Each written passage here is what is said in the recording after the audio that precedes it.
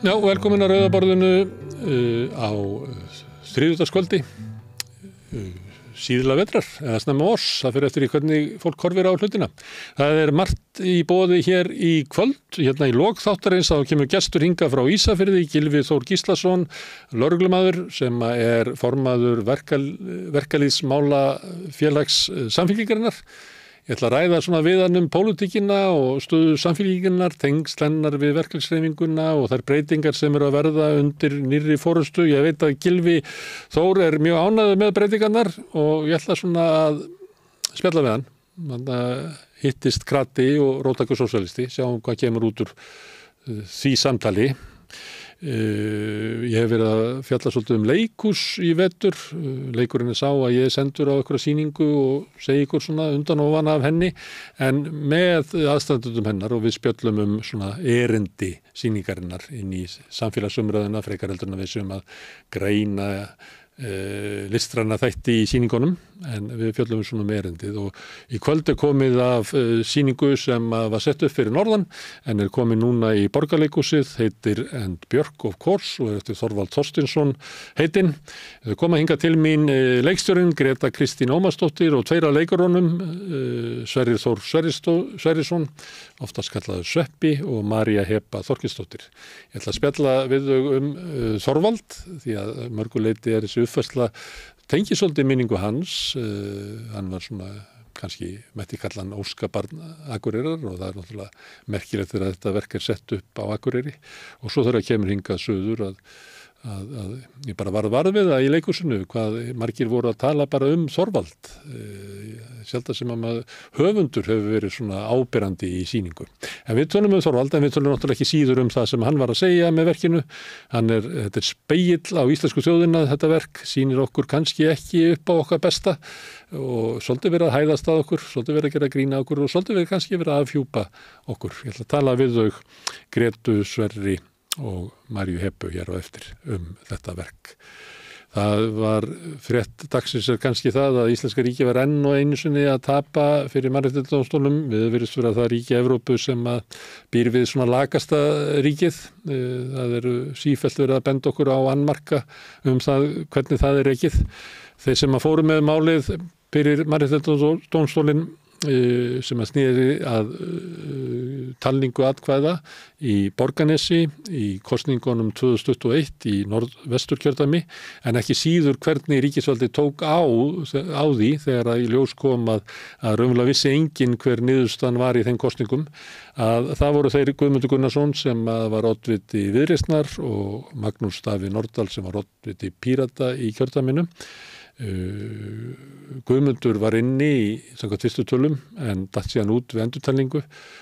Magnús Davíð var ekki inni og þetta hafði ekki inni persónulega áhrif á hann, en hann tók þátt í því að kæra þetta með Guðmundi og niðurstaðan var að koma í dag að þeir höfðu rétt fyrir sér, Íslenska ríkið hafði rangt fyrir sér. Það er núna framundan í þinginu vantrauststillaga á ríkisstjórnina sem að þingmenn Pírata og Flokks fólksins standa að.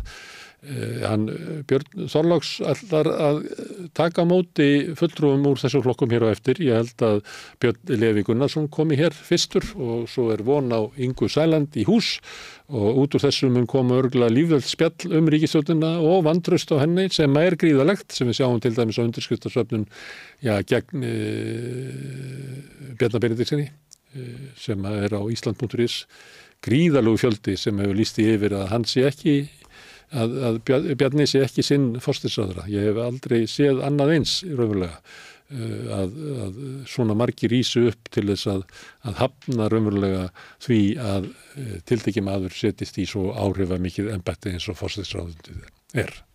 Þetta er prógram kvöldsins. Við ætlum að reyna að búa til hér umræður og fjölmiðlun hér við Rauðaborðið í kvöld. Minn ykkur á að þið getur verið þáttakatur í því með því að hlusta, að öðruvísi verður ekki til. Við getum tekið á móti gestum okkar en þá verður bara eins og við sittum heiminn í eldhúsi, en með því að útvarpessu að þá verður til svona fjölmiðlun. Og þið getur verið virkir þáttakatur, þið getur hjálpað okkur með að byggja upp dreifikerfið með að segja vinum og vandamönnum frá efni sem ykkur líkar sem hefur verið hér, að þá leita þau uppi og við það eykst stækkar dreifikerfið okkar. Þið getið sagt að við séum á Facebook og YouTube, við erum öllum hlaðarsveitum, við erum í útvarpinu og við erum í sjónvarpinu hjá þeim sem að skipta við síman, þannig að við erum út allt en við höfum ekkert efni á því að auglýsa og eyða peningum í það, heldur byggist samstöðun bara fyrst og fremst upp af afspurn og það þessi afspurn ykkar sem eru að horfa hér sem hefur byggt eiginlega upp samstöðuna og ég hvet ykkur til þess að halda áfram að byggja hann upp. Þeir sem að vilji leggja fé til dagskrárinnar getið gert áskrifundur. Það kostar bara 2.500 krónur á mánuði. Þið megi borga meira þið viljið. En þið getið skráð ykkur sem áskrifundur inn á samstöðun.is. Það er hnappur sem ástendur áskrift og þið ættuð að leiðbenna ykkur formið þar hvernig á að standa að því. Því sem að kjósið getur látið áskriftina renna sér félagsgjöldin í Alþýðufélagið og það er Alþýðufélagið sem á og rekur samstöðuna. Þetta er fjölmiðill umræðuvettaukur í eigu áhorfenda, áheyrenda og lesenda og kæra þakkir til ykkar. Allt sem við sjáum hér og heyrið er í boði áskrifenda. Eftir örstutt hlé að þá byrja viðtöl kvöldsins. Ég hvet ykkur til að staldra við og hlusta.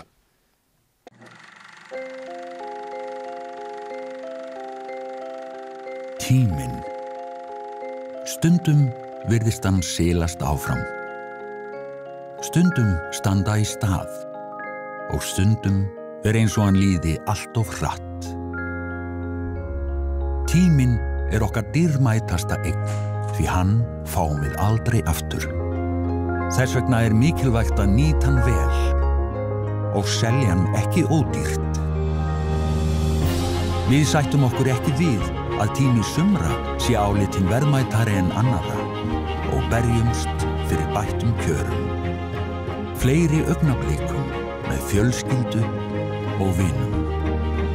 Því augnablik eru lífsgæði. Lífsgæði sem við höfum barist fyrir í yfir 130 ár.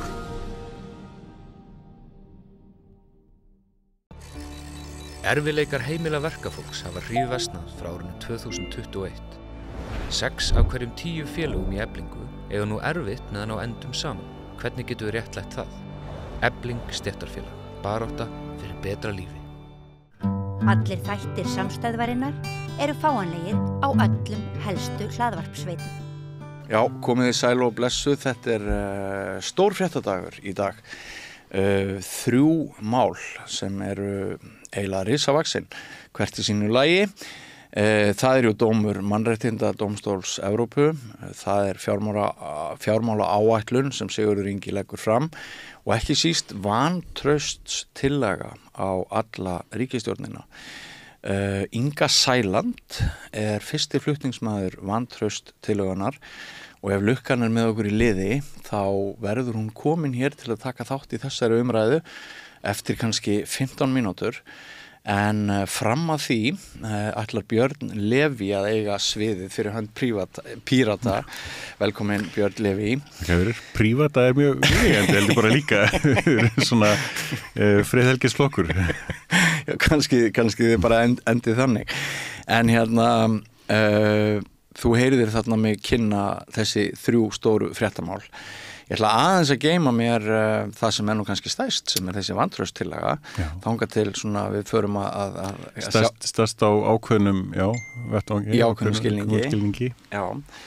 En ef við ræðum aðeins stöðu Birgis Ármannssonar bara sérstaklega þarna á Alþingi núna í ljósi þeirrar vinnu sem unnin var og Mannréttindadómstóllinn hefur núna hnýtt væga sagt í og vítt íslenska ríkið og þeir fá bætur þessir 2 sem að töldu á sér brotið og það er viðurkennt að á þeim var brotið. Sérðu fyrir þér að staða þingforseta sé veik í kjölfar þessa úrskurðar? Ég myndi telja það, já. Birgir var formaður kjörbréfanefndar sem að fór yfir þetta mál og þarna var það að velkjast fram og tilbaka í einhverjar 8 vikur meðan ríkisstjórnin var að klambra sér saman og við höfðum það mjög sterklega á tilfinningunni að þegar að ríkisstjórnin var tilbúin til þess að lýsa yfir því að hún væri búin að koma sér saman stefnu yfirlýsingu að þá hafi einfallega þau skilaboð borist að nú þurfum við ekki að stúsast í þessu lengur, þá þarf ekki að tefja þetta lengur í kjörbréfaferlinu og við getum bara hætt þessu og skila niðurstöðu. Já. Heldur það það verið aðhannum sótt næstu daga og ætlar þú að veit honum mikið aðhald? Ég held að við hljótum að þurfa að spyrja þessara svona stóru spurninga eftir þessa niðurstöðu.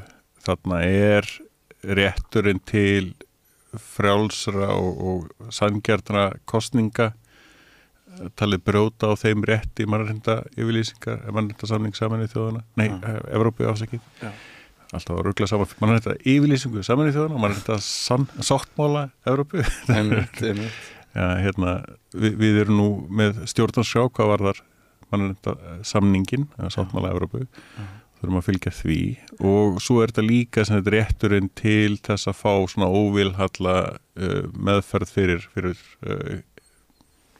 dómstólum eða öðru yfirvaldi sem að svona ekki rétti við sjálfu sér. Það að segja að Magnús þarna og þeir sem að sóttu málið að þeir get ekki sótt rétt sinn til óvilhallra aðila. Þannig að það þingið og þingmenn sem eru þarna sjálfur að skera úr eigið hæfi til þess að vera þingmenn.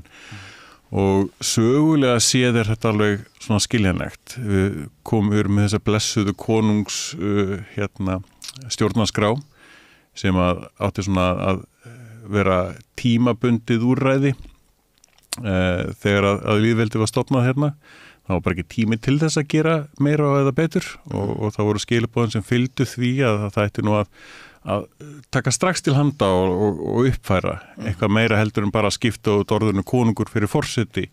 Það var ekki mikið meira gert. Þannig að þessi dómur falleinkunn á íslenska stjórnarskrá, ekki satt? Jú, algjörlega.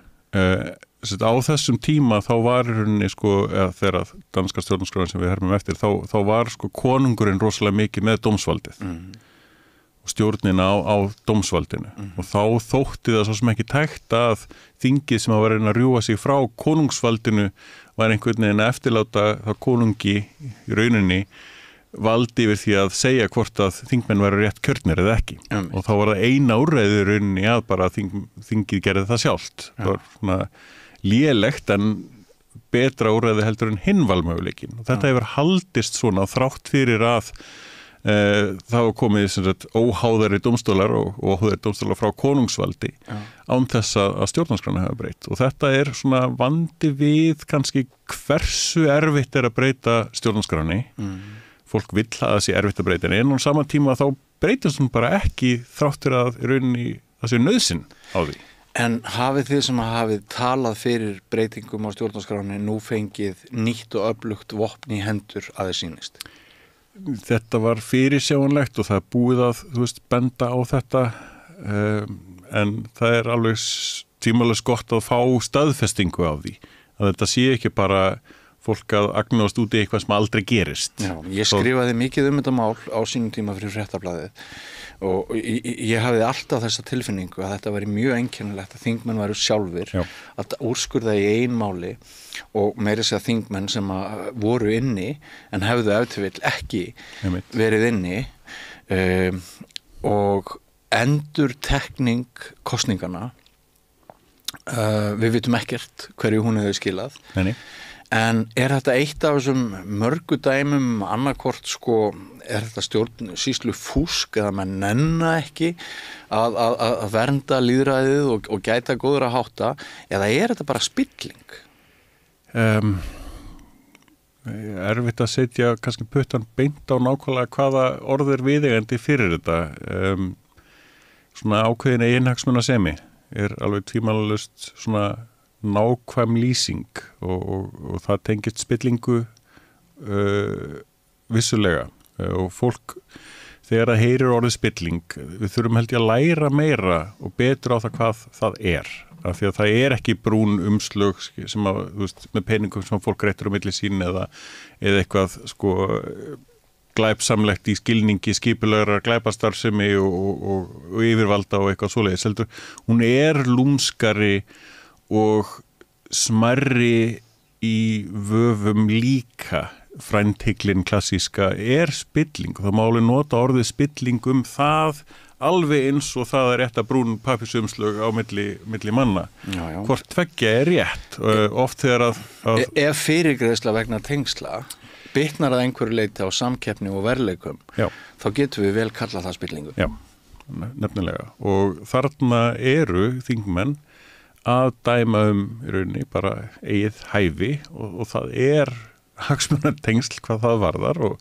þegar að fólk hagnast í rauninni á því að taka ákvarðanir í eigin þágu að þá getur þar undir verið spilling. Já. Víkjum aðeins að fjármála áætluninni, var eitthvað sem kom þér á óvart þegar þú fylgdist með Sigurði Inga í morgun? Ég var að vonast til þess að það var einhver sem að kemur mér meira óvart en nei, þetta bara sama sagan á venjulega. Það verið að segja okkur ýmislegt en það fer ekki saman svona hljóðmynd í því. Okkur sagt að þetta séu aðhaldsum, séu verið að gera áframhaldandi aðgerðir vegna verðbólgu og svo þegar maður reynir að rýna í þá finnum maður það ekki, það verið að segja það, séu verið að bæta þannig menningarmálin og maður sé lækkun á síðustu árunum og það gengur ekki upp það sem stjórnvöld segja annars vegar og síðan það sem þau gera og þetta þessi stöðu í svona áróður rifrildi svona PR-mennska spinndoktor-dót og svo framvegis sem að það bara samkeppni það hvað sagt óháð því hvað liggur þar á bakvið. Já. Og þetta gegnum gangandi bara í pólitíkinni allavega undanfærin 2, 3, 4 kjörtímabil og það svo mörg að maður getur einfallega ekki trúa því berum orðum hvað stjórnvöld segja af því að það þó það sé kannski tæknilega rétt að já, verðbólga hefur lækkað einhver 3% stig en þá sér maður hvergi að það sé vegna aðgerða stjórnvalda. Nei. Eina vísbendingin að sé orsaka valdurinn í því sé runni hækkun stýrivaxtana. Já. Þannig að stjórnvöld get ekki monta sig af því, Seðlabankinn getur monta sig af því en það óslega leiðilegt að monta sig af 9,25% stýrivöxtum. Já. Og þeir þurfa að vera svona háir af þeirra mati út af því að stjórnvöld ekki að sinna sínu hlutverki. Nei, svo þessir hópar sem eru kannski verst úti eins og leigjendur, maður sér svona einhver róttækar aðgerðir til að hjálpa þeim. Það hækkun þarna á 25% og á einhverjum mörkum þarna líka. Já. En þetta ekki róttækt? Nei, og framsetningin á þessu einmitt svo takmörkuð. Þetta eða nær þetta í rauninni bara verðbólgu þróun. Ég efast það en ég hefði viljað sjá greininguna á því í kynningu. Þarna svona hefur þetta verið á undanförnum árum. Þú veist, hvernig ráðstöfunum tekið kaupmáttur og verðbólga og ýmislegt hefur þróast. Húsnæðisverðið og leigan og þess aftar og við erum að gera betur heldur en þróunin sem þetta hefur verið. Já. En það ekki hluti af þeirra kynningu. Nei, en það var eitt sem vakti athygli mína umfram annað. Það var ekki margt sem hann sagði svona beitt en hann talaði þó sóun í varandi kostnað við opinberar nefndir og stjórnir og þar þurfti að taka heilmikið til, sagðan. Nú skildi maður ætla að valdaflokkarnir hefði sjálfur átmestan þátt í því að til þessa sóun búa til allar þessar nefndir og allar þessar sóun, allar þessar stjórnir og yfirleitt hlaði nú sínu eigin fólki þar á bása þegar þeir skipa fólk. En hvað heldur hann sé að fara með þessu? Það mjög góð spurning því að það nákvæmlega svo með þessa blýhúðun eða gullhúðun sem við verðum að tala út af íþykjandi regluverki, þetta mjög ný svona frjálshyggjuleg orðræða varðandi svona reglufargan fyrir fyrirtæki. Einn af þeim svona þeirra orðræðu þegar að þau eru búin að vera að setja þessar reglur. Og oft mjög góð ástæða fyrir því að þessar reglur eru settar af því að það voru einhver brot eða einhverjar brotalamir sem að voru orsökin að því að reglunar voru settar. Þannig að með þessa sóun þá hef ég þessa bara risastóru spurningu eins og varðandi reglufarkanið eða blýhúðun eða hvað slegis, bara segið mér efnislega hvað þið eigið við. Já. Því ég að glíma við það að sem sagt, við erum Alþingi upp að samþykkja lögum hitt og þetta, alls konar mikilvæg mál eins og bara lögum fullnustu refsinga. Já. Og það betrunar hluti, rosalega stór partur af þeim lögum, en sá partur bara ekkert fjármagnaður. Ekki neitt. Og þegar ég spyr sko ráðuneytið bara þeirra einföldu spurningar hvað þarf mikið til þess að fullnasta fjármagna þessi lög og þessa betrun og allt það sem réttur fólks samkvæmt þessum lögum þá segja þeim að ég veit það ekki en við notuðum svona mikið peningi fyrra. Og nú ætlum við að reikna að það búið svona mikið launahækkun og eitthvað svoleiðis, þá ætlum við að koma nýja tölu út frá því. En uppfyllir það kröfunar sem við höfum sett í lögurum. Svarið þar bara vitað ekki. Já. En sko, svona út frá sjónarhóli í stjórnvalda þá stendur ríkið svo sem ekkert mjög illa að hans mati þrátt fyrir þessar miklu skuldir. Hann ræddi það að tekjur, vaxta tekjur, það munar líka þær, það ekki bara, það fyrir ekki allt út bara, það kemur líka inn og og mér veist svolítið svona tóna það niður að það væri einhver krísa í fjármálunum. Það rétt hjá honum? Já sko, skulda hlutfall ríkisins með við framleiðsluna, skilur svo sem smámáli. Og það á að vera óbreytt út á áætlunartímabilið og þó nokkuð hærra heldur en svona gert ráð fyrir það eigi að vera 30% en það verður í kringum 37-8% svona flakkar aðeins á milli ára sem þýðir það af því að sem sagt verkframleiðsla að aukast, það hagvöxtur og svoleiðis sem gert ráð fyrir að þá skuldatalan sjálf að hækka líka. Skuldir eru að aukast þó það standi í stað hlutfallslega. Þannig að það ekki verið að tala um skuldalækkun, hvorki hlutfallslega, og skuldahækkun í bara krónumtalið. Svo eru fleiri verðlausari krónur, svo sem ef þannig eða litið á þannig. En svo bent á í rauninni að það samt í heildina á litið fyrir skuldir sem sagt ríkis og sveitarfélaga, að það eigi að vera lækkun. Þannig að það virðist vera eins og sveitafélögin og rauninni kannski opinber fyrirtæki einhverju leyti sem eiga að taka til sín þessara. Með því að ganga í leigjendasamtökin styður þú baráttu leigjenda. Leigjendasamtökin eru fyrir öll þau sem vilja vinna að réttlæti og öryggi á húsnæðismarkaði. Leigjendasamtökin.is. Þessa skuldalækkunar hlutverk. Og það mjög áhugavert að vera sig. Þýðir það að ríkið sé í slæmum málum? Nei, veistu það, ég held að ríkið sé ekkert í slæmum málum. Ísland ríkt land, þannig að til lengri tíma þá hef ég engar áhyggjur af þessu. En það skiptir alveg máli hvernig við höldum á spjóðanum því að það alveg að klúra þessu til aðeins lengri tíma eða styttri tíma. Einmitt. Okkur að bætast liðsauki. Komdu sæl og blessuð, nú veit ég ekki hvort tæknimaðurinn okkar nær að klippa á réttar myndavélar, en sem sagt, hér komin til sögunar Inga Sæland, fyrsti flutningsmaður vantrauststillögu. Þetta tekið fram, þetta tekið upp, þessi þáttur, rétt áður en þingfundur hefst í dag, en Inga, hvers vegna hefur þú ákveðið að leggja fram vantrausttillögu á alla ríkisstjórnina? Ég hef nú sagt í ákveðnu bríaríi og hvers vegna ekki. Mér finnast nú allar blikur á lofti bæði í samfélaginu og hvað þá í þeirra, hvað ég að segja, það að axla ábyrgð að ganga á milli ráðuneyta, það hugnast okkur ekki. Nei. Þau hafa gengið í svig við alla þær reglur og struktúra sem þau smíðað og ég til dæmis að, hvað ég að segja, þessi ríkisstjórn, hún hefur skaðað samfélagið alveg óbóðslega mikið.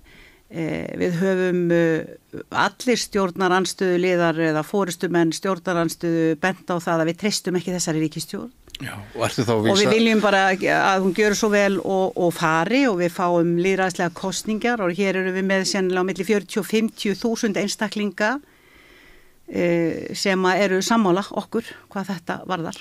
En svo mikið sammála að búa að kvitta sérstaklega undir með rafrænni auðkenningu á undirskriftalista.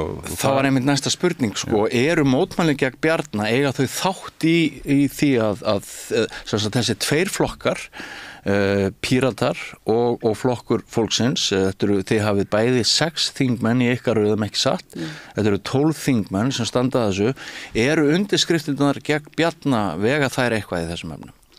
Nei, sko, það var alltaf ákveðið að fara fram með vantraust og áður en þessi ríkisstjórn varði í rauninni skipstjóralaus á sínum tíma þegar Katrín ákveður að fara fram og gefa kost á sér í baráttunni Bessastaði. Já. Þá var ég náttúrulega með vantrauststillögu á Svandísi Svavarsdóttur, þáverandi matvælaráðherra. En núna þegar að, sko, ég býst við því að ef sko Bjarni hefði setið á strák sínum og stilt sig það að gera sig að æðsta yfirvaldi valdastruktúrs framkvæmdavaldsins eins og hann núna sem forsætisráðherra, ef hann hefði setið áfram bara í utanríkisráðuneytinu og þá hefði þessi vantrauststillaga sannlega beint að Svandísi áfram. Já, þér ofbauð að Bjarni færi algjörlega og við erum að sjá hér fleiri aðila inn í þessari ríkisstjórn sem að hafa ekki gert það sem að þau eiga að gera, fyrir utan þau sem að brjóta hreint útsagt gegn stjórnsýslulögum, bara hreint og klárt. Já. Við skulum minna á Bjarna sem að brýtu gegn hæfisreglum stjórnsýsluréttar og það er ekki bara álit umboðsmanns, það kemur bara fram í lögunum sjálfum, þannig að burtséð frá því hvort að Bjarni hefur verið sammála eða ósammála umboðsmanni, þá braut hann lög. Og það Svandís fer nú allmun grólegar í máli því að hún brýtur bæði meðalhófs og lögmætisreglu stjórnsýsluréttar og leið gengur og sveif í 75. grein stjórnarskrár atvinnufrelsi. Þetta er ekki þín ríkisstjórn? Þetta er ekki mín ríkisstjórn og síðan er það Guðmundur Ingi Guðbrandsson, það er allnokkuð langt síðan að þingið veitt honum það verkefni að koma á hagsmunafulltrúa fyrir eldra fólk. Hans verk og verk allra ráðherra er að fara að vilja löggjafans. Já. Þau að framkvæma vilja löggjafans meðal annars. Já. Og í þessu tilvíki hefur það ekki ennþá verið gert. Nei. Nú það sem ég er að sjá núna, það er aðförað fötluðu fólki. Það er ekki hægt að benda á eina einust stóð, innviðastóð í samfélaginu sem ekki stendur hér á brauðfótum og hefur farið hnignandi undir stjórn þessara ríkisstjórnar. Og fannst þér kynning Sigurðar Inga í morgun ekki hjálpa mikið til í þeim efnum? Nei, hún kom ekki óvart og er nákvæmlega í takti við það sem maður býst við, en það bætir ekki neitt úr skák. Þetta hefur verið meira og minna umbúðir og glærusýningar, starfshópar, nefndir, útlaðu kostnaður skattborgarana í alls konar sem er ekki að skila sér í neinum raunverulegum aðgerðum. Nei. Þannig að ég segi sko, það er jú ein stóð sem við skulum ekki gleyma sem er að standa styrkum fótum hér og það er bankastóðin. Já. Hún stendur það styrkum stóðum að við erum að sjá hér í annarsinn ef við tölum efnahagshrunið 2008. Þessa stórkostlegu fjármagnsflutninga frá heimilum og fyrirtækjum í landinu til græðgisvætra peningaafla og það er bara við eiginlega eigum ekkert einasta orð og ég held að sko að því að það eru við Píratar sem erum að koma saman með þetta fram þá held ég að ég tala mest kosti fyrir flokk fólksins og mér finnst þau vera inn á þeirri línu líka við erum ekki í neinum populistum vinsældakostningum. Nei. Við gerum það sem við teljum vera rétt. Já. Og við tökum bara afleiðingunum af því. Við erum ekki í einhverjum vinsældakostningum eða Ungfrú Íslandi eða neitt svoleiðis. Einmitt, ég ætla að heyra betur í þér af því að þú hefur svolítið tíma núna en ég veit Björn Leví að þú þarft að víkja velli eftir andartak en samt aðeins. Af hverju eru þið Píratar með Ingu í þessu liði en ekki aðrir stjórnarandstöðuflokkar? Af hverju stiðið þið þetta svo við byrjum þar? Já, svo ég svari nú bara eins, af hverju ekki? Sko þetta svona búið að vera alltaf langtferðli. Niðurstaða til dæmis umboðsmanns Alþingis varðandi Íslandsbankasölunar var mjög afgerandi. Bjarni viðurkenndi þar sök en samt ekki, en steig samt til hlíðar og var einhvern veginn svona á útleið og samt ekki. Samt ekki og á leiðinni út skipar hann fyrir aðstofamann sinn sem sendiherra í Washington og einhvern veginn hlæðst upp á allt annað sem búið að vera í gangi. Já. Og það bara komin tími til þess í rauninni að sem sagt, stjórnarliðar sjálfur svari bara þessari spurningu með því að skrá þá bara í sögubækurnar gagnvart kjósendum að þetta sé í raun og veru það sem við styðja, að þetta sé sannfæring þeirra bara samkvæmt stjórnarskrá Íslands, að þeirra sannfæring sé að þetta sé þeirra ríkisstjórn. Þú ert að segja að þú viljir að fært verði til bókar og þess vegna sé þessi vantrauststillaga ekki bara tákgræn, við vitum alveg hvernig hún fer, við vitum hún verður ekki samþykkt, en þú vilt að svona, þú styður þetta vegna þess að þú telur mikilvægt að þetta sé fært til bókar. Já, ég meina ég alveg sko eins og frekar augljóst þá treysti ég ekki þessari treysti ekki þessum forsætisráðherra fyrir 5 ára. Og þú vilt að sagan sýna okkur hverjir á þessum tímapunkti lögðu henni stuðnings. Bara þannig að í næstu kosningum þá þurfi þessir þingmenn að svara því af hverju þetta var góð hugmynd að leiða þessa ríkisstjórn til valda. Takk kærlega fyrir spjallið, Björn Leví, þú ert afsakaður, ég veit að þú ert á leiðin á fund, en kæra þakki fyrir að koma og takk Inga fyrir að koma. Takk fyrir að bjóða mér. Þetta var svona hlaup. Já, ég veit að það er bara frábært að áskildir ná þessu, en honum vannst svo sem ekki tími til að svara spurningunni af hverju, honum Birni Leví, af hverju aðrir stjórnar andstöðuflokkar ekki með ykkur í þessu liði. Eru það þér vonbrigði og getur þú sagt mér af hverju þú heldur að þessi 2 flokkar standi einir að þessu vantrausti? Nei, þau hafa náttúrulega allir leiðtogar stjórnarandstöðu þingflokka hafa náttúrulega bent á það að þeir treysta ekki þessari ríkisstjórn og þau vilja gjarna ganga til kosninga. En ástæðan fyrir því að þau kjósa vera ekki á vantrauststillögunni heldur greiða atkvæði með þeim og annað slíkt, þú verður eiginlega að spyrja þau, ég get ekki svara fyrir þau. Nei, en þú telur að þau muni greiða atkvæði? Já, mér bara fannst það bara í gær að það sé alveg hafið verið allan vafa, þau eru öll á móti þessari ríkisstjórn og munu öll vera með þessari vantrauststillögu. Annað myndi koma mjög á óvart, já. Annað myndi koma mjög á óvart, já. Með þau skilaboð sem ég er að fá. Og samanber söguna þá myndir nú sennilega það koma mjög óvart einnig ef einhverju stjórnarliðinu svíkur lit, ekki satt? Jú, það myndi gera meira en að koma óvart því að ef þau fyndi einhvern veginn svoleiðis þrýsting þá myndi viðkomandi bara vera ítt út úr salnum og fengi geta greiða atkvæði. Já, en hvenar heldur þú að, ég veit að ég er að spyrja þig á svolítið vondum tíma rétt áður en þingfundur hefst í dag en veistu hvenar gæti komið til þess að það verði greitt atkvæði og þetta vantraust verði rætt? Sko, meginreglan er svo að ef það er lagt fram vantraust sem við erum búin að leggja fram og er náttúrulega fært til bókar í dag að þá er meginreglan svo að það skuli tekið fyrir svo fljótt sem auðið er. Mín von stendur til þess að það veri gert á morgun. Já.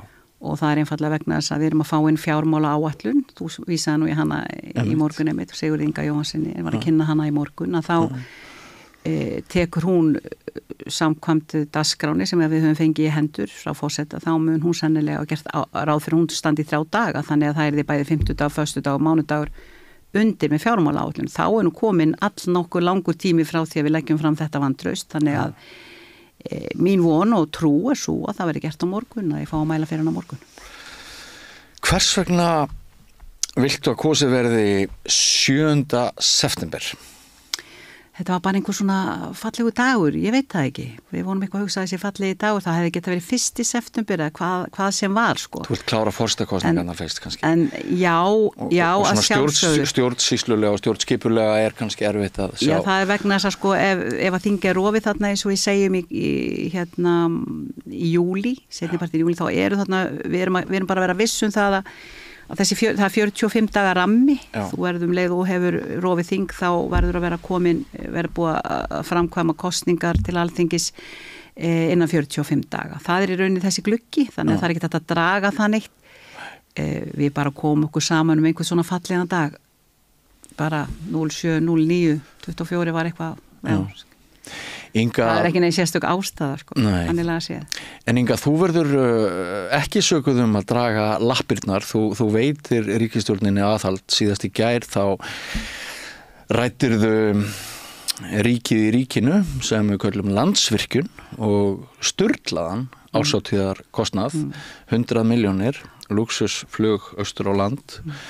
Margir landsmenn tengja við það hvað þú veitir ráðandi öflum á Íslandi mikið aðhald, en á móti kemur að margir halda því fram að veik ríkisstjórn og ósamstilt hún nái að fara sínu fram í skjóli þess hver stjórnarandstaðan líka sundurlynd og ekki nógu samstilt. Hvað segirðu það?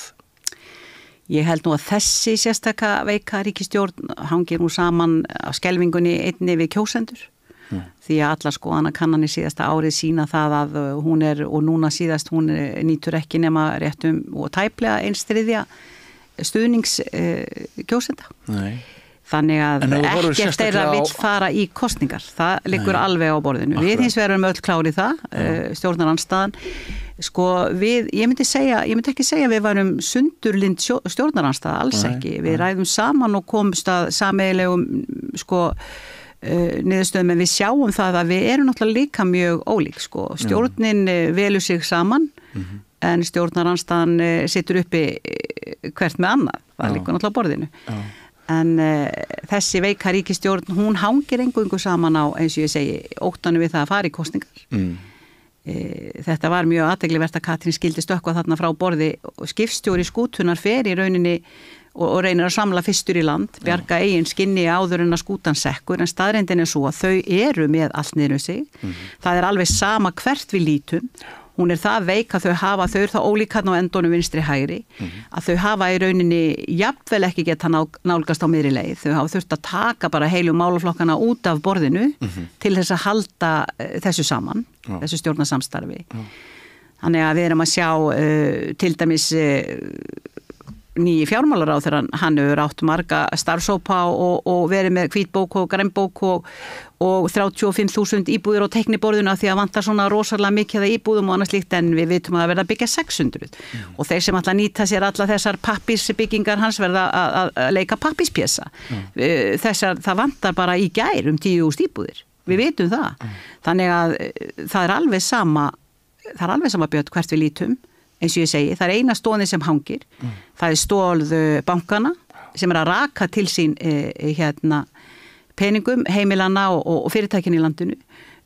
Millistjettin sem að áður var talin vera millistjett og svona hefði það þokkalegt, hún að hokra í dag. Þau að búa til í rauninni, það verða alla stjettir, teljast orðið nánast fátakar stjettir nema elitan sjálf og stóreigna og auðmenn.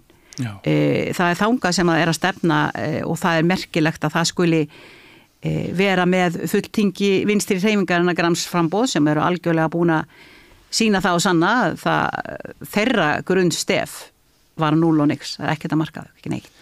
Ég heyrði Ólaf Harðarsson, stjórnmálaprófessor emeritus á Stöð 2 fyrir nokkrum dögum, skilgreina flokk fólksins til vinstri. Eru þið vinstriflokkur? Ég myndi segja að við værum, allt það sem lítur að velferð. Við erum öflugast í velferðarflokkurinn. Það liggur á borðinu að við erum stofnuð til að reyna að berja gegn fátækt.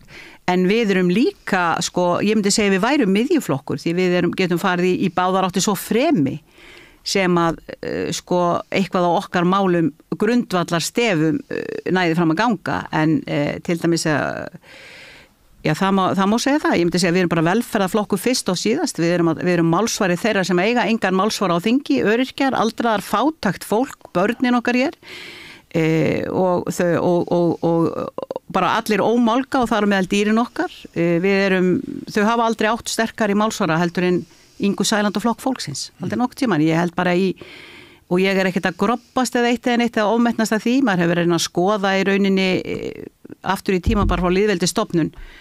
Við erum búin að halda þessari línu algjörlega linnulaust núna í allan þennan tíma, alveg í tæp 7 ár. Við höfum aldrei beitt út af, stefnan okkar útrýma fátækt, hjálpa þeim sem eiga bágt og verja það, eins og til dæmis þá vorum við sem komum auga á þessa aðföra öryrkjum og eldra fólki sem hafi flúið land vegna fátæktar og sótt til Spánar eða eitthvert annað. Ungt fólk líka fyrir Já, þeir tóku sérstaklega fram. Það var bara eingöngu tekið fram öryrkjar og aldraðir. Almannatryggingar, öryrkjar og aldraðir, hugsaðir. Já, auðvitað eru ungt fólk líka öryrkjar sem hafa þurft að flýja vegna fátæktar, en að taka af þeim persónuafslátti. Ef það er ekki til húsnæði þá verður að fara eitthvað. Það ætla að taka af þeim persónuafslátti. Og það átt að taka gildi síðasta janúar. Við fengum því frestaðum 1 ár með hjálp stjórnarandstöðunar. Þar stóðum við saman sem einn maður. Öll stjórnarandstöðan, þegar ég var búin að leggja spilin á borðið og sína hversu alvarlegt máli var. Þá vorum við öll samstiga og við börnumst fyrir því og við höfum aldrei farið í jólafrí einu sinni fyrir að við höfum náðu að stöðva þetta. En því miður, þetta hangir yfir ennþá. Þetta mun koma til framkvæmda 1. janúar 2025. Ef við náum ekki að höggva á það sko, og koma í veg fyrir það. Við erum að losna við þessa ríkisstjórn, Björn. Hún er bara til óþurftar. Ég má ekki hafa stóra skoðun á því, en við höfum náttúrulega, við deilum mjög flest núna mikilli undrun á því sem átt hefur sér stað síðustu daga. Ég tel mig geta mælt fyrir mun langflestra Íslendinga í þeim efnum. Mér langar til þess að spyrja þig hvort þú eigir þér einhverja drauma sessunauta í ríkisstjórn, ef ekki síst ef það verður nú bara kosið í haust eins og kannski eitthvað gæti bent til. Nei, sko, þetta er þessi spurning sem er svo vinsælt að spyrja. Fyrsta lagi, það er algjörlega ómögulegt að svarinni. Ég hef alltaf sagt að ég ætti mér þann draum að væru hugsjónar aðilar á sama kaliberi og við í flokki fólksins sem væru tilbúnir að taka utanum fólki sem þarf á hjálp að halda. Ég hef gjarna sagt að þeir stjórnmálaflokkar sem eru að verja elituna og auðvaldi í landinu og allan þennan hvað kallast þetta nú alltaf þessi þeir íta sér áfram lobbyistar og allt þetta, þú veist, þeir þurfa ekki á flokki fólksins að halda. Ég sé maður sér bæði sanna og falska stjórnmálamenn, þá sem að í rauninni eru þarna bara fyrir sjálfan sig. En í öllum flokkum? Já, ekki okkar, að vísu. Vegna þess að þeir fá ekki að komast upp með það, ef þeir ættu það, þá fær það ekki að komast upp á yfirborðið. Það kemur alveg, við göngum í takt. Það er alveg, við göngum í takt, það er þetta ásalega við það. Þannig að þú gengur galopin til kosninga? Já, sko, ég held að á engum tímapunkti ættum við samlega með Sjálfstæðisflokknum. Ég get ekki séð það. Hann er rótspiltu flokkur sem er bara auðvaldsflokkur. Og í rauninni lítið annað. Það þarf að gefa honum frí að þínum að. Það þarf að gefa honum frí og það þarf að virkilega gefa honum frí. Það er bara okkar skoðun, en svo er náttúrulega líka annað, svo fer það allt eftir í hvernig telst upp úr kjörkössunum. Við skulum gefa okkur það að ég myndi og flokku fólksins skora og verða sigurvegarar kosningarna og mér er þið falið það mynda nýja ríkisstjórn. Þá er ég í mun betri álnu með það að ná fram í rauninni þeim baráttu málum sem við erum að berjast fyrir á þingi. Og við skulum átt okkur á því að flokku fólksins hefur lagt fram 70 þingmannamál, fæst er að fá athygli. Við erum að fá meiri athygli núna í seinni tíð, enda búin að vera lengi, það tekur bara ákveðin tíma að ná í gegn. Og þannig að fólk er farið að taka eftir minnstakosti eitthvað af málunum okkar.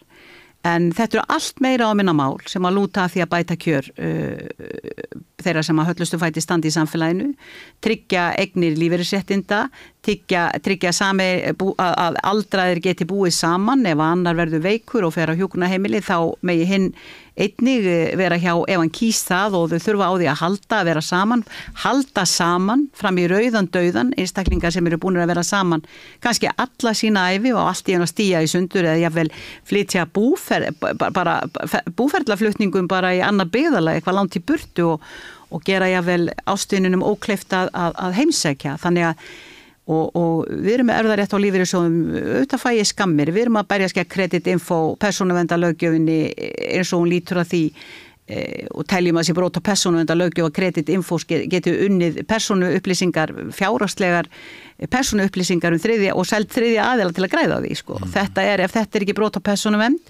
þá veit ég bara ekki hvað það þannig að ég að vonast til að það komin hérna fram einstaklingur og ég að vona að hann sé tilbúin að fara hreinlega bara fram með mál til þess að láta á þetta reyna fyrir dómstólum því að við erum líka að sjá að kjörni fulltrúar og stjórnmálaflokk og annað slíkt, allir þessir einstaklingar þeir eru komni með hengingar, ól og öklaband hvaða lítur að því að vera meira stimplaðu sem líklegri til þess að vera í skipulaðri glæpastarfsemi og peningaþvætti og einhverjum alls konar furðulegheitum í gegnum þessi hryðjuverkalög sem að við þurftum að samþykja á sínum tíma. Þannig að lítið barn sem að fæðist og barnabarni mitt eða jafnvel einhvers annar sem er ekki einu sinni á þingi heldur í stjórnsýslunni og hátt settur þar innan, lítið barn fær bréf þess efnis að nú sé hann útsettur fyrir því að vera meira í hættu á því að stunda peningaþvætti og skipulaða glæpastarfsemi þar sem hann sé tengdur inn í akkurat x þennan einstakling. Þetta svo galið. Við erum í rauninni með alveg stór furðuleg mál upp á borðinu og sem við erum að reyna að einfalda og laga bara hreinlega. Fáum mjög mikið stuðning, miklu meiri stuðning núna finnst mér en nokkru sinni áður bæði í umræðunni inn á þingi og svo líka bara... Og kært á milli ykkar og Pírata samanber þessa vantrauststillögu? Já, sko, það stundum kært og stundum ekki. Við erum ólíkir flokkar. Við erum ekki sammála allt en að einu leyti erum við sammála og ég hef alltaf fundið það frá því að kom inn á þing. Þau eru heil í því sem þau eru að gera eins og við. Og þau eru stjórntæk eins og þið? Já, þannig að ég finn alveg sko... Ég finn það voru Píratar sem tóku utan á flokk fólksins ef við komum fyrst á þing. Bönguðu upp og Helgi Hrafn og Jón Þór og voru að spyrja, sko, hjálp okkur, hvað eru störf þingsins, hvað eru óundirbúna, hvað þetta og hvað hitt og við erum með dagskrá inn í vinnustað sem við vissum ekkert hvernig við áttum hvað var í gangi og bóka og stjórnar, sko, nefndarfundum og allt þetta, hvernig virkar öll þessi stjórnsýsla inni í þinginu. Þetta er algjör frumskógur. Verklagsregna sem við þurfum að tilengja okkur og þarna komu þeir boðinu búnir til að hjálpa okkur og sögðu svo líka ef það einhver spurningar sem vakna þá ekki hika við að banka upp og við munum aðstóða. Við vorum náttúrulega að koma algjörlega ekkert okkar með neina sérstakar reynslu sko og ég náttúrulega stofna þennan þingflokk eða þennan stjórnmálaflokk upp úr yngri pólitískri grasrót heldur bara amma að koma heim úr skólanum einn daginn og heyri 9,1% íslenskra barna sem að líði mismikinn skort og nú er svo prósenta að nálgast 15 undir stjórn þessara ríkisstjórnar þá hefur... Byrjaði þetta með hugdættu þegar amman var að koma heim úr skólanum? Já, ég heyrði þetta, ég var í lagadeildinu og þá hugsaði þess að hvernig get ég stofnað stjórnmálaflokk, ég skal útrýma þessari fátækt, þetta þjóðaskömm, þetta þjóðamein, þetta hryllingur, ég trúi ekki þessi svona vond. Þú brennur fyrir samfæringu? Já, ég minna þá ég búin að upplifa það sjálf.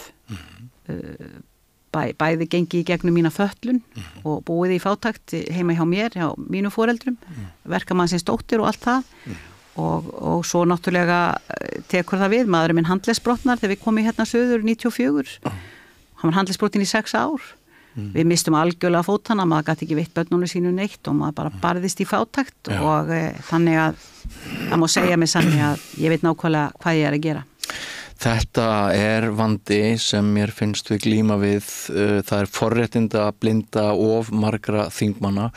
Þetta búið að vera aðeins og kósí, þetta í bergmálshellum, þetta í búblum, stjórnmálin í landinu, þau eru orðin, já, að of miklu leyti elítu stjórnmál og rödd hinna almennu manna, iðnaðarmanna, verkamanna, útlendinga, fólk sem ekki með dagskrár, valdið, fólk sem alla jafna ekki verða að ræða við í fjölmiðlum, það telur sig ekki eiga vel heima í þessu samfélagi. Það fullyrði ég. Já, ég get alveg tekið undir það og núna þessi skilaboð sem þú að áðan og ég kom með undir í óundirbúinu til Bjarna í gær með þessar 100 milljónir í 2 daga fyllirísparti á Egilsstöðum fyrir Landsvirkjun. Það gekk svo gjörsamlega fram að mér. Ég trúði varla að ég væri að heyra þetta. Í fréttunum, í hádegisfréttunum hjá RÚV í gær. Þarna 200 starfsmenn Landsvirkjunar að ræða, leigðundi þá breiðþótta og maka.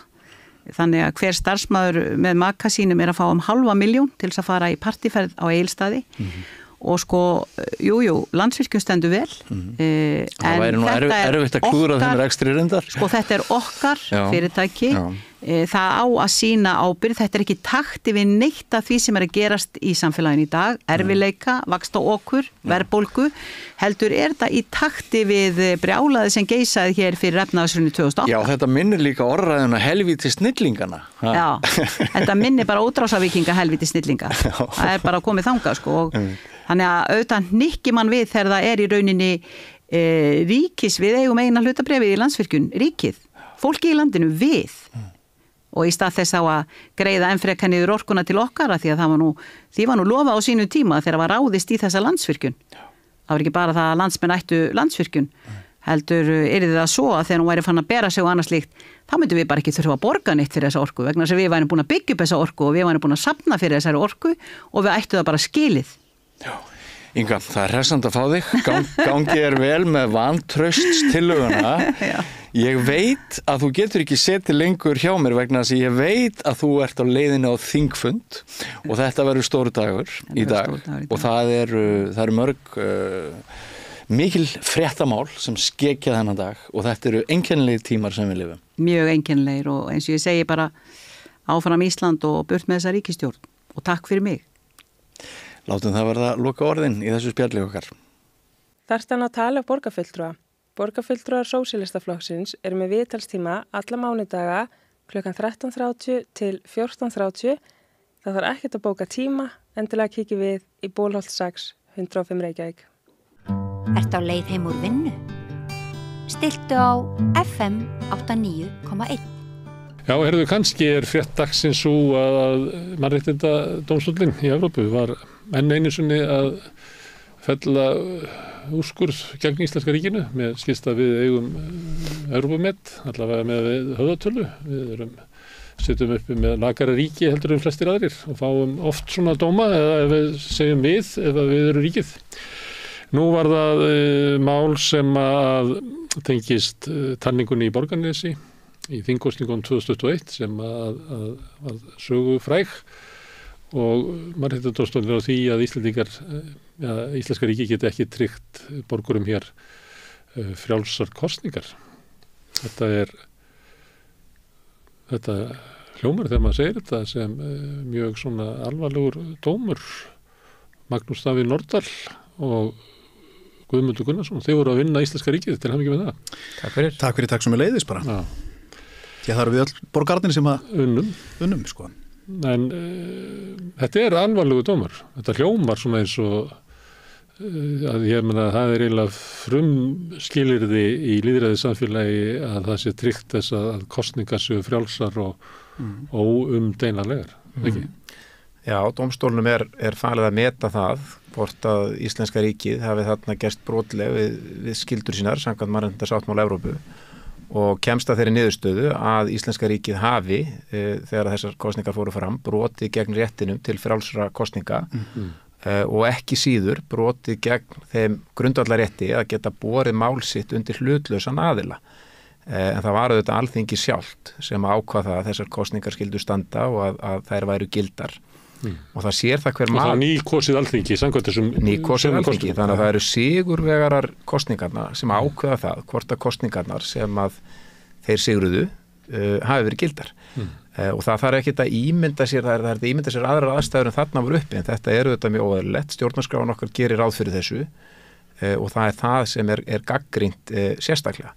En það er eitt sem ég langar að benda á og sem ég tel rétt að núverandi valdhafar og þeir sem hafa farið fyrir þessum stjórnarmeirihluta svari og það varðandi valið sem aðilanir höfðu vegna þess að krafan var uppkosningu í okkar kjördæmi á þessum tíma ef að það hefði nú verið gert og það hefði verið tryggt og það hefði verið hafið yfir allan vafa hvernig framkvæmdin var þá hefði við ekki þurft að fara í þetta mál fyrir Mannréttindadómstól Evrópu.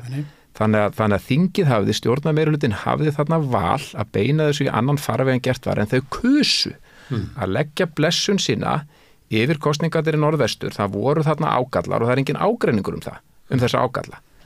En alltaf einu leggja við blessun sína yfir þetta og hvert er þá svar þeirra í dag þegar að Mannréttindadómstóll Evrópu segir að þarna hefur verið brotið gegn réttinu til frjálsra kosninga. Mér langar að heyra bæði fráfarandi forsætisráðherra og núverandi forsætisráðherra sem að fara fyrir þessum og hafa farið fyrir þessum stjórnarmeirihluta svara þessu. Svo þurfum við að breyta stjórnarskrá líka en hvað eru svörin?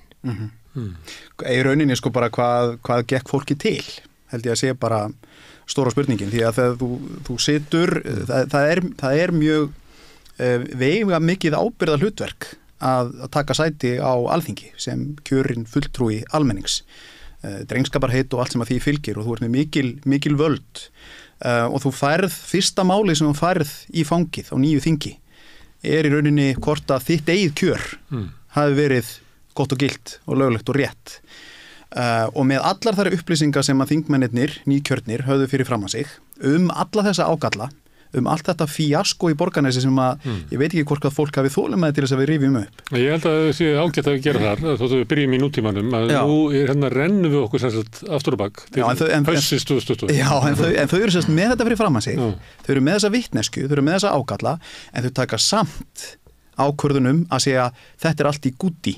Við ætlum að láta þetta slæta. Svo að enginn geti lengur úrskurðað hver voru raunverulega niðurstaðan úr þessu kjörðan. Nei, og enginn veit. Og það er niðurstaða Birgis nefndarinnar. Það er engin leið að vita hvort það hefur verið átt við kjörgögnin eða ekki. En við föllumst eins og á tiltekna niðurstöðu sem var á einhverju blaði einhver tíman og láta bara gott þetta. Því að ég er á þingi og mér líður ágætlega með það og ég nenni ekki að hafa eitthvað vesen. Já, og sko fyrir mér að því að nú vill maður aldrei fólki illt sko, að ég held að það séu allir vel meinandi sem farin í þetta starf, en þetta lítur þannig út utanfrá og fyrir mér að þarna ert þú að segja með þessu atkvæðinu, með því að gúttera þetta, ert þú að segja ég er hér fyrir mig en ekki ykkur. Það er ákvörðunin sem ég er að taka fyrir mína hagsmuni en ekki hagsmuni almennings. Þeir voru augljósir. Það hefði verið uppkostning. En þetta snýst það voru gefin út niðurstöða í kosningunum. Já. Og síðan hvað finnast atkvæði? Sko, það er talið aftur og það er bara allt önnur niðurstöða. Í rauninni er þetta bara þannig að það er kosið í Norðvesturkjördæmi, talningi fer fram í Borgarnesi eins og við munum. Þar er fólk sem að telur atkvæði og svo kemur ykkur niðurstaða. Hún er tilkynnt þarna í morgunsárið. Ég var staddur í Bolungarvík á þessum tíma í húsi foreldra minna. Og er þá inn á þingi? Og er inn á þingi og allt inn á þingi og er að taka við árnaðaróskum. Pabbi fór út og flaggaði og alltaf kafi snjói maður rétt og svo bara húrraði fjölskyldun upp í bíl og við keyrum söður vegna þess að það átti bara að kalla saman þing strax helgin eftir og þurftum að keyra söður. Svo einhver staðar þarna í Ísafjarðardjúpi í símasambandsleysi að þá fer ég að fá svona óljóst veður og skilaboðum að bíða aðeins með árnaðaróskirnar möguleiki hvort þú vilji snúa við því að það sé verið að fara að telja aftur. Á hverju? Og það var aldrei augljóst vegna einhverjum misvægis á atkvæðum þá sérstaklega viðreisna frambós ef ég maður rétt, en það kom allavega atburðarásin er þannig að niðurstöður eru tilkynntar af fólkinu sem er að vinna þessu í Borgarnesi svo kemur símtal frá yfirkjörstjórn að það þurfi að telja aftur og af hverju nákvæmlega misræmi í einhverjum tölum en það hefur aldrei almennilega komið fram af hverju það var talin ástæða til þess að fara í þessu endurtalningu. Er enginn af flokkunum sem gerir kröfu það? Það er yfirkjörstjórn sem að gera það beint. Enginn af flokkunum, nei. Það var ein ástæða sem var tilgreind að það hefði verið svo mjótt á mununum. Að þarna hefði munað svo rosalega litlu að það væri eðlilegt að telja aftur. Í kjördæminu eða í þessari hringekju sem að fer alltaf í lokin hérna út af jöfnunamönnum? Í kjördæminu, norðvestu kjördæmi eingöngu. En það er fellurinn á því að það eru mjög mörg dæmi að mjótt hafi verið á mununum í kosningum á Íslandi án þess að hafi verið gripið til endurtalningar. Og ég held við getum bara að skoða söguna ef við viljum eitthvað reyða það fyrir. Við ættum náttúrulega hérna í frá að telja aftur því að það kemur ljós að fyrsta talning er bara Já, en þarna kom upp þessi staða að það fór fram einn talning með ákveðinni niðurstöðu. Síðan er tekin ákvörðun að framkvæma aðra talningu sem að gefur aðra niðurstöðu með í rauninni annari samsetningu á alþingi okkar og við höfðum enga leið til að vita hvor talningin væri í rauninni rétt. Við höfðum ekkert í höndunum til að ákveða það. Þannig að bara við þær aðstæður. Það eru 2 talningar, 2 niðurstöður, þú veist ekki hvor þeirra er rétt. Þá náttúrulega ferðu bara í laun, þau gera ráð fyrir því að það sé hægt að boða til uppkosninga. Það hefði mátt gera í Norðvesturkjördæmi og var eðlilegt að gera þessar aðstæður. Og gleymum því ekki, stóra málið er ekki, það er ekkert athugavert við það að telja aftur. En það er það sem að gerist í millitíðinni. Þar eru brotalaminnar.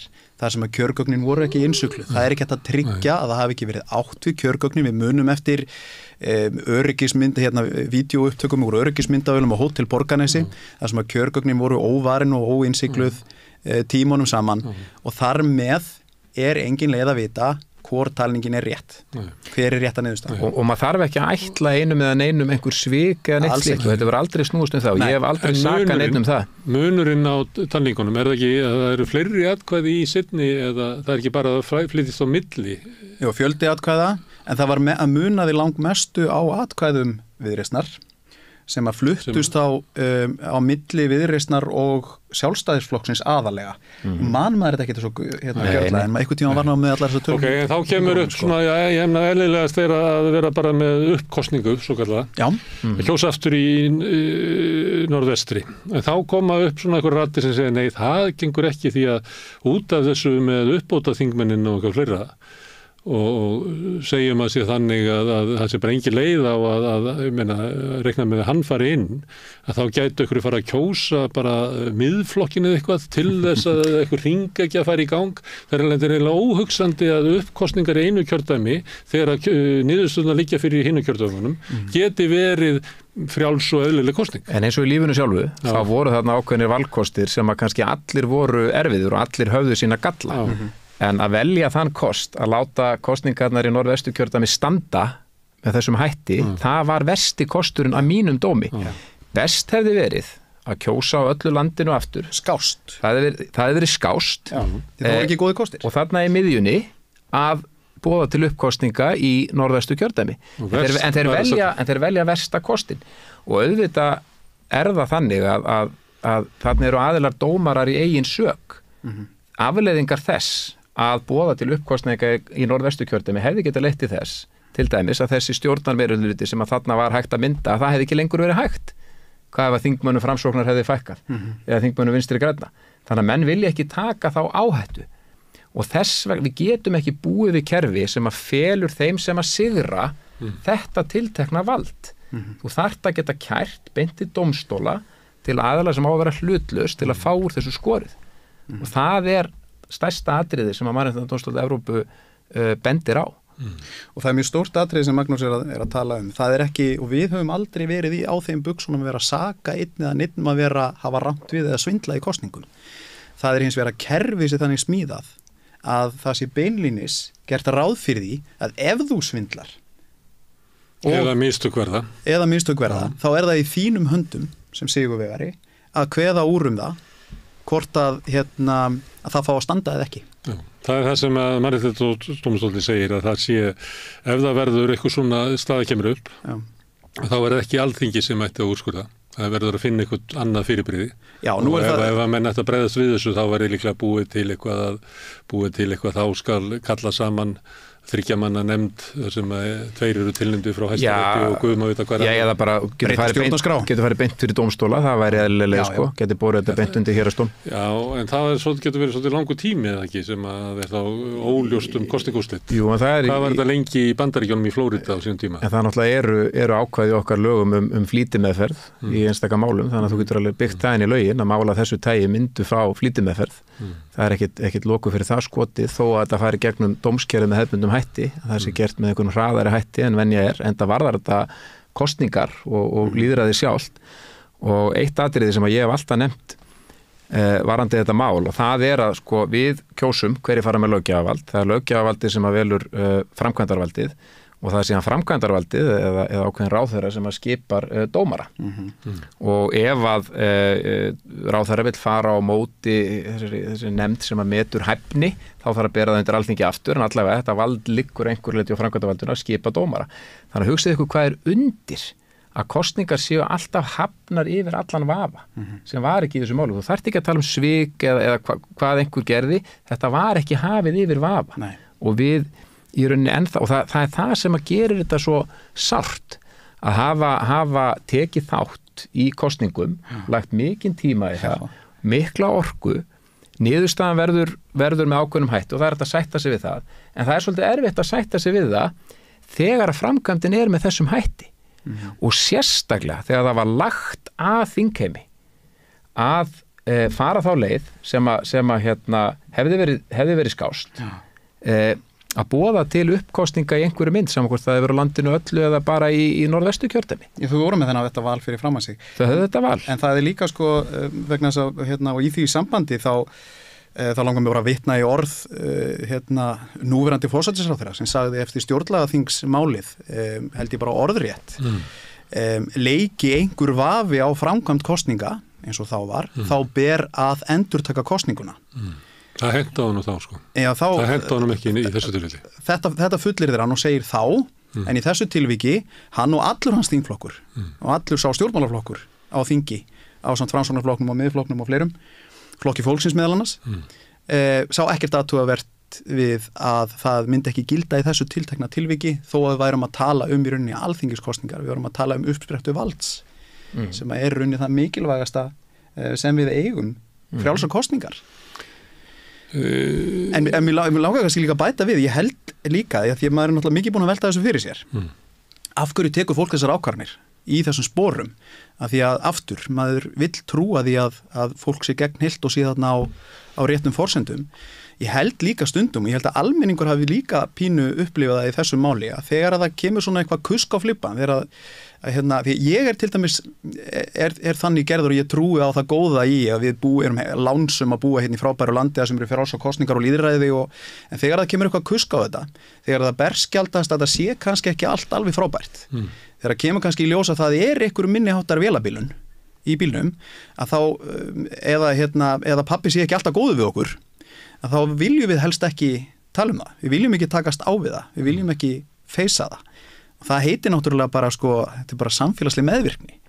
Sem er svolítið ríkjandi hér. Já, bara með einhverju ástandi, með einhverjum ágalla, einhverjum misfellum og við viljum ekki takast á við það vegna þess að það er erfitt og þetta hefur mér stolt að gera. Það er ekki kannski þekktasta dæmi í svona dómsólunum eða kannski í geirfismáli þar sem það tekur áratugi að horfast í augu við það sem það kannski er. En síðan er það margt í framkvæmd kosninga.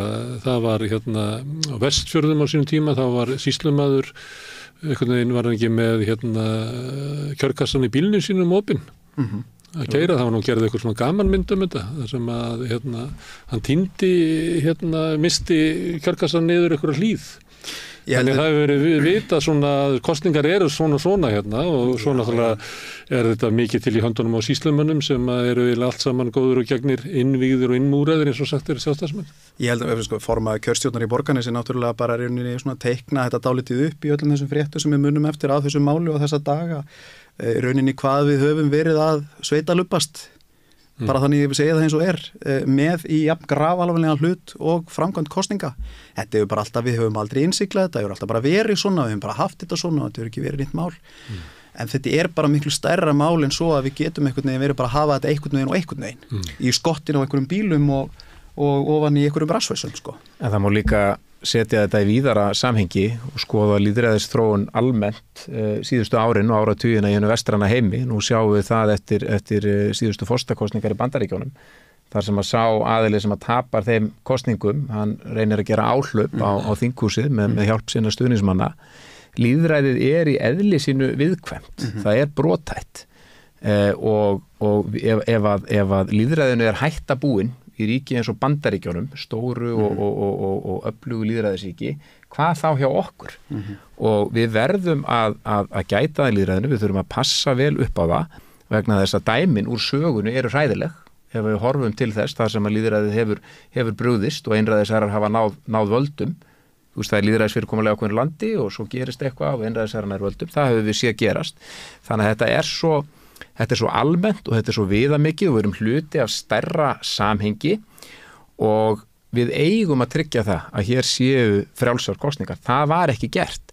En spurningin er þá hvað á að gera núna? Ég held að það sé spurningin sem brennur á almenningi. Það er komið í ljós að það broti gegn réttinum til frjálsra kosninga, hvorki meira niður minna. Og hverjir eru þá valmöguleikandi fram á við? Já, hvað gerist nú? Já, og ég held að séu 2 skref.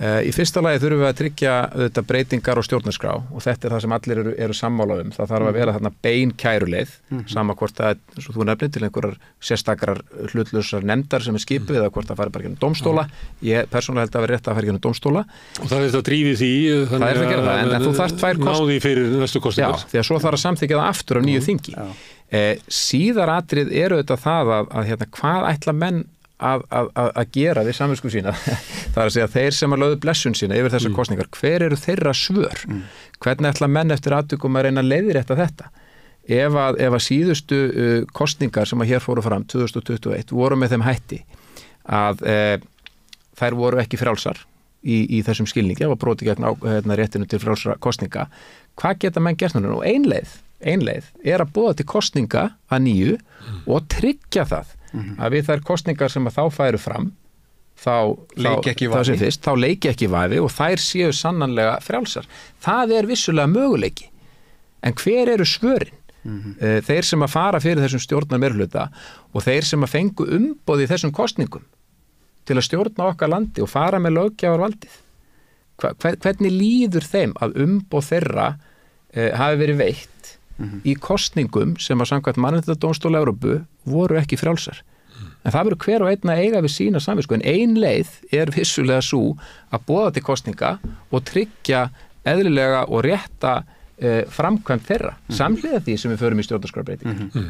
Og ég hef mig líka bara að höfða til þessara 42 þingmanna sem að í rauninni hleyptu þessu svona í gegn að bara spyrja sig knýjandi spurninga. Þegar við fá á sig þennan dóm Mannréttindadómstólsins. Já, bara hvert er mitt hlutverk hérna? Er ég að standa mína plikt? Þú vilt eitthvað innihaldslausara svar heldur bara úpsi búpsi. Já, eða það sem við höfum kannski fengið og fengum hann strax á eftir og hingað til, við þurfum öll að læra þessu. Sem er svona nokkurn veginn. Og það, ég held að sé líka... Svo segir þetta reynda, þá hef ég ekki heyrt þetta í svona 2 ára, en þetta var viðvarandi svar ráðamanna alveg bara í áratug. Já, við þurfum að læra þessu. Þetta var gegnumgangandi sérstaklega gegnum þetta mál líka, sko. Við þurfum öll að læra þessu, þetta er bagalegt og við vitum að þessu en við ætlum öll að læra þessu. En gerum við það, raunverulega, nema við horfumst í augu við vandann, fáum kannski svona ákúrur utan eða dóm sem er greinilega það sem við Magnús vorum alltaf sammálum að það var það sem til þurfti úr því sem að var komið, veist að þingið gat ekki staðið undir ábyrgð sinni sem að sannarlega var með það á herðunum að tækla þetta á fara í uppkostningu sem hefði verið eina rétta niðurstaðan. Vist að þau gátu ekki axla þá ábyrgð, þá urðum við að fá þetta utan og þess vegna fórum við út í þetta en líka í því samhengi og fyrir undirbúningskjörbréfa nefnd og í samtölunum við þingmenn á þessum tíma að þá vísuðu við báðir og bentum á annan dóm frá Mannréttindadómstólnum, heldum álið sem var að Belgíu, það sem aðstæður voru einhverju leyti keimlíkar varðandi þetta að þingmenninir sjálfur vera staðfest eigið kjör. Þannig að þetta lá svo sem alveg fyrir og við bentum á það að ef það er ekki boðað til uppkosninga þá færi þetta fyrir dómstólinn og eftir atvikum með þeim afleiðingum sem við sáum í morgun þegar að dómur féll í málinu. En fólkið, þeir að tala um það, sem að ákveður að fara þessa leið, að það er að fara eftir þeirrum reglum sem að fyrir lágu. Það sem að Mannréttindadómstóll er að finna að núna er að reglum þessu vitlausar. Já, en í rauninni er dómurinn ekki að segja okkur neitt nýtt. Því að þetta hefur legið fyrir, þetta er ekki einhver ný sannindi að kerfið okkar sé gallað þessu leiti. Það hefur legið fyrir og lág fyrir þá og var mikið rætt. Og það hefur verið talað um að breyta þessu í áratugi frá lýðveldisstofnun. En dómstóllinn segir samt líka, tiltekur það að það hafi ekki verið ágreiningur um það á milli lögmanna ríkisins og okkar varðandi það sem að dómstóllinn talar um irregularities regarding the election í norðvestur kjördæmi. Þannig að það er líka fjallað um það. Og það hafi verið það sem að raka okkur í það að á sínu tíma að krefjast uppkosning á annað borð. Þannig að hann þarf bara ekkert að taka á því út ef þeir ekki ágreiningur um það. Nei, það er allir sammála það. Reglunar sem að Alþingi getur gert þetta sem það gerði, að það er dómurinn að finna því að Alþingi getur orðið dómar í einsök eða hvað þessum orða það. Vandinn við það lá fyrir og þar að leiðandi hefði það átt að leiða til þess að þingið eða hefðu bóðað til nýrra kosninga. En þá eru menn líklega með svona hagsmunamatt. Það hérna bjóða til nýja kosninga þar sem að sko úrsliti geta orðið allt önnur en síðast. Geta kosið svona haft áhrif á þá persónulega? Tæknilega, breytt atkvæði sínu öðruvísi ef það kosið aftur, eða sérstaklega ef það kosið bara í norðvestri. En líka ef það kostið á öllu landinu, það getur bara fólk getur ástaf atkvæði sínu öðruvísi. Og þá með þetta menn svona, við vorum búin að fá svona meir og minna niðurstöður í kosningunum, hvernig sko hugur fólks var til flokkana. Þó svo að Guðmundur fari ekki á þing, heldur komi Guðbrandur í staðinn og þó að Jóhann Páll fari á þing en ekki Rósa Björk og öll þessi þingekja sem að verður, að þá eru þetta, þótt þessi stórtatriði í þínu lífi, ef þú horfir á heildarmyndina, eins og menn að segja núna, ég ætla að fara á heildarmyndina, að þá eru þetta svo litlir hagsmunir. Að þú eru bara að býti í það súru epli. En þetta hefur aldrei snúist þetta. Nei. Og eins og í mínu tilviki, ég var hvorki inni fyrir talningunni eða eftir. Þess vegna fannst okkur svo mikilvægt að við varum að fara saman með máli með ólíka stöður. Ég var að reyna að leika það hvernig þau hafa hugsað sem að tóka þessu ákvörðun. Alveg rétt. En sko við fengum mikla gagnrýni og ég sérstaklega fékk gríðarlega mikla gagnrýni frá valdamiklu fólki, bæði í blaðagreinum og blaðaskrifum og í spjalláttum að ég var að reyna að grenja mig inn á þing. Það snýrist aldrei það. Nei. Þetta var niðurstaðan. Þeir sem voru til þess bærir að taka afstöðu til þess hvort að svo niðurstað verið rétt eða röng voru búnir að því. Þing komið saman og allt í góðu með það. Þetta snýrist það prinsip að við gætum ekki haft þessar leikreglur.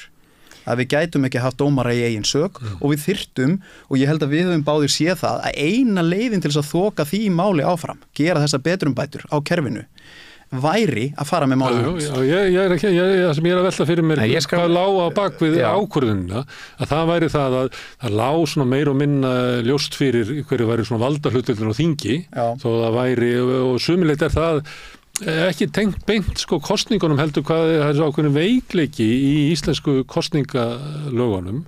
Þessi hringekja þarna í lokin, þar sem að menn geta bara hendst á milli inn og út af þingi í tveimur atkvæðum sem falla í sko allt öðru kjördæmi heldur þú ert í sko. Já. En ég held að kjarnaatriði sé þetta er prinsipmál. Og þegar að kemur að atriðum sem að varða lýðræðið okkar og uppsprettu valdsins, þá gefum við engan afslátt. Og við heldum því fram á þessum tíma, alveg óháð því hverju voru að detta inn, hverju voru að detta út, hvort að þessi stjórn hefði haldið sínu meirihluta eða hvort að þetta hafi nú bara leið nokkuð veginn fyrir eins og orðar það. Það er bara ekki atrið. Við heldum því fram að þessar kosningar væru ekki hafnar yfir allan vafa eins og rétt væri og að það væri broti gegn réttinu til frjálsra kosninga. Það er gríðarlega stórt og alvarlegt atriði sem nú hefur verið staðfest, þannig að algjörlega óháð einhverjum hugleiðingum það hvað hefði gerst hefði verið boðað til uppkosninga, þá þurftum við að búa við það og búum enn við það að núverandi alþingi fékk umboð sitt í kosningum sem ekki voru frjálsar. Það snýrist þetta. Það er alveg klart að það ætlar að taka prinsip afstöðuna, að þá boðar þetta kosninga bara núna, af því það leikur vafi á því hvort að það þing sem að situr hafi verið löglega kosið. Klárlega. Það er prinsipafstöðun. Þess vegna er ég að leika mér með hagsmunamatið, af því að ég held að það hafi spilað inn í þarna 21 og spila ennþá í dag hvernig fólk ætlar að taka við þessu, því að leiðu þú viðurkennir að þetta sé alvarlegur dómur yfir ríkinu, að þá eiginlega verður að búa þetta kostingar. Við heyrðum það bara í þinginu strax sko, það sem að stjórnarnarstöðu þingmenn náttúrulega koma upp og tala hversu alvarlegt þetta er, hvað þetta er mikill áfellisdómur, en það heyrist í rauninni ekkert frá meirihlutanum, þeim einum af þessum 42 sem að tóku þessa ákvörðun, annað en að draga það sérstaklega fram hvað vinna byrgisnefndarinnar hafi nú verið vönduð. Þannig að maður heyrir það alveg strax hvar tregðan hvar línurnar liggja, og það gefur mann ekkert sérstaklega mikla von að það sé eitthvað verið að fara að sparka í dekkin í að koma þessu í eitthvað lag. En hugsaðu ykkur samt hvað þetta er súrrealist, þetta er súrrealist mál frá öllum köntum, og ef maður hugsa bara eins og bara fyrir mig persónlega, svo ég bauð mig fram til Alþingis árið 2021, ekki vegna þess að ég átti mér eitthvað draumum að verða eitthvað stjórnmálamaður, síður en svo. Það hefur aldrei blundað í mér eitthvað svoleiðis von. Ég bauð mig fram vegna þess að ég brenn fyrir samfélagið mitt, sem mér finnst vera rallust og eiga það til að gleymast, og mér langaði til að lyfta því og nota það sem ég kann og get, sem er röddin, til þess að tala fyrir samfélagið sem ég elska. svo lendir maður í einhverju atburðarás sem er svo súrealísk að hún ætti eiginlega heima í einhvers konar sjónvarpsþáttaseríu. Hún lendir í allt öðru leikriti eitthvað. Allt öðru leikriti og núna, nærið því 3 árum síðar frá því hafa tekið það ákvörðun að langa til að vinna fyrir samfélagið sitt, að þá maður ennþá með hangandi yfir sér eitthvað málum breytingar á stjórnarskrá, uppbóta þingmenn hingað og þangað og einhverja ákvarðanir fólks, kjörina fulltrúin á þingi, eða hvort þeir ætli að fara í það að laga einhverja leikreglur sem var alls ekkert það sem að ég bauð mig fram til þess að gera. Og það sem er kannski annað í þessu líka er að því að maður hefur svo mikið í frammi og að því að maður er, við Magnús voru kannski dálítið svona helst í því að rífa kjafti yfir þessu máli, þetta bara særði réttlætiskennt okkar og við vildum taka þetta mál alla leið, að þá fær maður líka á sig þannig ekkert rosalega eftirsókn að vera stimpil að vera stjórnmálamaður sem ég var í korter. Og maður er einhvern veginn kvartaði því að þú bauðst þig fram til þings og það fólk lítið á þessu stólum. En ef maður kemst ekki inn á þing þá vil maður bara ok, flott, lokum þessum kapla, snúum okkur að ykkur öðru. Það er svo margt í lífinu sem er skemmtilegt að gera og sem maður brennur fyrir, en það hefði verið rosalega gott að geta lokað þessum kapla. Ok, við prófum þetta var skemmtilegt, kosningabarátta er skemmtileg, en nú snúum okkur að ykkur öðru því að við brennum fyrir svo margt, en hér erum við ennþá að tala einhverja atburðarás í Borgarnesi. Kannski þannig að þetta var svona orðið að fortíð í lífi ykkar beggja. Svo kemur dómurinn og þá allt í einu rifjast eiginlega upp þetta mál. Þá rifjast upp tilfinningar og aðstæður og samtöl sem maður átt á þessum tíma. Maður er komin nokkur ár aftur í tíman. Við töluðum saman í síma í morgun og þurftum svona þess að voru sammála það. Við erum svolítið þurft að dusta ríkið af. Hvernig var þetta nú aftur allt saman? En fenguðu ekki á ykkur svolítið svona hörð viðbröð að þið verðuð eiginlega skemma partíið? Algjörlega. Þetta er nú allt í góðu og hvaða leiðindir sætti ykkur bara við þetta? Fólk skiptist í 2 hópa hvað þetta varðar. Það var annars vegar mjög stór hópur sem veitti manni mjög öflugan stuðning í þessu að þetta veri stórt lýðræðismál sem að varðaði hagsmuni íslensks samfélags að lýðræði væri nú í lagi hjá okkur. En svo var það vissulega annar hópur sem að þetta vildi verja völd sín og kannski eðlilega og þú komst inn á það hérna áðan með þetta mat sem að menn framkvæmdu. Já, hvað gerist ef við förum í uppkostningar og hverjar eru afleiðingarnar? Frekar en að spá í því hvort að kostningarnar hafi í raun og veru verið frjálsar, þá eru menn að hugsa afleiðingarnar. Og þeir sem eru að hugsa afleiðingarnar eru þeir sem að unnu kostningarnar og fengu kjörgengi og komist á alþingi. Þannig að þú getur alveg hugsað þetta hypotetist. Nú hef ég ekki ætlað nokkru manni að hafa svindlað nokkuð tíman. En ímyndið ykkur, ef að þær aðstæður kæmi nú upp einhver tíman, að það væri svindlað í íslenskum kostningum og það væru aðilar komnir inn á þing með einhverju miklu svindli og svo ættu þeir sjálfur, þegar einhver kvartar yfir því, saman hvort það eru menn eins og ég og þú eða einhver annar, að þeir sjálfur, svindlararnir, ættu þá að kveða upp úr það og framkvæma einhvers konar hagsmunamat og því hvað gerist frekar en bara hvort reglunir hafi verið brotnar eða ekki. Það er í eðli sínu svo óeðlilegt og það býður hættunni heim og það er af þessum ástæðum ekki endilega út frá nákvæmlega þeim málsatökum sem þarna urðu eða voru í norðvesturkjördæmi, heldur út frá fordæminu sem að getur orðið. Og líka bara að þessi gluggi sé þarna bara opinn, að þetta sé hægt og það er raunin ekkert sem við getum gert til að koma í áfriða. Nei. Það mun aldrei komið ljós hvernig þingkosningarnar fóru í norðvesturkjördæmi. Sem er svona að því að maður hefur svolítið að vera að leita eftir því að loka þessu máli, það hefur svolítið legið, við verðum að viðurkenna það svona þegar við fengum þennan dóm í morgun að maður var alveg 100 kílóum léttari að því þetta er svona en það, þegar þú segir þetta þá heyrist mér að þetta sé kannski eins mikil lokaði klukki eins og maður var að vona. Nei, réttarfarslega þetta mál er ekki að það er enginn að fara áfrýja þessum dómi og íslenskum stjórnvöldum ber engin skylda til þess að búa til kosninga eða neitt slíkt. Eina sem þessi dómur felur í sér er það að það hefur verið metið af mannréttindadómstólnum að íslensk stjórnvöld hafi brotið gegn tilteknum ákvæðum mannréttindasáttmálans sem er lögfestur hér á landi. Eins og ríki reyndi að verja sig að þau hefðu ekki gert. Nei. Þau báru fram varnir hvað það var og töldu sig ekki hafa gert það. Það kemur ljós að svo þeirra málstöður er ekki réttur, heldur ykkar. Nei. Kostningar, það sem að brotið er gegn réttinum til frjálsra kostninga, þær eru í eðli sínu ekki frjálsar og þeir sem að fengu umboð sitt í þessum kostningum þurfa alvarlega að hugsa sitt mál hvort að þeim finnist eðlilegt að starfa áfram á grundvelli þessu umboðs þegar þetta liggur fyrir.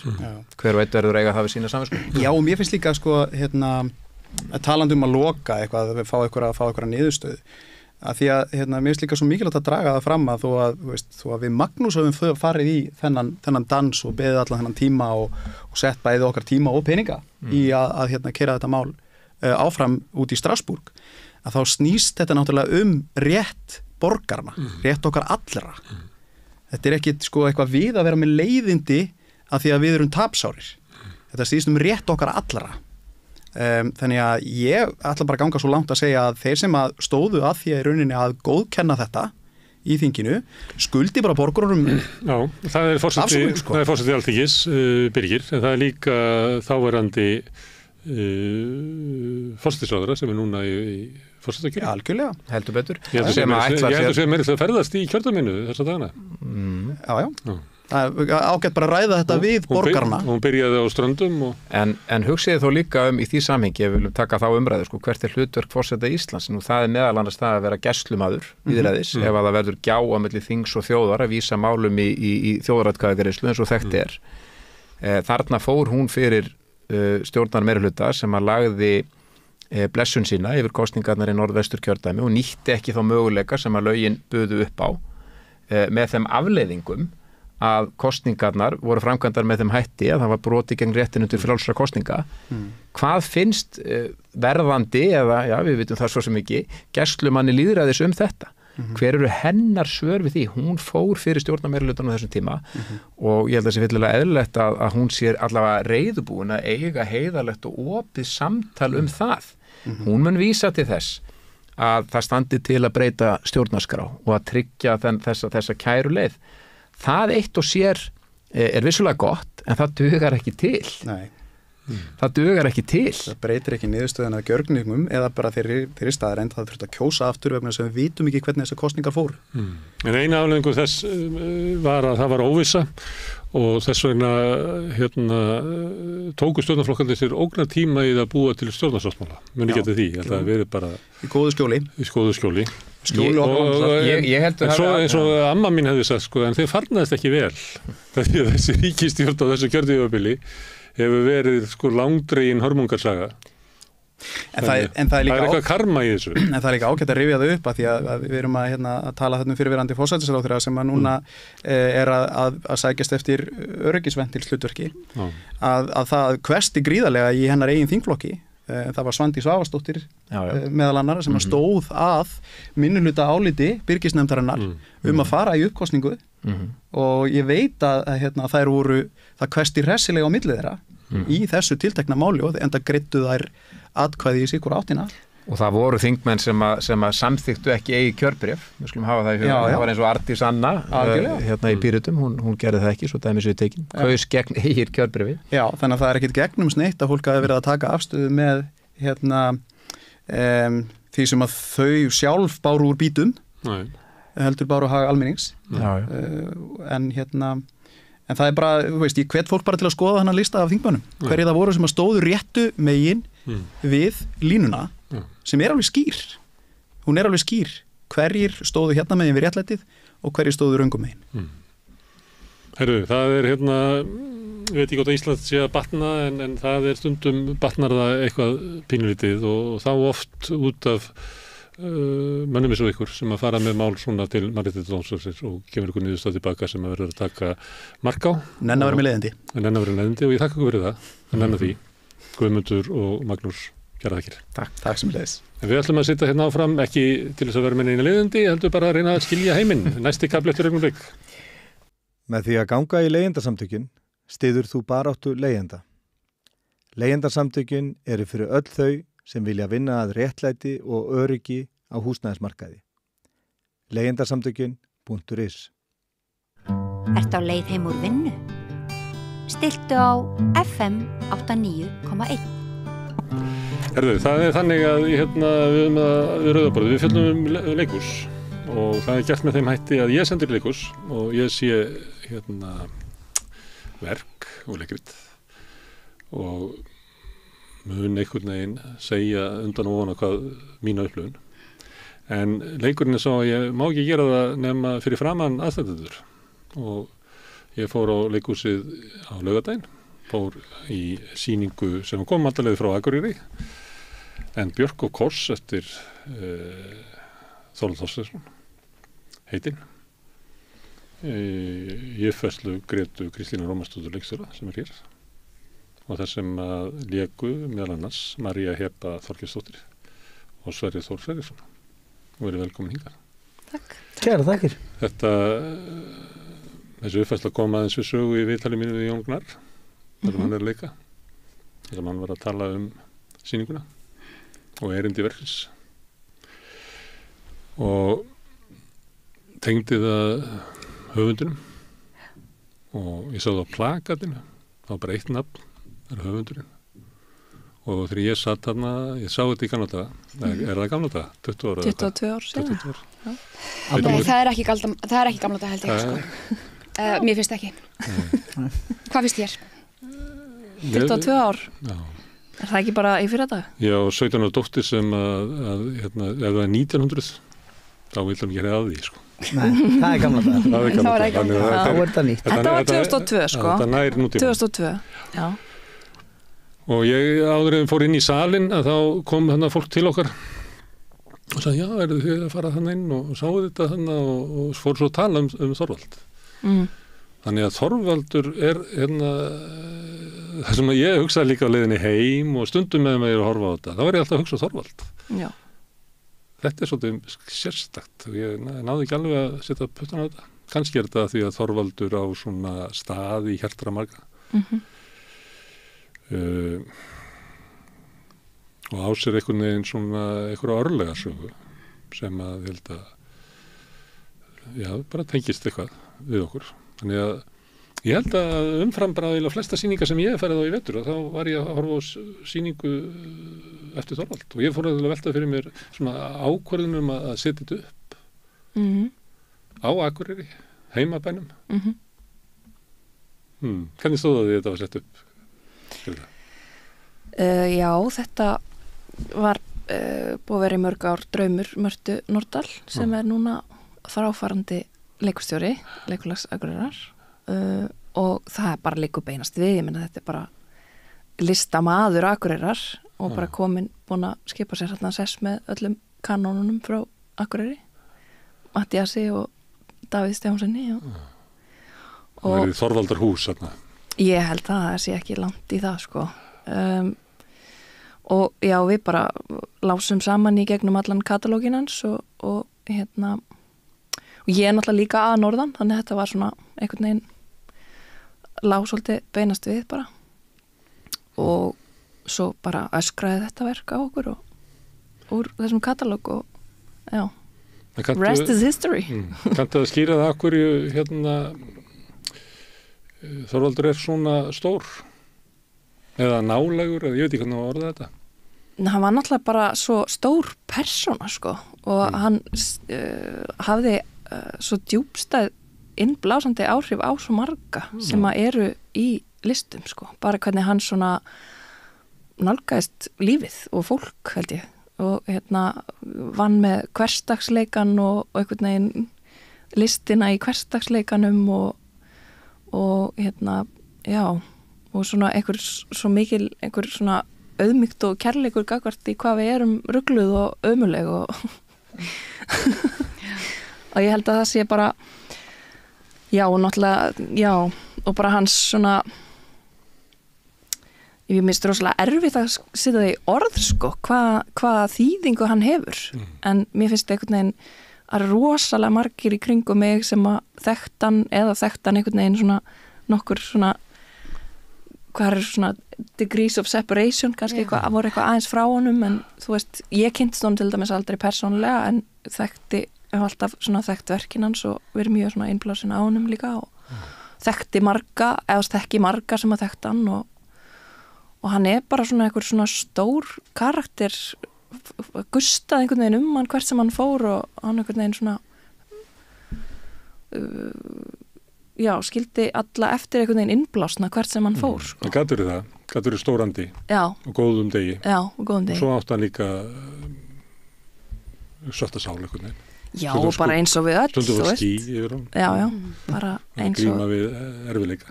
Þekktu þið hann? Nei, ég bara var Ég hann aldrei. Nei, og ég vissi ekki eins og hver hafði skrifað þetta leikrit þegar ég var beðin að leiki því, sko. Ekki fyrir að við fórum að setjast og lesa við verkið og hlusta á örleikrit eftir hann eins og Vasaleikhúsið og fleira. Og svo maður komið svo djúft inn í hugarheim hans. Greta búin að segja okkur mikið og hún búin að vera í sambandi við konuna Helenu Jónsdóttur. Og hún hefur líka mikið myndi að segja, hún var involveruð í ferlið allt saman, ekki rétt hjá mig? Jú. Og þá svona, ég kynnist honum bara þannig, bara á síðustu 4 mánuðum, sko. Og það, meðanst það, dálítið sjarmirandi, það eru margar setningar og í leikritinu sem að hann bara að taka beint upp úr bara spjalli úr heitapottinum, skilurðu, bara úr daglegu lífi sem fólk hefur sagt áður. Og það með góð eyru, sko. Já, rosalega góð eyru, sko. Og og það eiginlega orðið þannig núna, maður farin svona meira bara svona, þegar ég fyrir sund, þá ég svona, nú ætla ég að gera eins og Þorvaldur Þorsteins, nú ætla ég að hlusta á fólk, hvað að segja, skrifa eitthvað, þú veist, Svo mannst ekki neitt þegar þú komst inn. Nei, svo það svolítið munur á þeir sem eru góð eyru, sko. Þannig að ég fyrir mitt liti þá ég svona kynnast honum í seinni tíð. En lastu ekki Blíðfinn? Jú, ég gerði það nú, sko, en ég var ekkert eitthvað svona pæli hvort að hver skrifa eða. Og skilabóðskjóðan og þessi skilabóðskjóðan. Ég veit það, sko. Hann náttúrulega bjóð til sögur fyrir börn. Já, einmitt.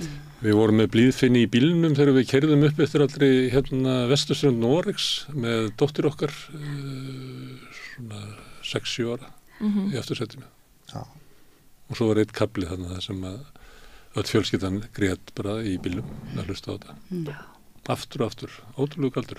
Já, þetta hefur verið. Svaka með þetta sterk bók. Já. Einmitt. Já, hún var endurútgefin núna held ég bara fyrir 3 árum eða eitthvað svoleiðis. Blíðfinn. Trilógían Blíðfinn.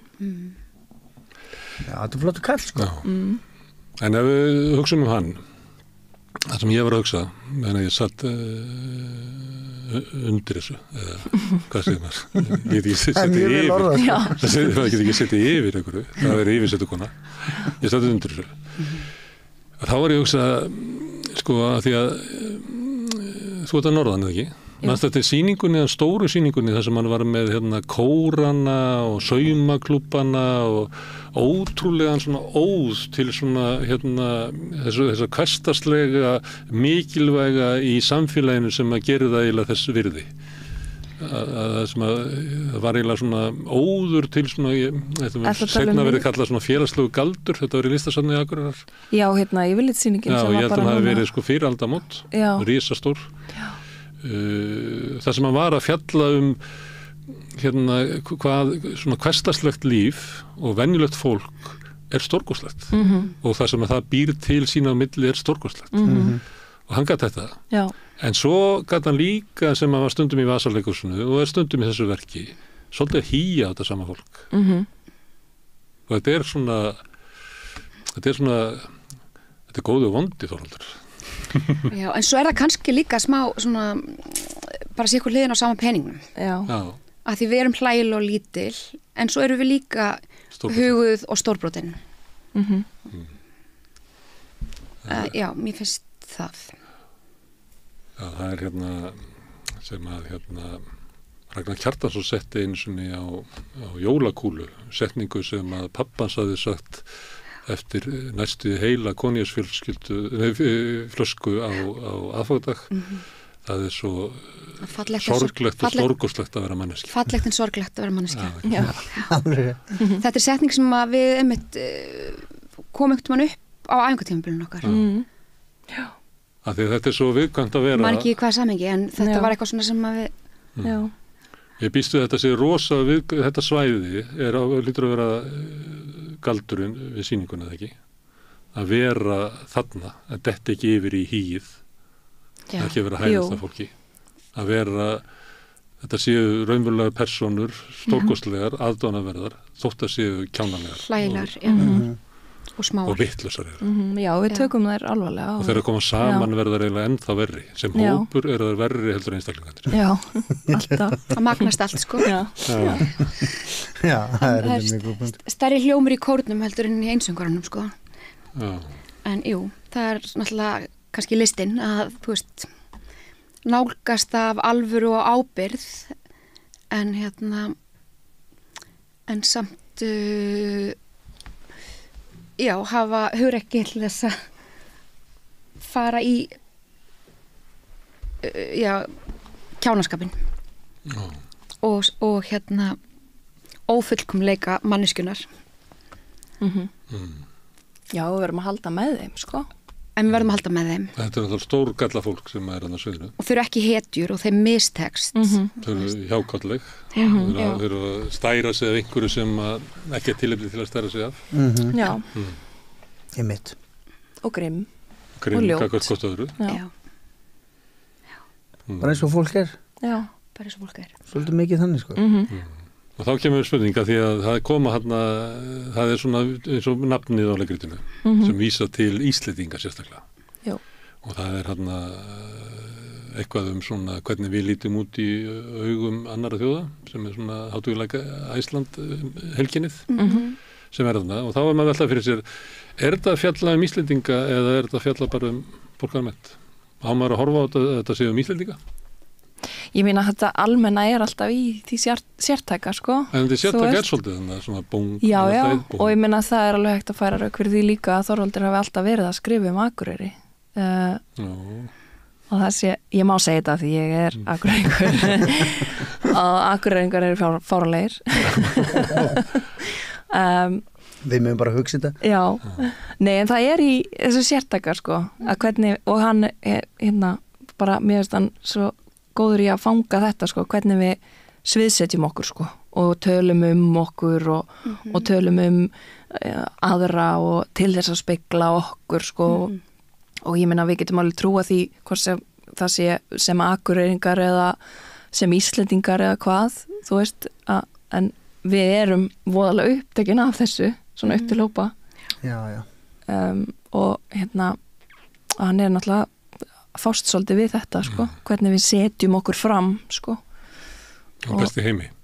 Já, og svo líka bara þessi hjákáttleiki, þú veist, það er oft í svona stílnum sem hann skrifar í, það er svona einhvern veginn svona skólaljóða, eitthvað svona ég er slökkviliðsmaður, eða þú veist, eða svo ég tali sem leigubílstjóri eða keramikar eða eins og leigubílstjórin sem hann, sveppileikur, sko, sem að einhvern veginn setur sig alltaf fram sem leigubílstjóra, setur sig alltaf í það samhengi, sko, og það er svona stór partur af hans svona persónu og hver hann er, sko, og þú veist, þannig að ég held að það sé kannski, ég meina, ég veit til þess, nú man ég ekki alveg hvar það var, en þetta var sett upp einhvers staðar úti, getur kannski fletti upp, það væri mér forunilegt að vita hvernig þessi svona íslenska sértækni lest er lesin. Litáin? Jú, Litáin eða Lettlandi eða Litáin, eitthvað svo leis. Þannig einhver tíman 2005-06 eitthvað svo leis held ég. Já, og það er kannski svona smáþjóð sem er með þessa hugmyndum að við séum bara til í augum þeirra sem horfa á okkur. Já, en þetta náttúrulega líka bara speglar okkur á einhverju stærra plani, sko. Þú veist, ef við förum inn í... Ég held að þetta með leigubílstjóran sé algilt. Já. Þetta því þú þarfst að segja þetta að ég vann eins og sem að það var að kalla hjálp. Þá var ég að vinna í stórum árshátíðum í Sunnarsalum. Já. Og þá var árshátíð bifreið eftirlitsins.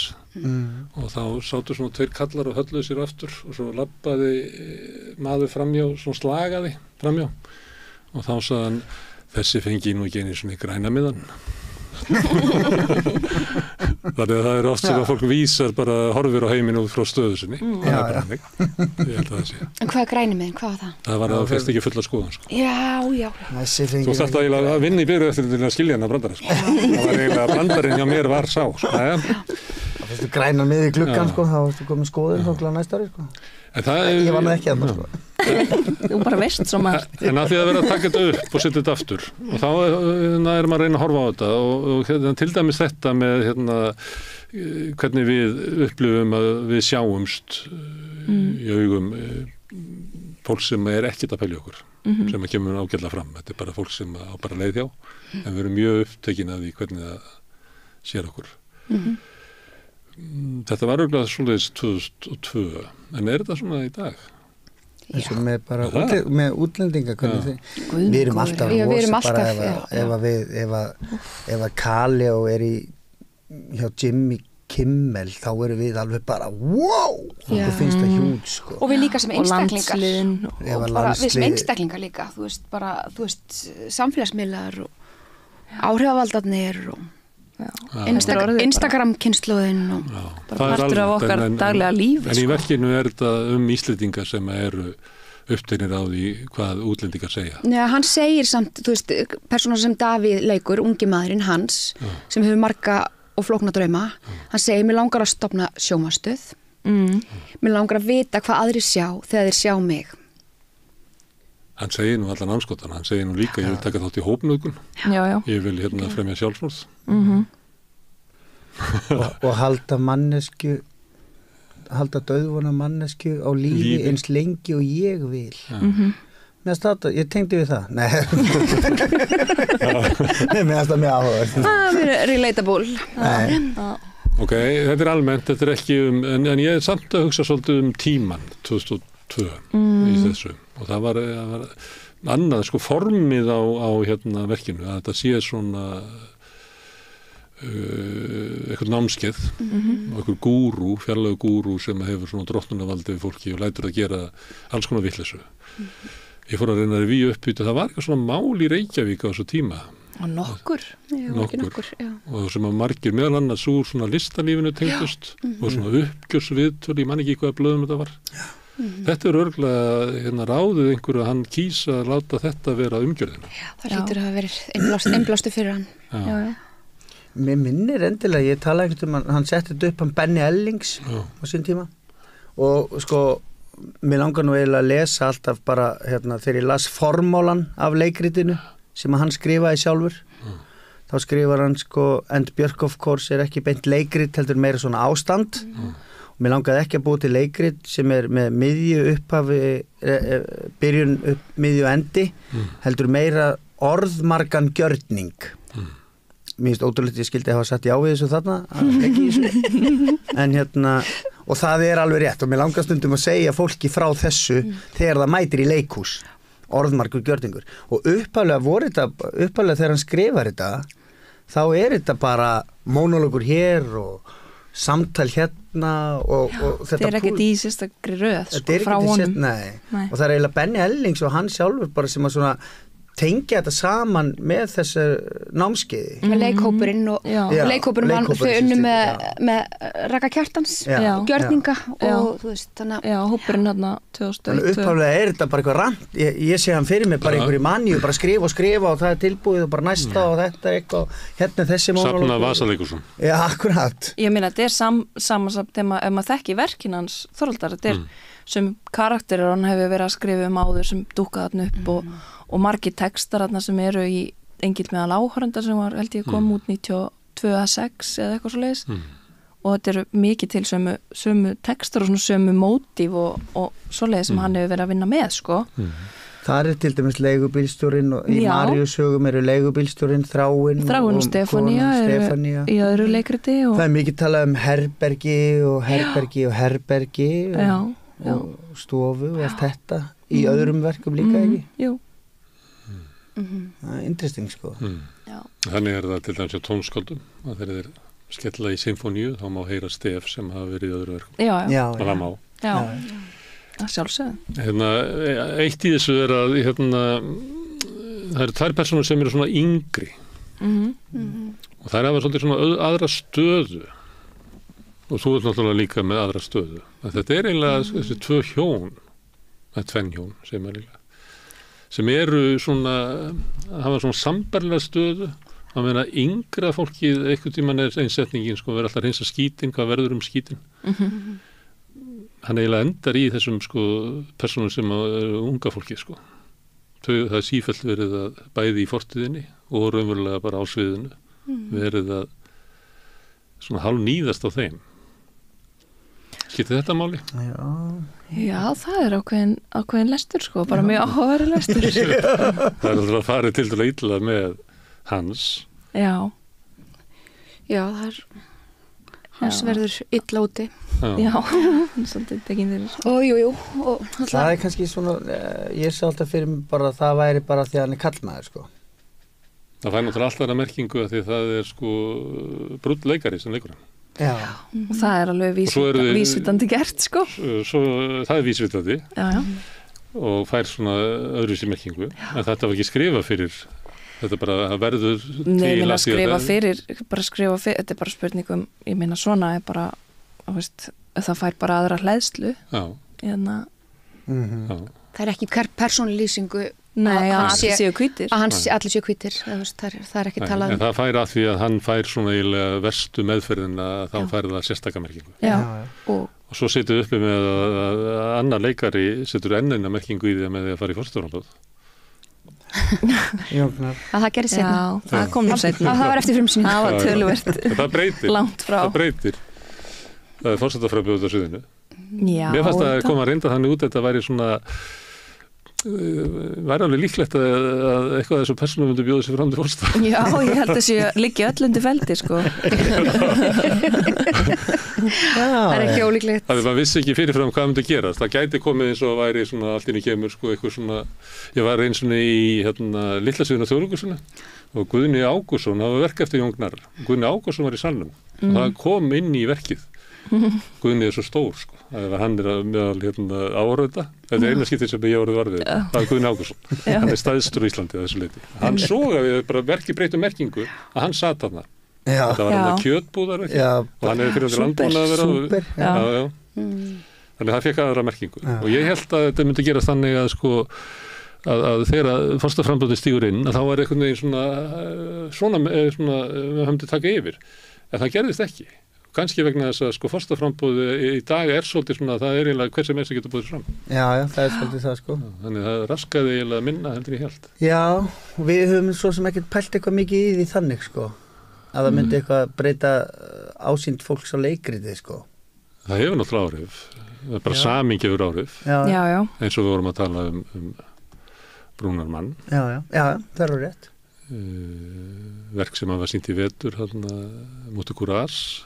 Fekk bara allt aðra merkingu út af Úkraínu og svo kemur Gaza og allt innan verður bara erfitt að skilja verkið út af sko ykkur sem er ytra. Það gengur bara ekki upp í nútímanum einhvern veginn, það er ekki hægt að láta ganga upp.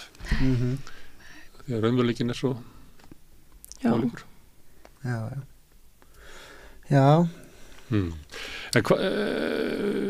talandi um Jón, hann sagði hérna að það var svo merkilegt að þetta var eins og það hefði verið samið í gær. Finnst ykkur það? Að mörgu leiti sko, ég meina bara þegar við lásum þetta við Marta þá leið mér bara eins og ég var að lesa spádóm sko. Út af jarðhræningum? Nei, ekki bara það sko, bara líka þetta er náttúrulega skrifa fyrir samfélagsmiðla, þetta er skrifa áður en túristasprengjan verður, þetta er þeirra hugmynd okkar Ísland sem eitthvað destination er að fæðast sko. Þetta er skrifa áður en að við girðum okkur í brók og förum að tala kynferðisofbeldi gagnvart börnum. Þetta er fyrir MeToo, þetta er fyrir Black Lives Matter, þetta er áður en við áttum okkur á því að við erum kannski eitthvað smá rasistar og homofóbísk og með smá vesen og komum kannski ekki alveg nógu vel fram við jaðarhópa og svona. Og bara hleðslan í verkinu í dag er allt önnur, þú veist, hann er að takast á við myrkrið í okkur sko, sem við hefum kannski aðeins gengist betur við á síðustu 22 árum, ég vona það allavega að einhverju leiti. Þannig að mér finnst þetta að vera alveg óbúrslega svona current sko og vera að takast á við sem hluti og við erum í rauninni kannski sem eru núna orðnir bara búin að tífaldast sko, að nú erum við orðin það sem að við vorum að fantasera þarna aldamótin og draumur leigubílstjórans Þráin sem að opna ferða skrifstofu og vera með selja Ísland til útlendinga og þessi texti sem hann fer með þarna, hér höfum við margt, hvernig er þetta? Við höfum upp á margt að bjóða sem að finnst hvergi annar staðar heldur en á Íslandi, hér býr hreint fólk á hreinu landi. Já. Finnast alls það kaupendur, bara spurningum rétt verð. Þessi setning færi alltaf aðra merkingu eftir þá breytingu sem varði umfjöllunum með innflytjendur á Íslandi í janúar. Þannig að breyti líka. Ég fór að fletta upp þarna með ræðu Indriða hvað er með samneyti sitt með börnum. Jú. Hvenær er þetta 2002? Hvenær er svona Karl Vignir og þau mál? Það er setna. Það hefur alltaf að merkingu að hlusta á þetta 2002 heldur að heyra þetta í dag. Klárlega. Bókin hennar Gerða Kristnýjar Sagar Ástistelmu myndina pappa, hún kemur út 2007 og breytti bara mjög miklu hvernig við tölum ofbeldi, kynferðislegt ofbeldi gagnvart börnum. Þetta hefur verið rosalega tabú á þessum tíma að koma með svona mónolog eins og fyrir Jón eða fyrir karakterinn Indriða. Já, var kannski aðeins meira við tölum sifjaspell sem er svona ljóðrænt orð yfir bara mjög hryllilegt ofbeldi. Já, bara eitt fallasta orð sem ég heyrt. Já. Sifjaspell. Ljósmóður og sifjaspell. Hún gríns. Það var svo ljóðrænt og fallegt. Sifjaspell. Þetta er svona eins og einhver jurt eða einhver galdur. Einhverja svona nærðar konur að gera gjörning. Sifjaspell. En sér frá þessu, þá er þetta fólk sem er ruglað. Það er að leita að einhverju lausni í sínu lífi, sumir án þess að vita það, berast með strömmnum. Það er bara hægt að reykja. Það er kannski bara hægt að reykja. En svo oft vil verða að leiðast svo út í eitthvað rugl. Gerir bara sem kona minn segir. Ég vissum að sé þannig að sálfræðingar getur sagt okkur að svona erindið í fyrsta tímanum er kannski ekki það sem að 8. tíminn snýst Nei. En þetta fólk er að svona leita sjálfum sér eins og allir er að gera það er nú ekkert breyst sko, það er allir að leita sjálfum sér. Þeir fara á ekki góðan stað til þín. Nei. Þú veistur vel ekki hvað að gera. Nei. Hefur eitthvað lært aftan á korflagsbakka, eitthvað hjá einhverju manni sem að hellaði þig og er að misnota þig. Já, er ofbeldismaður sjálfsagt. Já, það er svona kannski einn þráður í því er að hugmyndin að fólk sem að hefur verið beitt ofbeldi, það kann að beita ofbeldi. Og til í það? Já. Og til í að fara ráðskastmanna fólk? Gerir það, já. Eða kann ekki annað.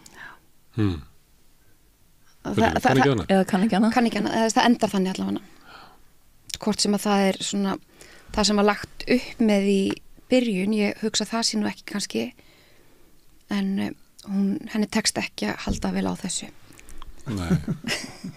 Skiljanlega að því hún hefur ekkert í þetta. Nei, hún er óhæf, já. Eins og margir sem eru að leiðbeina fólki. Jú. Já. Það er maður sem ég þekkti í svona 12-spórasamtökum sem að talaði bílastæðis guðfræði. Já. Það var svona það sem fólk var að bjóða upp á svona bílastæðin á leiðinni heim og gæti leist lífskátuna fyrir mann. Þú ert eiginlega á því pari. Já, einmitt. Ég vilja leisa lífskátuna þess að hafa neina innegn fyrir það. Og það er og fólk sem að svona liggur vel við höggi, sko, að svona, þú veist, þegar við svona treystum öðrum manneskjum fyrir sjálfum okkur. Og þau gera það, þau treysta ástu fyrir sér. Já, þú ert ekkert að sækja heldur á svona námskeið nema að sé eitthvað að. Eitthvað brotið. Þú hefur ekkert að gera, þú hefur ekkert að gera til miðils ef þú hefur ekki misnett, sko. Nei, einmitt. Það sem er hins vegar með aðferðið þínar, sem þú notar, er svona eins og að særa fram eitthvað í fólki sem að fólk vissi ekki að veri til hana. Já, leiki og þér munu finna, það er það sem hún segir. Og að við séum kannski först í ykkur og þannig að við séum raunverulega ekki þau sem við raunverulega erum heldur ef að við veit ég hvernig þetta er orðað sko. Það sem við bælum sko. Það sem við bælum og við köfum eftir í, losum það og þá rísu upp við. Þetta er svolítið, það er að fara inn á annarkotn jógatíma og fá þessa hugmynd sko. Í kaffitímanum eftir eða tetímanum fyrir ekki. Það er rétt. Hvað er þetta eiginlega? Er hann að fjalla um að þetta sé eitthvað svona skringileg hugmynd samfélagið? Og einstaklingina, því að þetta er svolítið einstaklingsmiðað ég held að því að ég var að tala áðan um hann að sýninguna þar sem er svona einn félagslegi galdur inn í hversdagslega lífi þar sem að fólk hittist upphafning á saumaklúbunum og öðru slíku að þá er í verkinu þau eru meira að reyna að losa sig úr hver ég er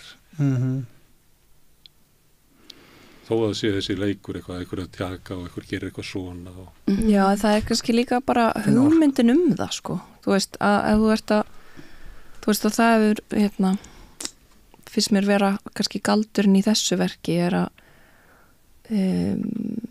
það gerist ekkert það breytist ekkert þau segja bara ég bara hvernig er þetta sem hún Stefania segir sem Eygló leikur ég ætla hann ekki að fara að reyna að lýsa henni ég veit bara hún fer ekki fram hjá neinum umbreytingin, þessi gjörsamlega kúvending á okkur öllum og þau tala bara já, ég er nú bara strax miklu opnari og já, ég er bara allur annar og ég er bara eftir 40 mínútur á námskeiðinu sko. Það er allir að reyna að fá sér mestur í peningin en það er líka náttúrulega, og það er þetta einmitt nákvæmlega þessi punktur að þegar þú ert búin að fjárfesta í hugmyndinu að þú ætlir að gjörbreyta lífið þínu þá verður að standa með því og þó að þú kannski tengir ekkert beinti við það eins og þegar við vorum að tala um hvað þau mistyrma honum hans þarna unga manninum hann segir þarna eftir eitt skipti sem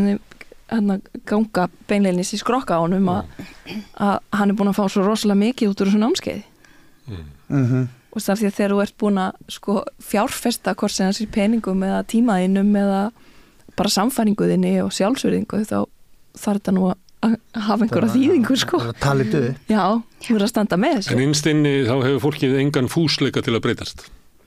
Nei, ég held ekki. Það vil bara fá kannski einhvern stimpil á að það sé í lagi sko. Og það sé opið. Og það var orðið heilun. Góða manneskjur. Og það er eitt sem við tölum og eitt sem við tölum mikið það er þessi gerfiheilun sko, eða þessi pseudo-healing sem er orðið svolítið stórt núna og þegar við fólk á norðurhveli jarðar erum að flytja inn og arðræna sko alls konar speki og trúabrögð og ritual og einu sem var að jóka, nú er það söður ameríski seiðir og kakóið og froskarnir og ayahuasca allt einu bara fólk sem maður þekkti orðnir svona einhverju sjamanar eins og bara nýstíðin út úr einhverju indjánum sveppi en það er hættan í þessu sko að við erum náttúrulega líka, en það er líka kannski fegurðin, ég meina við erum leitandi og viljum kannski einhvers stað að vera betri og vera góð en getum ekki alveg gengist við okkur en þá er, þú veist einhver svona markaslögmál gera það að verkum að það verður allt í nú til einhver uppskrift eða eitthvað prógram, skilur þú kaupir einhverja bók og svo gerur eitthvað þetta og þá er allt í lagi með þig sko og veist og þá er þetta kaup, að þá getur þú keypt það sko og líka þegar það er sagt nú oft að muna að njóta augnabliksins þetta er bara, þú veist svona þetta er bara lykillinn að hamingin að muna að njóta augnabliksins þetta er bara svona frasi sem að liggur á okkur stöðugt sko Lifi núinu maður það er svo mikilvægt sko Lífið er núna Lífið er núna maður og allt þetta Þið trúið því ekki það? Jú, en hvað þýðir þetta? Þú veist, þetta verður innantómu frasi. Þið svaraði svo með ekki andmælaði. Kannski komið tíma þess að einhver andmæli því og segi bara nú er stórlega ofmetið. En svo er núið snúið, það er aldrei búið. Já, við erum líka náttúrulega að skoða, þú veist, ég er ekki að segja að þetta sé ekki gott að blessa að vinna í sjálfum sér og guðmengóður, ég gerir það nú alveg og búin að kaupa alls konar hluti og áskriftir og fara til alls konar fólks. Drukkið alls konar seiði og... Láta krukka alls konar í mér, sko. Samt eitthvað svo göllu.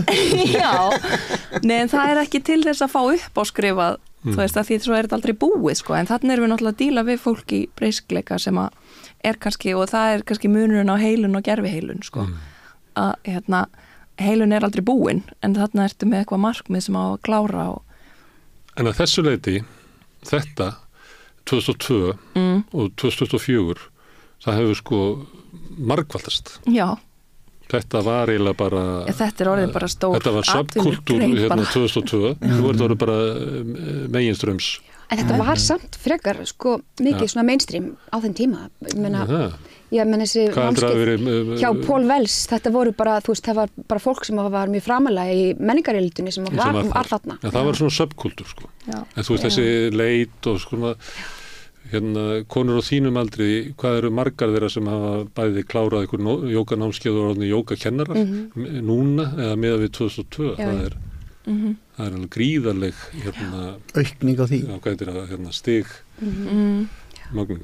Og þetta líka, þú veist, og það líka markaðsfræðin í því, þú veist, þetta fyrir pening og það mjög skýrt stef inn í verkinu að það þarf að koma á framhaldið, sko og þau eru bara, þetta rétt kynningarhluti námskeiðsins, sko og allt kostar þetta mikla peninga, þetta gert í fjárhagslegum tilgangi til að og þá kemur kannski svona biblíulegur þáttur í verkinu sem það að þetta eiginlega glata fólk afvega leitt og illt við sjálf sig og aðra og leitar að hjálpa á vitlausum stað.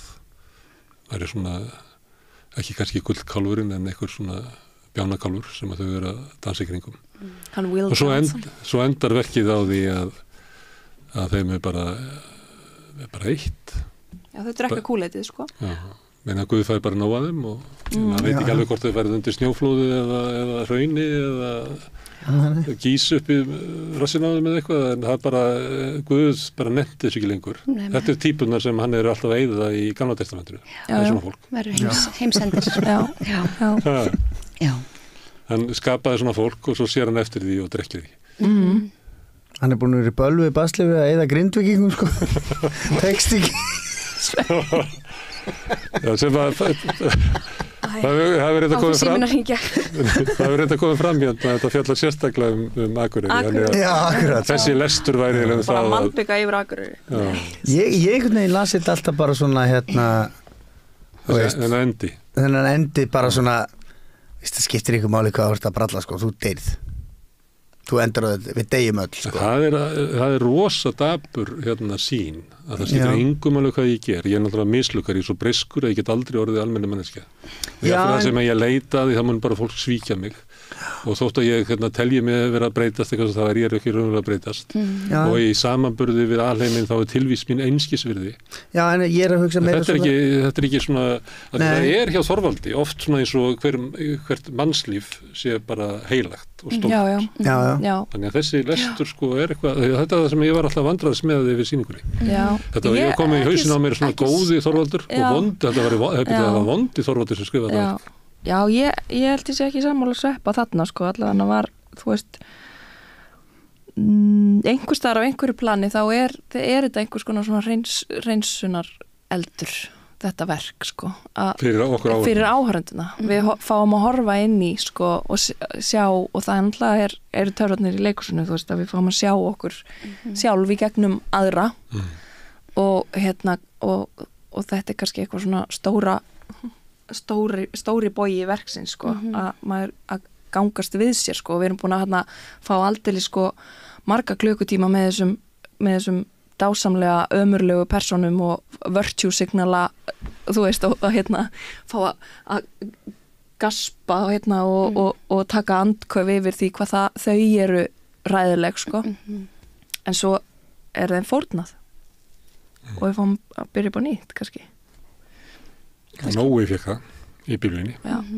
kannski fá að byrja upp á nýtt hann klikkaði líka sko þannig að við erum glötuð eins og bara með alla þessar eins og bara sko þráin leigubílstjóri í leikritinu ef að hann væri til dæmis ekki giftur inn í Stefaníu, hann hefur verið giftur kannski einhver annari konu sem að finnst bara dálítið mikið til þess koma hann sé leigubílstjóri og lítur dálítið upp til hans fyrir það að hafa hitt frækt fólk sem hann er búin að vera að keyra þá hefði hann ekki þurft á þessu námskeið að halda sko og ef það myndi ekki trublana að hann reykti þá hefði hann aldrei mætt hana þá hefði hann aldrei mætt og verið bara geggjaður með rettuna að keyra leigubíl sko ef það væri ekki einhver önnur kona að segja hann að fara en það er ekki gefst upp fyrir sig Það að kenna Stefáni þetta? Já, ég meina óbúslega heldur með persónunni Sverrir Stefáni, kona mín í leikritinu hún þarf bara að finna sér einhvern annan mann sem er betur lesinn og getur tala við hana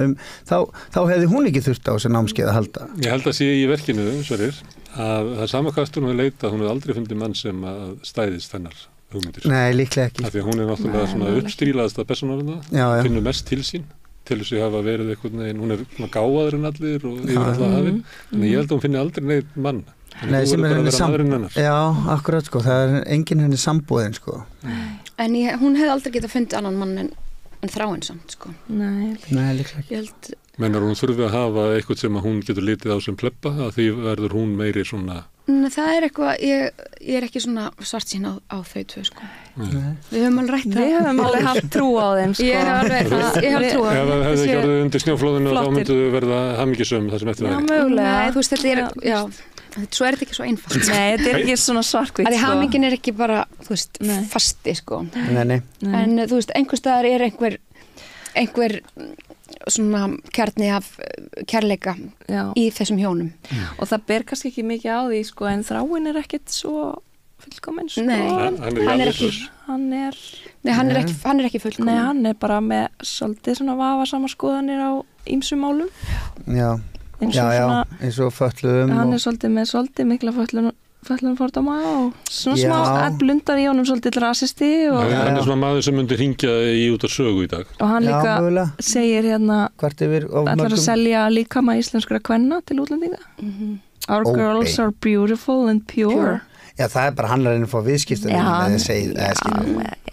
og þau kunna ekkert að fara með peningan heldur svarta fólki í Afríku segir hann the black people rétt, hann er smá rasisti hann er svolítið, þú veist þau eru öll svolítið þau eru öll alveg breysk sko hvort að þarf að drepa þráin fyrir þetta, ég veit ekki það er ekki allt sanngjarnt í þessu lífi Konan í hinnu sambandinu er listakona, það eru tvei listamenn keramík og glerlistamaður keramík og það er svona eitthvað við það sko það þykir köllunum á þessum árum ég held að, hvað gerði hún hann þetta er alltaf koma hérna á Hallgrími Helga það sem hefur verið að hæðast að svona listakonu í ómerkilegri list keramíkur var hún ekki keramíkur? Já, þetta er hérna arts and crafts sko, þetta ég held að þetta sé, þarna er Þorvaldur og Hallgrímur svona með svona létta ég man alveg eftir þessu, hvernig var talað um konur sem voru í keramík og í vefnaði þetta var eiginlega bara lítið niður á þetta hún er eiginlega þannig, hún er eiginlega mynd eins og Þorvaldur og Hallgrímur sjá af svona konum sem er eitthvað að reyna að tróða sér áfram létt svona smá pilla mögulega hún segi, og það er eiga náttúrulega samtal hérna, nóg að gera á þér keramík heiminum sko, er þetta ekki bara að gera einn og einn bolla skilur þetta er búið að grimt sko það er hann, en hún skrifar hann unga konan hún er rithöfundur Marta er rithöfundur, já meðan hún eiginlega erfið persóna átt að segja Já, hún er það. Því að, þú veist, ég hugsaði býttu það er eins og hann hafi átt að verða svona þegar hún var að líða verki, sko, röddhöfundar. Hún reyndar hrópar eitthvað yfir þegar það er partíð hjá hjónunum. En hún nærði samt ekki að vera þessu röddhöfundar. Nei. Þannig mér finnst hún einhvern veginn svona eins og skröldi í verkinu. Já, hún er flókin karakter, sko. En það sem við reyndum líka að muna er að þau eru öll breyskobrotin sko og hún svona blasir við þegar maður lesa hana fyrst þá virðist hún vera svona einhvern veginn það er kannski svona auðveldast í lesturinn á henni að hún sé einhvern veginn hetjan og hún sé góð sko og hérna hún er ekki góð til að byrja með Nei, hún er alls ekki góð til að byrja með og svo er hún líka að því hún er náttúrulega eitthvað svona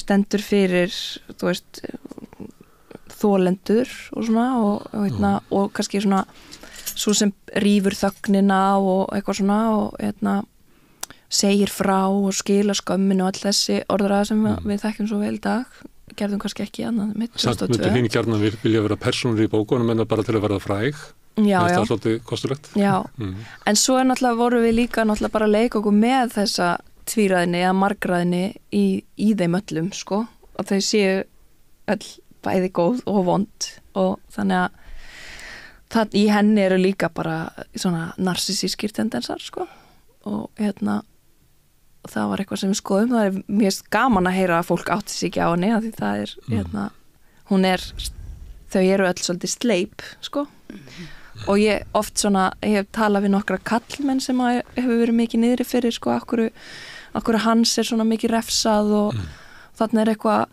konur, þetta sýnir nú hvað gerist ef að konur fengi völdin og þá myndu það nú bara drepa kalla og feðraveldi, þetta bara mæðraveldi tekið við og lalalala og þetta sé ósanngjarnt bara, hann þetta er bara ósanngjarnt, hann á þetta ekki skilið þessi ungi efnilegi maður sko, en þau virðast gleyma því hvernig hann talar konur í verkinu stanslaust eins og hluti sem hann má nota. Hann stígur náttúrulega bara fram sem síðvillingur.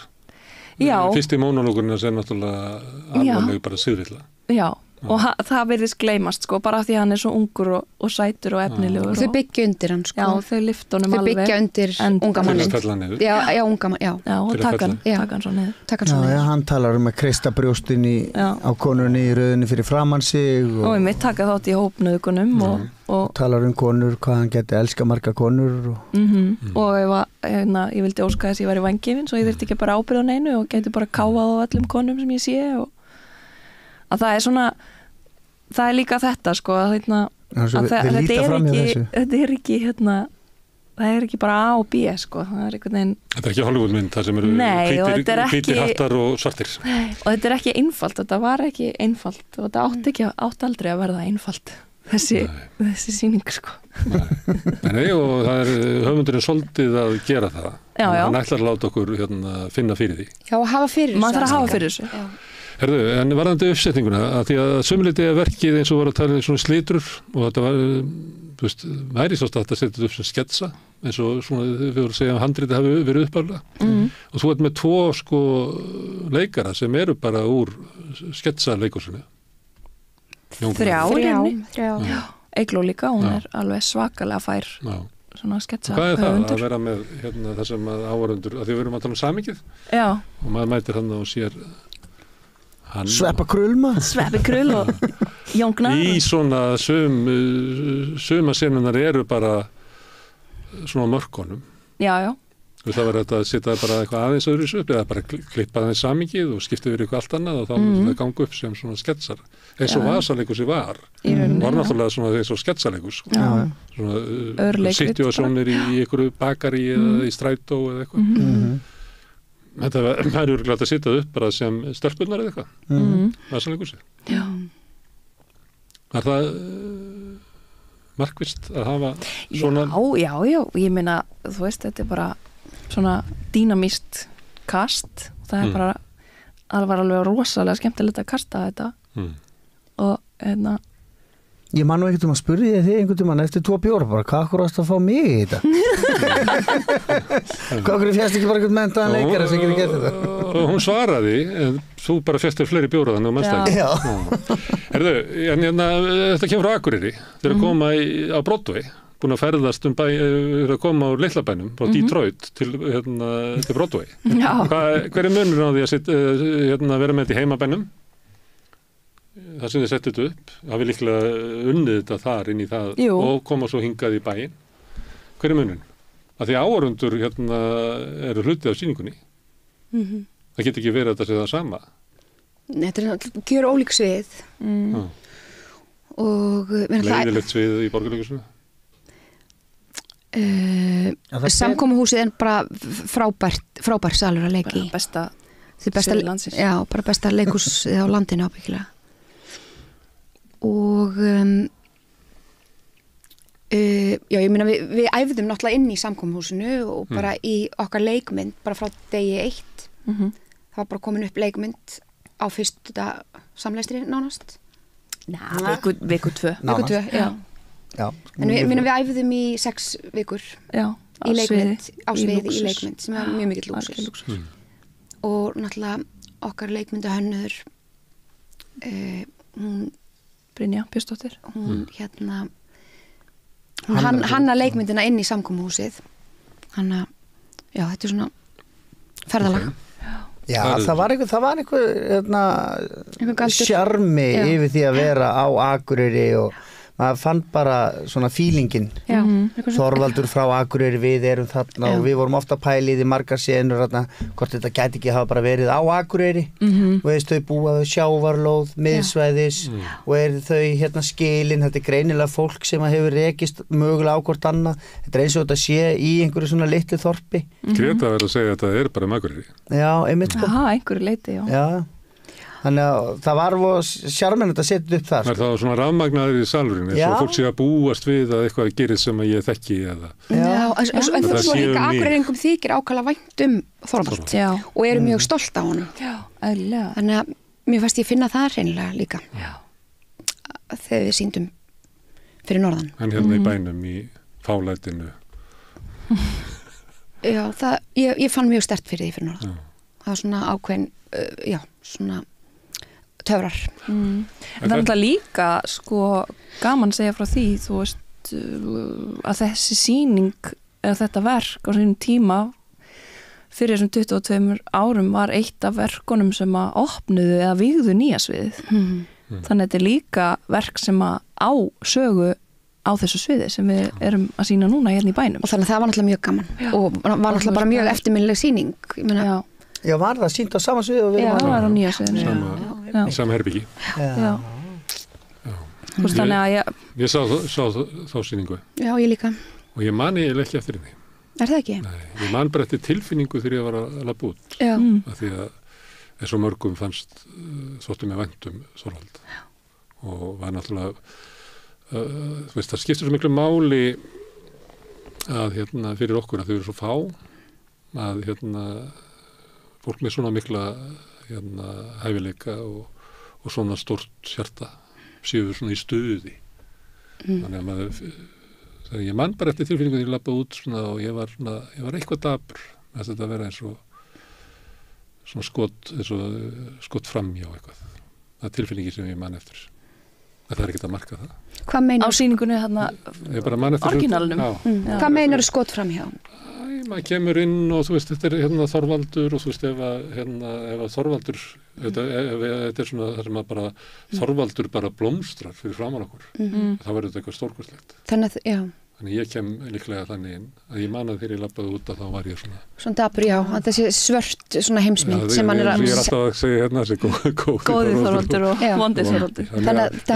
Þú ræður hvað andlitu þú snýrið að fólki, sko. Þarna snýr hann Dökkgrimmi. Þetta er Grimmi Þorvaldur sem ætlar að segja okkur. Þetta er ekki Þorvaldur sem að... Þetta er ekki Þorvaldur sem gerir blíðfinn. Og fullir blíðtrúr og von fyrir heiminn og mannkinnið. Já, sem líka sem ég er að segja sem að mér finnst það eitt að magnasta sem að gerði þessi stóra sýning sem ég er að reyna að segja.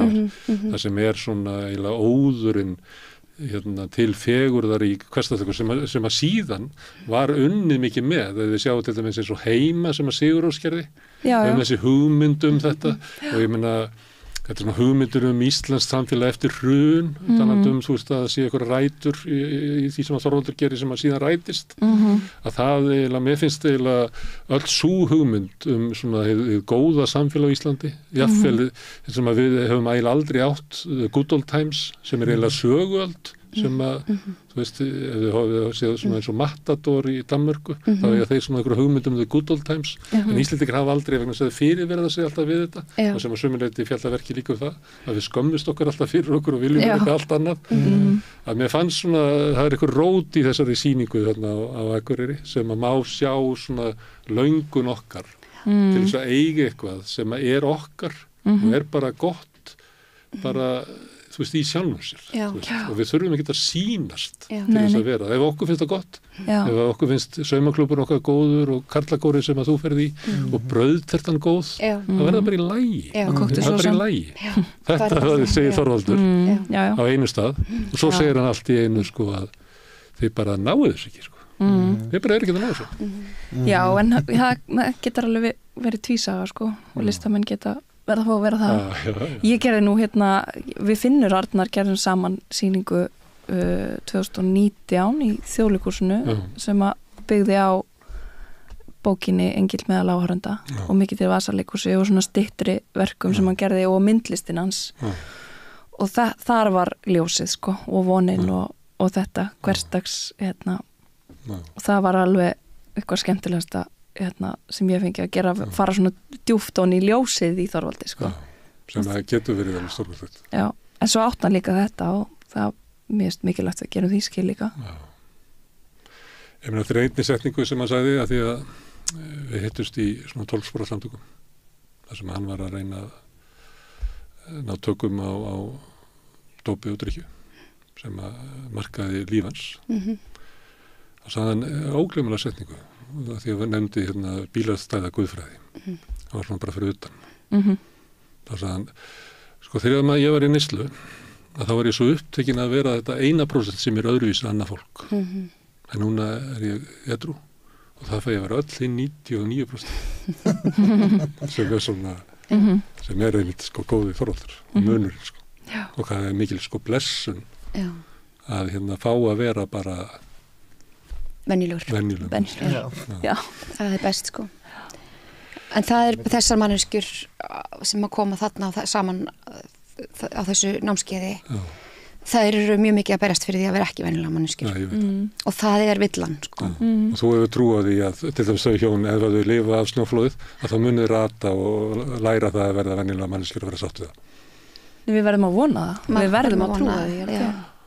En þau gera allavega ekki að námskeiða þér. Alveg örugglega ekki. En svo syngjaðu lag þarna. Já. Og það var tilraun til vonar. Já. Sem er ekki og það er kannski ekkit sterk von en það er samt von. Og ég held allavega mér finnst listin alltaf þurfa að hafa einhverja von. Og það er það í handritinu að þau syngi saman? Nei, þetta er ekki frá Þorvaldi sko.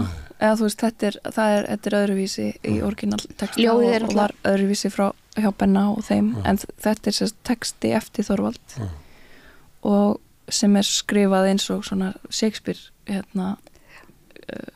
kvæði eða svona sá stíl kann ég ekki að fara með það skömmuð fyrir það en Sonetta? Nei, ekki Sonetta þannig svona skrifar leiktekstana sína og og þetta er bara eitthvað sem að ég baðum að yrði breytt í verkinu og þetta er bara og Axel Ingi tónskáld, annað tónskáld sýningarnar samti lag við þetta ljóð og þetta var bara svona lítið komment hjá okkur að stoppa all brjálæðið og svo syngjaðu þetta og syngja þetta eins og bæn syngja þetta saman og til Þorvaldar sko.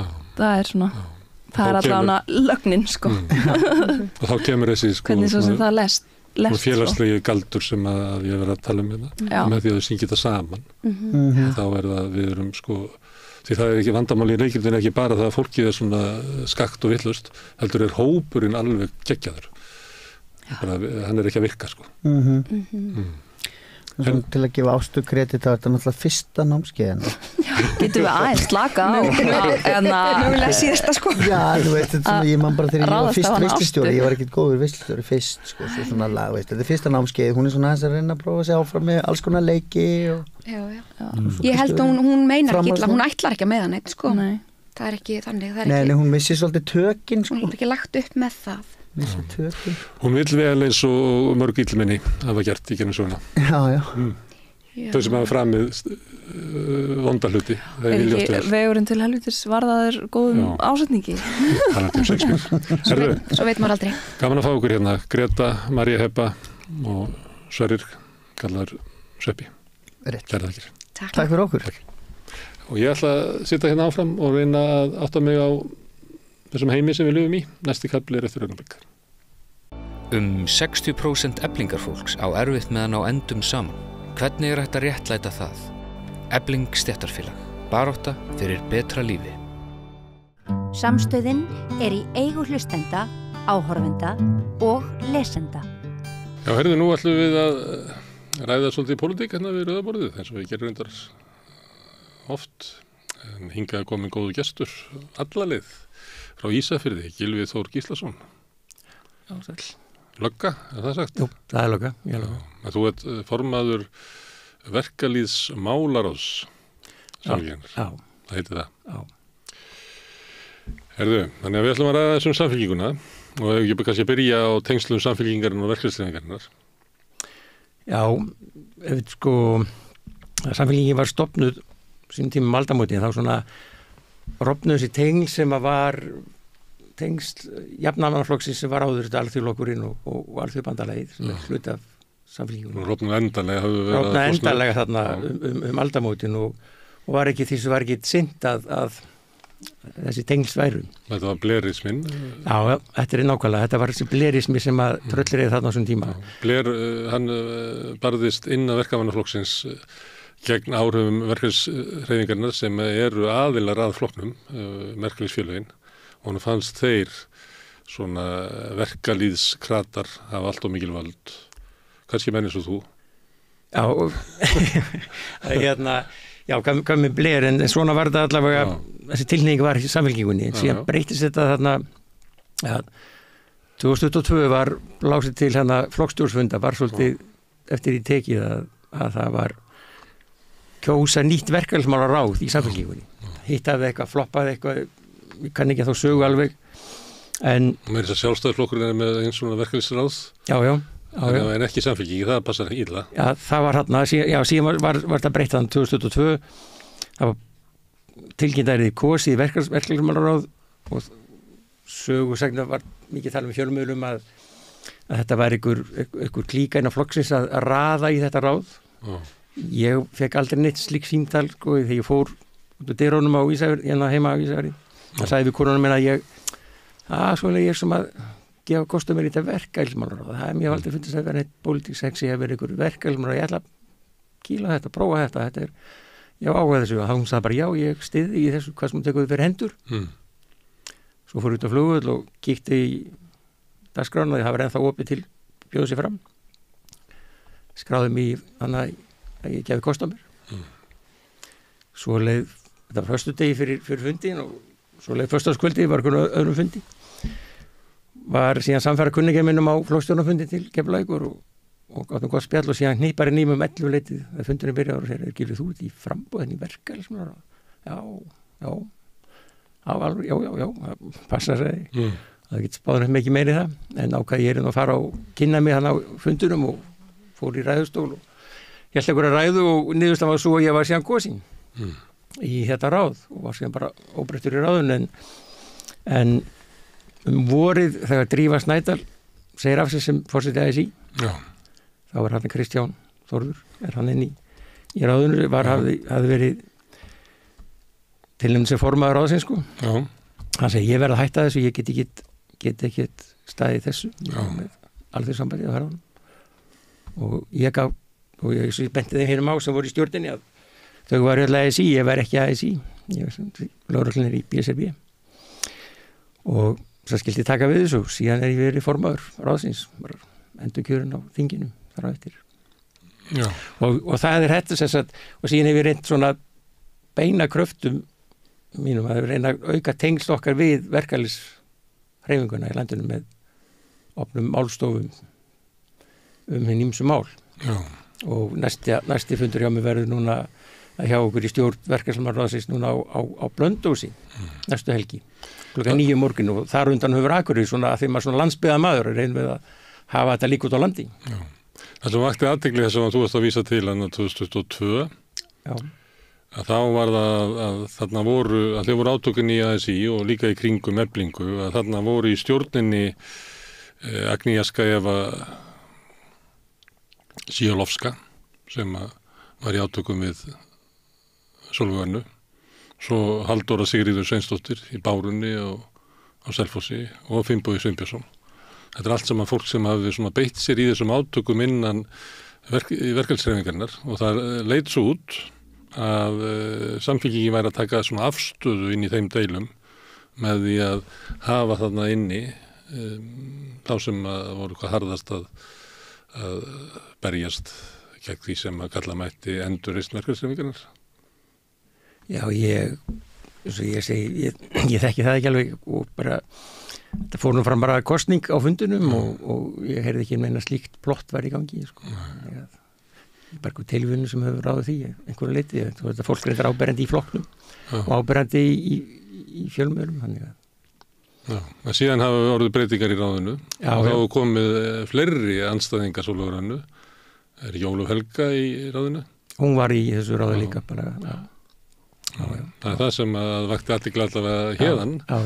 Að af hverju er Samfylkingin að taka svona afstöðu í svona deilum innan verkalýðshreyfingarinnar því þetta eru deilur áherslur og taktík og mennumálunni.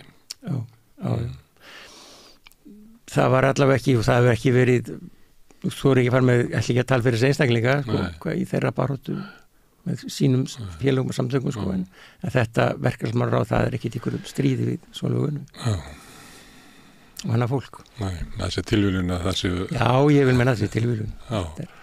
Herðu, en að því að við vorum að tala að það hefði ekki verið lögð áhersla á verkalýðshreyfinguna á svona uppásárum Samfylkingarinnar.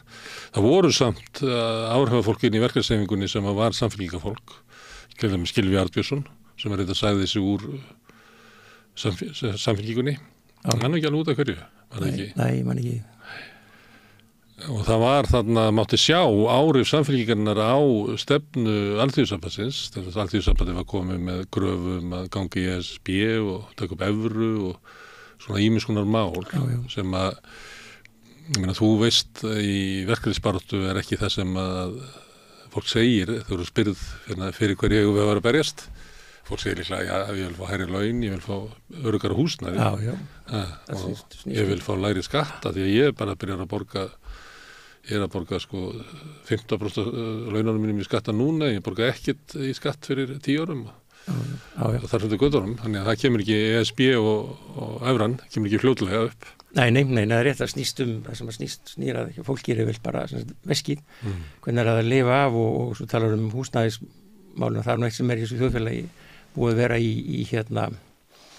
stort vandamál eiginlega frá þeirri auðvitað var lagt niður í félagslega kerfið hérna aldamótin og síðan eru búin að undanfærin ár alltaf þessi umræða húsnæðisvandan í þjóðfélaginu og það er sem að þarf að og virðist ekkert vera að gerast í þeim efnum neitt stórlega ofinu kaupið eru að fá Grindavík þess að fólk er að flýja heilt bæjarfélag vantar húsnæði það þyrfti að gerast og þyrfti að gerast með einu ríkisvöldin er bara sest niður sko er bara gerð heilt lausn í þessum málum það þarf að Þetta var hægt í Vestmannaeyjahúsinu, það var hægt að byggja hérna nokkur alltaf eitthvað viðlagasjóðshús út bæina í kring. Og meðal annars í Grindavík. Meðal annars í Grindavík. Já. Og þetta þyrfti að finna svona heildarlausn á þessu og gera bara nokkra mánuða áætlun í að bæði sambandi við svona viðlagasjóðshús og eins með þessi Airbnb það er að taka þeim málum. Þessi er ekki svo sem er nú var þetta viðskiptaráð var að tala um að vilji hérna auka kvaðir og þeir sem eru með Airbnb sko, sem eru komið í framtíðin en ekki á þeir sem eru fyrir sko, að það þarf að reyna að minnka þessi Airbnb íbúður með því að setja ekstra álögur á þau sem eru með slíkan rekstur til dæmis, þá fær þetta frekar í langtímalegu Húsnæðiskreppan hérna fyrir sunnan var mjög alvarleg eftir hrun. Svona 2011 þegar ferðamennu fyrir að fjölga þá kom í ljós hryllileg staða í húsnæðiskerfinu. Meðal annars út af því hversu margir mistu íbúði sínar í hruninu í ríkisstjórn Jóhannu. Síðan færðist þetta, það kom inn húsnæðiskreppa til Ísafjarðar ekki? Jú, það er skortur húsnæði og Ísafirði bara og svo víða land. Ég fór hringinn í kringu landi fyrir svona 5 ár, 6 ár kannski síðan. Þá kom mér óvart sko að ég fór í Búðardal, þar var húsnæðiskreppa. Það var alveg sama hvar maður kom, sko. Það var alls það húsnæðiskreppa. Já, en það lítið verið byggt út á landi undanförnum árum. Já. Lítið byggingar og... Það eru hús út á landi, þannig þau voru byggð einhvern tímann. Já. Þau voru ekki byggð af því að verktakar litu á það sem markaðslega snjallt að byggja út á landi. Það var ekki þannig. Nei. Það var bara einhver aðgerðir sem að voru frá stjórnvöldum sem að tryggðu það yrði byggt og almenningur hefði aðgengi að húsnæði. Já, undanförnum árum ekki verið mikið byggt þó svona aðeins svona við breyst kannski í síðustu árum en ekki nóg. Ekki miðað við fjölgun fólks. Nei. En svo heyrir maður í þessu ástandi, þá heyrir maður sko stjórnvöld tala um það að þeirra hlutverk sé ekki að standa fyrir byggingum. Heldur að þau örfa einhvern veginn markaðin til þess að markaðurinn fá áhuga á því að byggja. Já, það er þessi ríkisstjórn, það er þessir frjálshyggjupostólar sem er þessi ríkisstjórn. Og Þú að vera stefnan eiginlega síðan bara undan fyrir 30 ár. Frá aldamótum eða frá því að lögðunni félagslega íbúðakerfi. Já, og svo íbúðlánasjóð, Framsóknarflokkurinn og Sjálfstæðisflokkurinn svona 2003-2004. Já, þetta var allt. Það eru 20 ár síðan. Já. Og það er svo tilraun ætti að vera fullreind. Já, nákvæmlega, við erum být úr því og þetta þarf að laga með nýrri ríkisstjórn sem tekur við hérna vonandi síðastali næsta haust. Það er að vera ríkisstjórn sem er þá með einhver aðra stefnu. Já, heldur þessa. Við þurfum öðruvísi ríkisstjórn og Við þurfum aðra stefnu. Það er alveg sama hverju situr ríkisstjórnin, sko, bara ef það verður byggt. Já. Er það ekki? Jú, það þurfi líka þá ofta við tala um hérna þessari stöð að ekki endur þessar glærusýningar það þarf að fara að gera hlutina sko. Það þarf að framkvæma það er eins og það hefur dottið út úr svona hjá stjórnmálafólki að því beri að gera þetta vegna þess að það er eiginlega markaðri sem á að gera allt á landinu við erum ekki opinber byggingafélög eins og er víða. Það eru húsnæði hér í öllum löndunum í kringum okkur í eigu sveitafélaga eða sjálfseignarstofnana sem að njóta einhverju svona sérstakar stöðu og stuðnings frá ríkinu. Meiri hluti þeirra sem hafa auðnast að kaupa sér húsnæði í nágrannalöndunum millitekið fólk. Það hefur fengið stuðning frá hinu opinbera. Það er bara litið á sem stjórnarstefnu mikilvægt að það sé öryggi og ró á húsnæðismarkaði. Já, myndu og þetta er líka bara nöðsælt fyrir fólk að hafa öruggt húsnæði yfir höfuðu og fyrir fjölskylduna að sé ekki endalisum, að sé bara tryggt húsnæði og þetta þarf að gera hvað sem að lífeyrissjóður eða einhverju önnur samtökum að félagssamtöku og slíkt og þetta verði, það þurfa bara mikla breytingar heildar nýja stefnu í þessi mál, húsnæðismáli og það gerist vonandi með nýja ríkisstjórn í næsta haust en það er ekki sjálfgefið að þótt að Það hefur ekki verið, sko, við höfum oft skiptu ríkisstjórnir. Já. En það hefur búið að vera meira og minna sama svona stefnan síðustu 30 ár. Já, það er bara aðlaga sig. Það búið að vera sama, það búið að vera líka samskonar ríkisstjórn allan tíma, Sjálfstæðisflokkur, Framsóknarflokkur. Ég tek ekki inn í þetta hrun tímabil hann 2009-13. Það var bara rétt að skútuna við. 2007-2009, það var nú þinn flokkur í ríkisstjórn með Sjálfstæðisflokkur. Já, það var bara algjör mistök. Það er þá ríkisstjórn, það er bara aldrei átt að gerast það var aldrei átt að gerast að fara með Sjálfstæðisflokknum með ríkisstjórn 2007 þetta var bara ykkur þörf að komast í ríkisstjórn og alveg skaman hvað kostaði en það er aldrei átt að gerast og það er búið að vera sipur ríkisstjórn alveg frá 95 Framsóknarflokkur, Sjálfstæðisflokkur. En ert þú ekki í svona krati að upplagi, Alþýðuflokksmaður? Jú. Það er 91, það var Alþýðuflokkurinn að gangi í ríkisstjórn með Sjálfstæðisflokkurinn? Já, þar var megin áhersla hjá þáverandi formanni flokksins að koma okkur inn í EES. Það tók okkur 2 ár. Það átti líka flokkurinn að segja hingað ekki lengra. Það hefði flokkurinn að segja. Ég var nú þá inn í ungu jafnaðmennu í þá dag og ég var nú gramsaði komlega draslu daginn og fann einmitt hvað við áleittanir okkar alveg enda að lausast við kröfðust úrbóta, við kröfðust breytinga og vorum ósáttir við fórustu flokksins. Þarna áttu við að lappa út, bara segja nei, hingað ekki lengra. Við erum komin í EES, ætlunarverkið okkur er náð, þar áttu við að Þarna voru ráðherrar Alþýðuflokksins að vinna að því að auka kostnaðarvitund sjúklinga. Já, þar áttu að segja stopp. Þar er einmitt nákvæmlega tellan það. Það er einmitt gagnrýni við að heilu þingi ungra efnaðamann og sínt.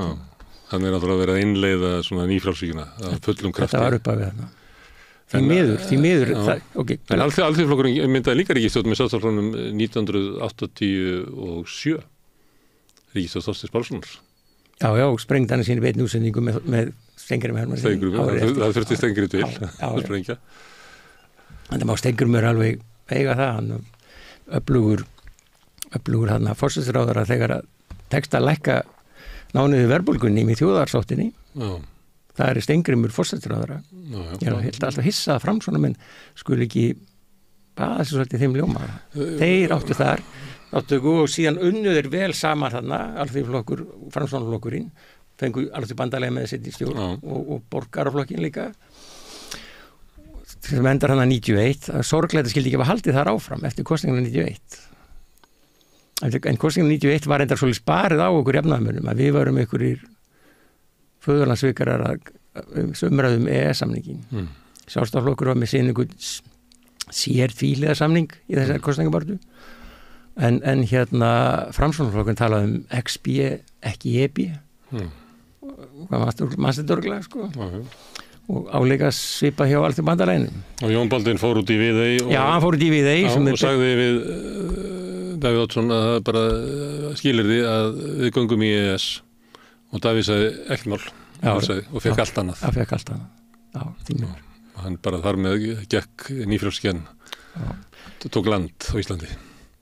En já, og síðan sem hélt alltaf áfram sem hélt alltaf áfram, það er ekki nokkur það jafnan. Stærstu breytingarna voru í tíð ríkisstjórnar Sjálfstæðisflokks og Framsóknarflokksins sem eru miklar skattalega breytingar. Þess að það þurfum að spóla tilbaka. Mikil einkavæðing, eyðilegging á húsnæðiskerfinu. Og sala henn ýmsu ríkisfyrirtækja eins og við kemum fram með Imriðinni sem er. Verið að leggja svona lánakerfi ríkisins niður, bæði sem var notað til þess að styðja fólk til íbúðarkaupa en líka til þess að styðja atvinnurekstur á smærri svæðum þar sem er ólíklegt að markaðsdrifið bankakerfi færi peninga til fallandi byggða. En þú er líklega upplifað það á Ísafirði að þegar það er svona þegar byggðalag hefur svona mist eitthvað, máttinn, brotnað hnéskel að þá getur þetta orðið spýr allt niður á við, það verður erfiðar að stoppa þetta nema að sé eitthvað virt stuðniskerfi til þess að venda. Já, sem vantaði núna, sem við breyttu þessu þannig. Og það getur endur byggt. Þetta er allt farið, sko. Húsnæðiskerfið okkar gamla er farið og verkamannabústaðarnir farnir og eignaskatturinn er farinn og eignafólk borgar ekkert skattar lengur. Þess vegna þarf að reyna að snúa þessu við, þessum skemmdarverkum hafa verið undir undanfarin ár með nýrri ríkisstjórn eins og formaður minn núna, Kristján Frostóttur talaði við sitjum. Hún hefur nú ekki hafnað í að fara í ríkisstjórn með Sjálfstæðisflokknum. Fyrri formaður gerði það og þar leðandi er það stefnubreyting þegar nýr formaður neitar að lýsa því. Það fór svo mikið tími í það, af hverju eru að hafna Sjálfstæðisflokknum? Mér finnst það ekki bara auðlust. Þú sér það á undirskiptarsjónum núna. En miðað við það, þá hvernig hún talar, Kristján vill auka tengsl við verkalýðshreyfinguna, vill nota skattkerfi til jöfnunartæki fyrir fólkið. Þetta er eitthvað sem Sjálfstæðisflokkurinn hefur ekki talað eins að eitt ráðherra Sjálfstæðisflokkurinn talað þingmaður líti ekki á skattakerfi sem jöfnunartæki. En Kristrún hefur talað að við þurfum að sitja til hliðar stjórnarskrármálin og ESB-málin eða við þurfum að ná áttu bara fyrir fólki í landinu. Hugsa fólki, þá talum húsnæðismálin, velferðarmálin. Meðan sýtum við hitt í hliðar stjórnarskrána og ESB-umræðana.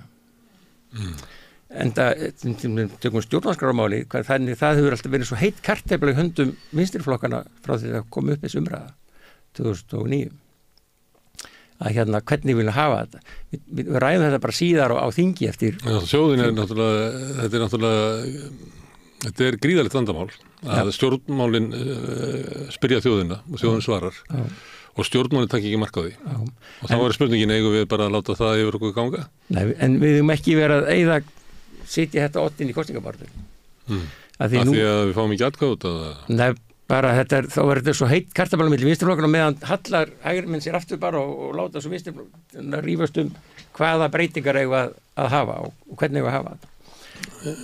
En eru vinstriflokkarnir ekki samfélkingin var hlint nýju stjórnarkroni? Já. Píratar? Já. VG voru þeirra á mótinu eða? Nei. Þannig það er bara það er enginn vinstri er ekki að deila þetta. En við höfum ekki verið eða þetta er ekki kosningamál ótin. Þetta má bíða. Nei. 4 ár fljótt að líða þannig að það þarf meira en 4 ár að snúa við kerfinu, snúa við þjóðfélaginu eins og þetta fengið að ganga síðastlegin 30 ár. Og það var að gera mikið. Ég tók eftir í síðustu kosningabaráttu, þá voru við sósíalistar á listum og við bauðum upp á svona þessum kallum tilboð, uppbyggingu á 30.000 íbúðum á 10 árum. Sem að þótti gríðarlega bara stjartfræðilega skrítið þá. Já. Og ég man að við vorum ekkert með í þáttum og svona spjalli með samfélgingafólki sem segi, jú, þetta er svona, en þetta er kannski svo veist, með þriðja þessu eitthvað svona sem er. En ég held að saga síni það að mat okkar þörfina og nauðsynina var miklu nær lagi heldur en allra hinna. Vegna þess að við bara greindum ástandi frá þeim sem að eru að þjást. Og það er svona, ef ég er róttækur sósíalisti og þú ert krati, þá verður þetta alltaf átökin að við greinum einhvern veginn ástandið og það þarf að gera þetta. Og þetta ætti að vera bara, þetta frumskilyrði, þetta ætti að vera fyrsta verkefni, að koma bara þjóðin undir þak, allir þessi ódýru og öruggu húsnæði. Já, þess ég var að segja líka við. Já, en þá koma kratarnir og segja, já, við gerum þetta svona bara 1/3 af þessu kannski. Kratarnir og 1/3. Já, og eru með þess að trú á það með markaðinn að eins og markaðurinn eigi að leysa þetta. Við lögðum til að væri eiginlega bara endurstofnaði eins og Íbúðalánasjóður var. Það verið búin til Íbúðalánasjóður sem er notað ríkisábyrgð til þess að fá peninga á lágum vöxtum sem síðan eru deilt út. Þetta er svona, þannig var bara Ísland byggt upp. Já, ég vil tala kratana, við verum ekki kratana sem áttu Héðinn Valdimarsson og það er svo langt síðan. Já, félagslega íbúðakerfið. Það er svo langt síðan. Já, langt síðan, menn það er að fara eitthvað í þá átt aftur. Já, ég sagði stundum að ef þú skoðar kosningastefnu sósíalista í dag og berðana saman til dæmis við kannski áherslur Alþýðuflokksins 1956, þá sér það enga mun. En ef þú berð saman áherslur Samfylkingarinnar í dag og Alþýðuflokksins 1956, að þá er þetta ekki sama dildin. Það er það sem hefur gerst, er að kratarnir hafa færst kannski á viðreisnarárunum. Þá fenguðu trú á því að það sem að myndu bæta hag almennings mest væri kapitalismin, fyrirtæki. En þetta er verið breytinga núna með tilkomi Kristrúnar Frostsdóttur í sem formaður flokksins. Hún vil svona hugsa eftir hvernig þetta var í fortíðarinnar. Hvernig við vorum með tengslin, hvernig þetta var áður fyrir hjá okkur. Og ég hef trúið því að þetta breytist. Og heldur það tekist? Já, ég held að það tekist. Ef það tekst ekki, þá held ég að sýtla komið samfélkingunni með framtíða sín. Við þurfum að breyta þessu. Og það er verið að breyta þessu. Það er verið að breyta ýmsu. Hún hefur lýst þessu eins og þú, að þarna sé verið að horfa svona svolítið til rótana. Já. Og svo getum að deilt hvað rætunar eru. Það getur verið bara 1980 eða 1960 eða 1916. Það breytir bara töluvert miklu. Rætunar eru 1916 og þannig að það er öldin byggjistu hjá okkur. En Alþýðuflokkurinn stóð þá fyrir ýmsum málum sem að maður hefur ekki séð samfélkinguna að gera. En Alþýðuflokkurinn stóð, þú tala viðreisnar, Alþýðuflokkurinn stóðu líka fyrir, jafnaðarmenn stóðu líka fyrir ýmsum framfara málum með lána og svo íslenskra námsmanna og sambandi tónlistarskóla all land og svo reyndar ingangu okkar í EFTA. Það sem var hugmyndur aukin viðskipti, að frjálsviðskipti sem er svona hugmynd hinn góða kapitalisma, að hann myndi færa okkur aukin lífskjör. Það er önnur stefna heldur en var til dæmis hjá Alþýðuflokknum, hvað við segja, frá 27 þegar studdu minnihlutastjórn Framsóknarflokksins og þar fram til göttunum. Þá var það þú byrjuð á Ísafirði núna, það voru kratarnir virkir í bara atvinnuuppbyggingu og félagsuppbyggingu samfélagsins. Ekki þá sögur. Já, og hérna byggðu upp bæjarútgerð Hafnarfjarðar og fleira í Hafnarfjarði. Samvinnubátana, og kannski upphafi voru náttúrulegi samstarfsaðilar alþjóðflokksins og verkefnishreyfingarnar voru samvinnuhreyfingin sem var líka í atvinnuuppbyggingu til mótvægis við atvinnuuppbyggingu einkaaðila sem að á þessum árum höfðu löngu sýnt að þau voru ekki trussisverð til þess að við sjávarútvegi að þau bara fóru með hagnaðinn en tóku ekki þátt í uppbyggingu sjávarútvegs á sama hátt og fyrirtæki sveitarfélagana og samvinnuhreyfingarinnar. En síðan á viðreisnarárunum að þá finnst mér að alþýðuflokkurinn færist frá þessum áherslum að hið opinbera eigi að vera virkur þáttakandi í atvinnuuppbyggingu yfir í það að lífskjörin eigi að koma í gegnum frjálsviðskipti og einkaframtakið sem að við sittum uppi með í dag að reyndist kannski ekki raunin að það ekki þetta bend við erum í öllum geirum sittum við uppi með fákeppni og einokun einkafyrirtækja. Já, við förum að neyða til samstæðan með sjálfstoflangum tíma, þessum 12 ára tímabili, en það verður mikla breytingar á þjóðfélaginu og það eru líka, og þú talar sér einkaframtakið. En síðan þetta svona hugtak sem að Moggi notaði, einkaframtakið? Já. En síðan normenn fara líka í svipað við, þannig bæði EFTA, inngöngu og líka EES. Þeir hafa tryggðu samt svona vernduðu sinn iðnað heima fyrir normenn sem við gerum ekki. Lögust allar húsgagna framleiðsla af í landinu, húsgagna verslanir, það er alltaf innflutt sem var ekki í Noregi og þeir hafa svona haldið betur utan sinn heima iðnað sem við gerum ekki. Og þeir hafa líka á seinni árum notað sjávarútveginn, þeir fara eftir íslensku lögunum tilgang stjórna fiskveiðalagana að tryggja byggð í landinu. Það normenn fara eftir því, en Íslendingar fara ekki eftir því Vestfirðingar vitið allt það. Allir ekki farið 80+% af kvótunum sem við höfðuð. Og þannig þeir hafa eitthvað svona aðgerðir og maður sér það bara þegar maður ferðast í Noregi að það ennþá svona líflegt atvinnulíf sem í höndum heimamanna, sem allt annað en svona útibúsvæðing sem að kannski að verða hér. Já, og svo það líka öflugt. Ég þóri ekki að taka dæma Vestfjörðum, ég geti bara ekki dæma þess að Húsavík og þú færir kannski 50 ára fyrir tíman, að þá eiginlega framtíð Húsavíkur í höndunum á fólkinu í Húsavík og Þingeyjarsýslum. En núna þetta meir og minna bara einhver útibúsrekstur, annar aðala Já, og svo líka við tala normenn að þeir eru líka verið með alvöru svona byggðarstefnu. Þess að við þurfum að leita svo margt söður fyrir sem búin út á landi. Þannig þeirra verum alvöru byggðarstefnu þá sambandi skatta og slíkt og það er nú eitt sem til dæmis hefur heilbrigði stefnu hjá samfélginu núna í haust að reyna ítu undir að fólk sem býr út á land, þess að sem fyrir læknanám fara út á land koma út á landi. Eins og var í Kanada. Já, koma út á landi og flytja sér út á land og fá það jafnvel eitthvað svona hagstæðri kjör sem átta. Þannig þetta er svona alvöru byggðarstefna að það vorum að tala normenn þetta sem við viljum sjá. Það er þetta með grunninn í atvinnu uppbyggingunni, það sem að gerist held ég á viðreisnarárunum að kratarnir segja nei, þetta er ekki okkar hlutverk að byggja upp atvinnufyrirtæki, það á enga geirin að sjá en við ætlum að vera betri í því að reka opinbera þjónustu heldur en íhaldið. Já. En við erum alveg sammála í því, segir kratin við íhaldið, að það eru uppbygging einkarekstrar sem að mun tryggja betri lífskjör.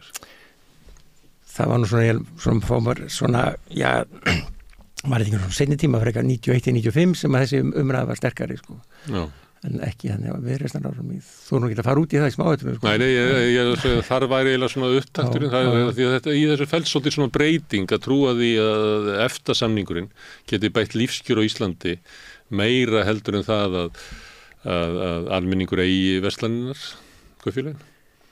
Já, hvað svo mikið það hefur saman EFTA með að gera, veit ég ekki allavega ekki gerst í Noregi þannig. Nei, það var eitthvað svona þeir pössuðu upp á þetta pössuðu upp á sinn iðnað hér á Íslandi með lagðist svona fór illa í iðnaðinu í landinu Eitt sem að... Það er bara okkar stjórn, það er bara stjórnin í Ísland sem tók við. Það er ekki jafnamönnum að kenna. Eitt sem ætti kannski að hafa í huga ef við erum að bera saman Ísland og Noreg er að það sem að náttúrulega samkeppnin frá Evrópu setur íslenskan iðnað í vanda en annað sem að var að gengiskráning hefur alltaf miðast við sjávarútveginn og sjávarútveginn hefur það forskot að hann hefur aðgengi að ókeypis hráefni. Þannig hann þolir hærra gengi íslensku krónunar heldur en iðnaðurinn. Og það er fristni vandi stjórnmála allstar það sem er svona auðlindadrifið hagkerfi er að halda genginu háu miðað við hvort sem að verið fiskur eða gull eða olía eða hvað sem að menn er að flytja út, halda því háu til þess að fá ódýran innflutning sem að veldur yfirleitt svona velsældum skamman tíma sem að nýtist stjórnmálamönnum vel sem að horfa skammt fram í tíman en það þurrkar út samkeppnisgreinar. Norðmenn voru með olíuna þar sem að við vorum kannski með fiskinn en þeir gættu sig að því að verja raunverulega venjulegt atvinnulíf fyrir þessum áhrifum og geymdu raunverulega umframhagnaðinn af olíunni utan við hagkerfið. Þannig hefðu kannski Íslendingar átt að gera strax 1960 að taka og setja bara sjávarútveginn í bara eitthvað sérstakann flokk að láta hann bara borga hærri tekjuskatt eða bara leggja á hann gjald. Já, við lenda gjald til þess að væri hægt að byggja hér upp aðra atvinnugreinar. Já. Það er ekki hægt að byggja upp atvinnugreinar við hliðin á einhverju sem fær ráðið sitt ókeypis. Já, þetta hefði mátt gera hjá okkur, sko. Það er eitthvað svona sjóð eins og Norðmenn með sín olíusjóð, sko. Það var þetta þannig. En það hefur ekki verið því að heilsa hér. Nei. Og þeir sem og vinstrið og kratanir, þeir er ekki auðnast einhvern veginn að búa til einhverja stefnu til mótveis við þá sem að var farin, sem hefði kannski ekki. Já, við erum allavega ekki og svo ekki komist neitt til valda undan fyrir Norjúna hérna sem sagt í hruninu, eftir hruni. Þá fór nú bara sá tími að rétta við skútuna. Já, rétta við þjóðarskútuna eftir. Já, og rétta við eiginlega kerfin sem að Sjálfstæðisflokkurinn hafði búið til. Já. Það var nú mikil gagnrýni á Samfylkinguna fyrir það og VG. Það voru flokkarnir loksins þegar kom vinstristjórn á Íslandi. Það voru eiginlega svona hugmyndalega gjaldþrota, þannig að þau reistu bara við. Já, meina það. Reistu bara við sjóva og bankakerfið og reistu þetta bara allt saman við eins og það var. Kótinn var hérna yfir veðsettur, 3/3 af kótanum var yfir veðsettur í Landsbankanum. Það hefði verið að taka hann bara. Ef það hefði verið áhuga á því. Já, og það hefði einmitt og það hefði líka verið búin að gera ýmislega sambandið á kóta. Það var þess að fyrningarleið sem að Pétur Blöndal heitin talaði maður oft hlustamar á hann. Fyrningarleið á 20 árum fyrna hann að kóta. Það var stefna Samfylkingarinnar. Já. En er það stefnan í dag? Það er fólk sem situr hérna við Rauðaborðstundum. Það veltir fyrir sér. Hver er stefna? Mun Kristrún leggja til fyrningarleiðina? Nú ætla ég ekki að... Nei, það er eftir að koma. Það er komið ljós. En það þarf að gera eitthvað róttækt í þessum fiskveiðsvannamálum. Það þarf að gera það. Síðasta ríkisstjórn eða sitt vinstriflokkana fór nú allt upp í loft. Það var eins og þorði ekki að taka á þessum hlutum. Nei. Þeim greind á vinstri greinum og Samfylkingunni. Nei. Það var ágreiningur hvernig það leiði þetta að fara. Já. Og ef maður ætti að reyna að skilja það, því að ef fólk er að deila, þá var það stundum að deila bara mjög mikilvæga hluti. Þannig að maður getur ekki alveg skammað fólk bara fyrir að vera að deila og allir að vera sammála hvað þá. Og þá kom það þannig að annars vegar myndi maður segja að Samfylkingin var með svona uppboðsleið. Og þá var hugmyndur að við eigum öll kvótan og við, þjóðin, við viljum fá sannvirði fyrir hann. Og besta leiðin til þess að fá sannvirði er að setja á markað, því þá kemur raunverulega peningalega virði kvótans. Í VG var meira kannski hugsað eins og við vorum að kannski sjá fyrir okkur sjávarútveginn í gamla daga eins og kannski var á Ísafirði þar sem að voru alls konar fólk sem var að reka fyrirtæki. Stundum svona smá útgerðir þar sem að kallinn var kannski eigandinn og bróður hans var stýrimaður og svo voru netjavegstað þarna og velsmiðjur og einhverju var að selja kostinn og þannig að arðurinn á auðlindunum, hann fór í það að byggja upp þessa sjávarbyggðir hringinn í kringum landið. ef að við, og það er það sem Norðmennir hafa gert, þeir hafa passað sig á því að arðurinn af auðlindunum sitji eftir í byggðunum. Stefna Samfylkingar á sínum tíma og Viðreisnar, og ég held að Pírata þessi með svo sömu stefnu, hún er svo að við tökum alla kvótan eins og við eigum hann, og ég bý ég held ég búi í 101 mjá. Mér finnst þetta að ég er miklu minni í kvótanum heldur að þeir sem búa fyrir vestan, sko. Þannig ég hef aldrei einhvern veginn upplifað þetta, sko, að það var einhver svo verið að taka kvótan af mér. Mér finnst frekar að það hafi verið að taka af Þingeyingum eða Húsvíkingum eða Akurnesingum sem að maður hefur séð, sko, stórkostlegt áfall þegar kvótin er tekin. En þá er hugmyndið svo að kvótin sé bara boðin upp og það komið þá inn í ríkissjóð. Því. En þeir sem að kaupa eru náttúrulega eins og í öllum uppboðum. Þau verður að bjóða upp lóður hér í Reykjavík. Það voru sterkur sem að geta það keypt. Bara eru komið til Reykjavíkur. Það er bara að vera að bjóða upp lóðir og byggingarétt og þar lendar eru bara hinnir auðugustu stjórna Reykjavík sem er reyndar á að vera til stjórnsamfélkingar. En ég ætla að klára það.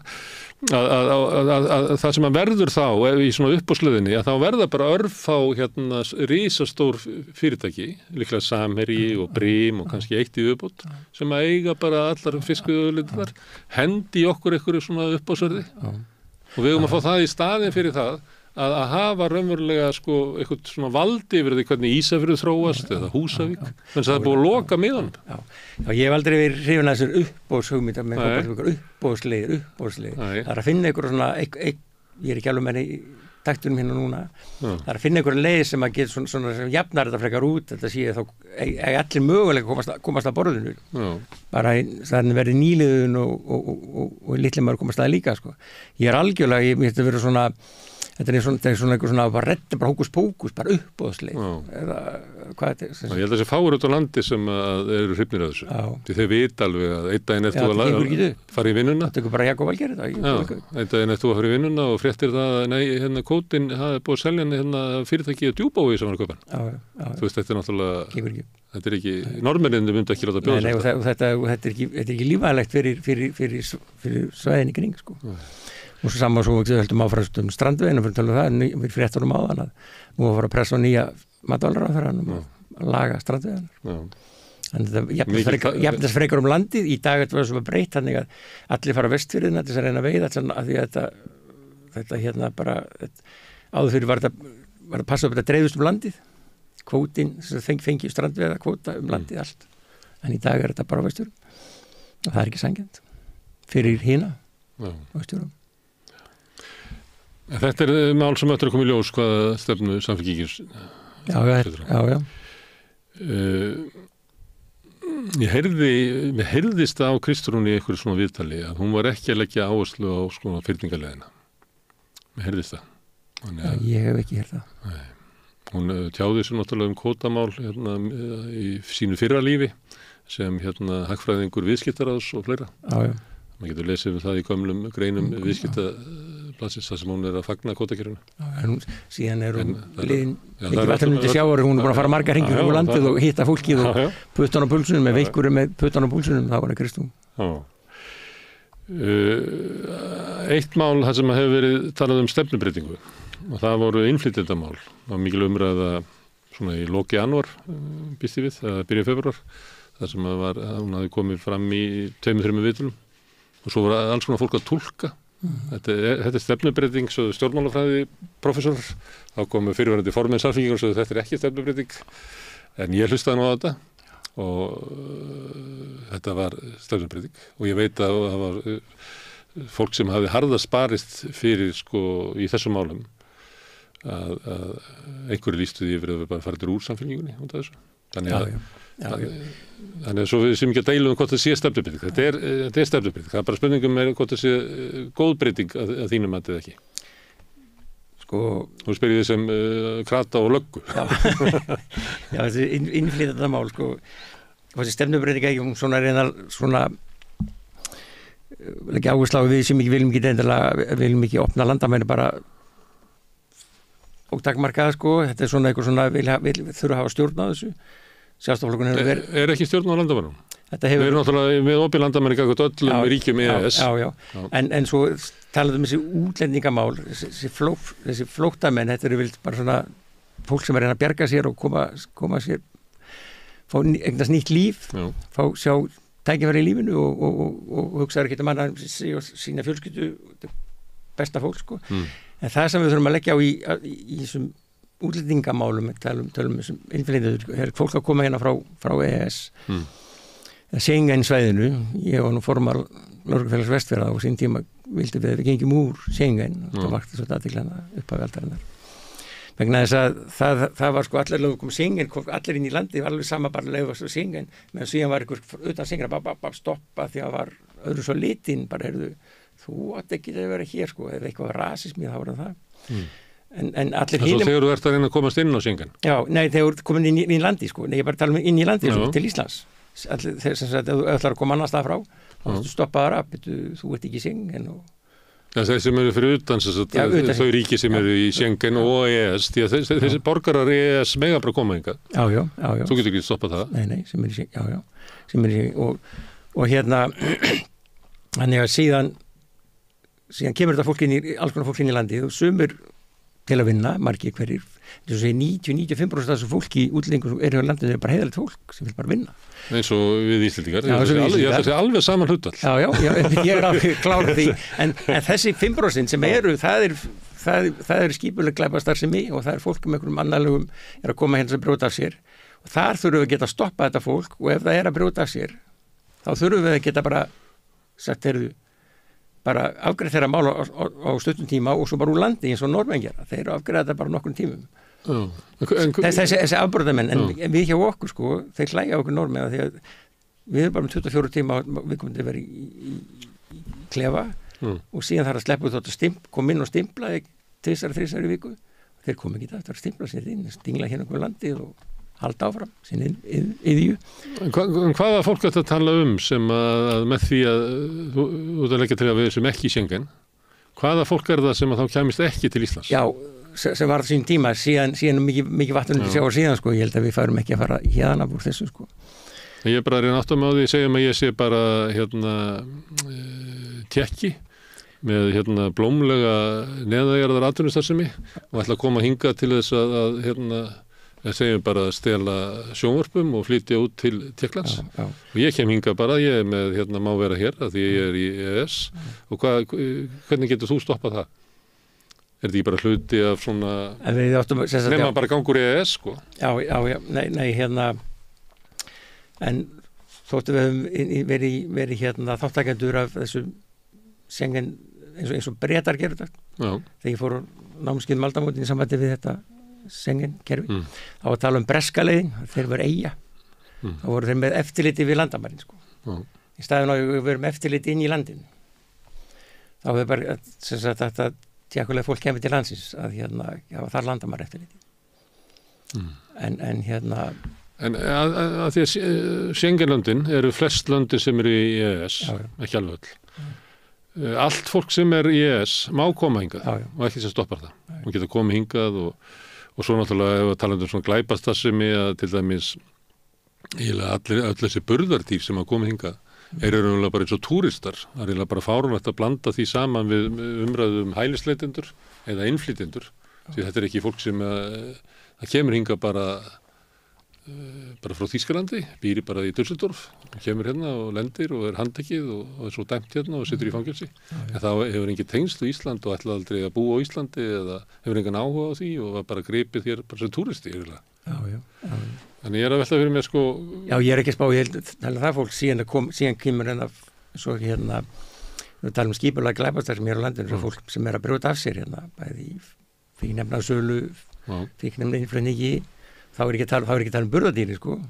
Það er bara saklaus fólk sem er þvingað. Það er nú oftast þeir sem eru handteknir sko. Því að þú nærði ekkit í þennan gæja í Düsseldorf sem réð stúlkunna til þess að koma til Íslands. Nei. Og svo líka í sambandi við líka í þessu eftirliti sem er að breyta svona síðustu missurum aukið eftirlit hérna. Það er svona krafa líka frá Schengen að það sé aukið eftirlit hérna innan lands og það er að batna nú síðustu missurum. Að sé passa upp að það sé ekki þetta mansal sem að bara koma upp daginn saman með veitingastað. Það er stór alvarlegt að vera að halda fólki í einhverju þrælavinnu. Það sem að fólki maður séð að fólk menn að fá okkur sulta laun það er látni greiða húsalegu og einhverjum brjálagslega pening sem að hérna einhverjar aðalega sem að heyrða hvort sem starfsmannalegur einhver aðrir sem að heyrða peningana fólkinu og það lifir sult og seirum. Hvernig komum við veg fyrir það? Ef ég skil það mál rétt þá er það þannig að það er íslensku ríkisborgari sem að fær atvinnuleyfi fyrir fólk frá Víetnam undir því yfirskinni að það sé sérfræðþekking sem að er ekki til á Íslandi sem er sérfræðþekking í að matbúa víetnamskan mat. Og það er sérstök deild, sérstök svona gátt inn í landið, byggða svolítið svona hugmyndum. Manni finnst að stundum er að byggt svona, ef ég er svona endurtaka þetta eins og ég verið sjálfstæðismaður, sem er að hérna koma innflytjendur sem vilja koma hingað og starfa frá EES-löndunum og taka þátt í samfélaginu. Hérna eru hælisleitendur eins og þeir ætla að gera eitthvað annað, þú tókst nú fram að þetta er að vera fólk sem ætlaði bara að sjá fyrir sér og fjölskyldu sinni, það er svona flokkað. En svo er hér alveg gullnar dyr sem eru sérfræðingar sem að koma hingað annars staðar úr heiminum. Þannig að við búum til gátt sem er fyrir utan EES fyrir sérfræðinga og þá sjá allir fyrir sér kannski fólk sem er að vinna hjá íslenska erfðagreiningu eða eitthvað svoleiðis sérfræðingar, en þarna koma alls konar sérfræðingar, meðal annars fólk sem er sérfræðingar í að elda víetnamska mat og þetta er bara byggt á einhver svona hugmyndum stjórnvalda æskilega og óæskilega innflytjendur og ég myndi að halda að það var eitthvað gruggugt í pókahottunni á þessum Davíð þarna. Hann notfæri sér þetta kerfi og nýðist á fólki, en það er ekkert, hvað viltu loka þá hurðinni eða? Nei, það sem núna við erum í Schengen og allir þessum tíma sem er liðin er síðan við gengum í Schengen. En það sem og að vera aukast núna undanferðin hérna misseri, það verður efla þetta Schengen eftirlit landið og það er að passa líka að þetta gerst líka út á landi, annars finna menn sem minna eftirlit út á landi. Og það er verið að auka þetta og með auknu slíku eftirliti og í samstarfi við verkalýðshreyfinguna og skattayfirvöld sem er eitt sem eftirlitskerfi sem þarf nú að efla með nýri ríkisstjórn, þannig að vera að drepa eitthvað sem skattaeftirliti þessa ríkisstjórn með öflugu skattaeftirliti og fylgjast með hvernig staðir hvernig komið fram við þetta launafólk sem að gerist þá með samvinnu við verkalýðshreyfinguna. Þannig að þú átt við að komi inn fólk og svo týnist það bara. Það kemur inn fólk í góðri trú að sé að vera að vinna vinnu á góðum launum. En svo er kemur bara með 3 mánaða atvinnuleyfi, svo rennur það bara út og af því það er ekkert svona utanumhald þá bara gleymist það fólk þangað til að það finnst í einhverju vinnustöðu eftirliti verkalýðsfélagana þar sem það býr í tjaldi á skítalunum. Já, maður sé svona. Það var mann eftir svolítið stæmi, ég held að vera í Vík í Mýrdal þar sem starfsfólki bjóði tjaldi. Af því að það var hægt að leigja út herbyggið til túrista. Það minnir mig á reyndar, það er svona saga sem að gekk alltaf á Ísafirði hótelstjórað þar sem að hringdi í konuna og sagði hvort að hún og börnin geti ekki farið í tjald inn í dal af því hann hefði yfirbókað hótelið. Það var marga sögur til þannig. Allavega góð að segja. Þannig að þetta er samt ekki það sem að ég upplýði að væri stefnubreitingin hjá Kristrúnu, það sem að hún tók fram til dæmis að segja að við gætum ekki haft opin landamæri og velferðarkerfi. Það var mist, það tólkaði þannig að hún vildi þá bara loka landamæri sem er ekki alls ekki verið að tala. Það er bara kontról sem hluti, þetta er búið að vera í höndum sjálfstæðisflokksins þessi málaflokkur fjölda ára og þetta er niðurstaðan og svo tala kjósum fólk sem ég tala við skítrætt kalla samfélkingin að gera allir að opna allt saman hún er kannski að slá á þá umræðu við ætlum ekki að opna bara allt fyrir allstað. Það er opið allt, það eru 400 og hvað er þessi margir sem er búið í ES, ég held að segja 440 milljónir. Já. Það er 480. Já, þá þurfum við líka að hafa eins og ég var að segja áðan, það þarf að hafa öflugt líka þá innra eftirlit innan landamæra. Út af því að við erum bara tilhörum stærri heimi. Já, við tilhörum stærri heimi. Og því fylgir það að það sé á margir tækifæri til þess að koma hingað, meðal annars óheiðalegt fólk og það þurfum við að efla löggæsluna. Það hefur aldrei þess ekki verið gert, það verið að fækka lögreglumönnum það þarf að efla hann og styrkja hann og það er krafan er að koma frá Schengen að við þurfum ekki að standa okkur í þessum undanfærin áratugi. Þannig að þú tækir undir tillögur svona sjálfstæðismanna að með svari þeirra við þessu ástandi vera það að þá látum við bara lögguna fá vopn Nei, ég er nú ekki að taka undir. Þú veitir frekar fjölga lögreglumönnum. Já, alls ekki. Ég er allavega ekki sjá skotóm, sko. Nei. Og heldur það sé almennt meðal lögreglumanna og hvernig að þessi áhersla stjórnvalda að já, við erum ekki skotóm en þessar svo kvöldur rafbyssur eða nú er ljótt orðið að kalla þetta byssur, sko, þá þetta er náttúrulega byssa. Já, þetta, þú skýtur úr þessu, þetta er svona byssulag en það verður að breyta sig, þetta er ekki svona alveg byssulag af þessu. En þetta passar, þetta minkar líkur af því við lendum einhverjum átökum. Fólk, það sem þetta við erum sá stoppar fólk að þeir rafbyssar. Þannig að þetta er ekki... Það myndi líka stoppa ef að þið væru sko 3 en ekki bara 1. Já, og einn er nú bara einmitt á að gefa sér stað að síðan. Það er hann Fjölnir formaður ykkar, lögreglumanna, kom hérna einu sinni og hann lýsti þessu einmitt að vísaði í einhverja rannsóknir sem að sýndu það að ofbeldi í tengslu við lögreglustörf vex sko eftir því hvort að sé 1 maður, 2 menn eða 3 menn sem að mæta. Þannig að besta leiðin til að koma í veg fyrir ofbeldi er að mæti 3 á staðinn, en ekki 1. Því líkurnar á því að verði ofbeldi þar eru miklu meiri. Og þá sér maður bara fyrir sér fólk í ójafnvægi og hvað þarf til þess að svona autoritet ykkar lögreglumannana virki. Ef þú kemur 1, þá er það spurningin, sko, er það rétt stefna að vopna þennan eina eða er ekki sniðugt kannski að hafa þá 2 eða 3 sem að mæta? Já, en þessar rafbyssur eru ekki, þessar rafvopn eru ekki, það eru samt tækið sem fólk tekur ekki í sönsum með einhver meginn, en þess að verja við lendum ekki bara höfðum átökum. Já, ef ég skildi Fjölni rétt að þá aukast líkurnar á því að þeir sem að þið eru með afskipti af telji sig geta alltaf bara ráðist á ykkur ef að þið eru 1, sko, það eru bara mjög litla líkur að þið eru 3, aðeins meirið eru 2 en bara töluverða líkur að þið eru 1 og þá eru lausnin svo að fá lögreglumann til þess að verja sig, kannski klókari leið að hafa 3 lögreglumenn sem að mæta. Já, það vantar fleiri með lögreglumenn. Já, það vantar fleiri lögreglumenn. Herðu, en stuttu eftir að þessa umræðu fjöllun Kristrúnar innflytjendamál, að þá heyrði ég Jóhann Pál, sem nú hennar nánasti bandamaður í þingfloknum, verið að tala í þinginu og hann hljómaði bara eins og Clinton og Tony Blair og það var á þeim árum þar sem að þeir töldu sig þurfa að sýna það að vinstri menn, við lefum okkur að kalla Clinton vinstri manna því að hann er litið svona á hann í Bandaríkjunum, þótt að við myndum aldrei gera það, að þeir þyrftu að sanna að þeir væru harðir af sér gagnvart glæpamönnum eins og hægrið. Og þeir lögðu mikla áherslu og svo allir heyrði ég þetta tón komin í Jóhann Pál og þá fór ég að hugsa já, alltaf bara samfélgingin að mæta bara með svona til leiks í næstu kostingum að við ætlum bara að beita hörku, loka landamærunum eða þú veist. Ég heyrði þetta ekki, þetta var eitthvað ræða samflutti. Já, það var bara í þinginu að ræða þessi mál. Já. Og þá var hann að tala að sko að það var stefna samfélgingar að taka hart á glæpum. Þú kannast við þetta er hægrið segir einhvern veginn, þetta er, við kannast við þetta kannski besta dæmi er bara bandarískum kosningum, að þá er frambjóðandi demokrata sagður hafa vilja sleppa einhverjum á reynslulausn og svo fyrir hann einhvern glæp og allt þetta. Það er þetta, þú veist, að vinstri menn séu veigri sér við hörku í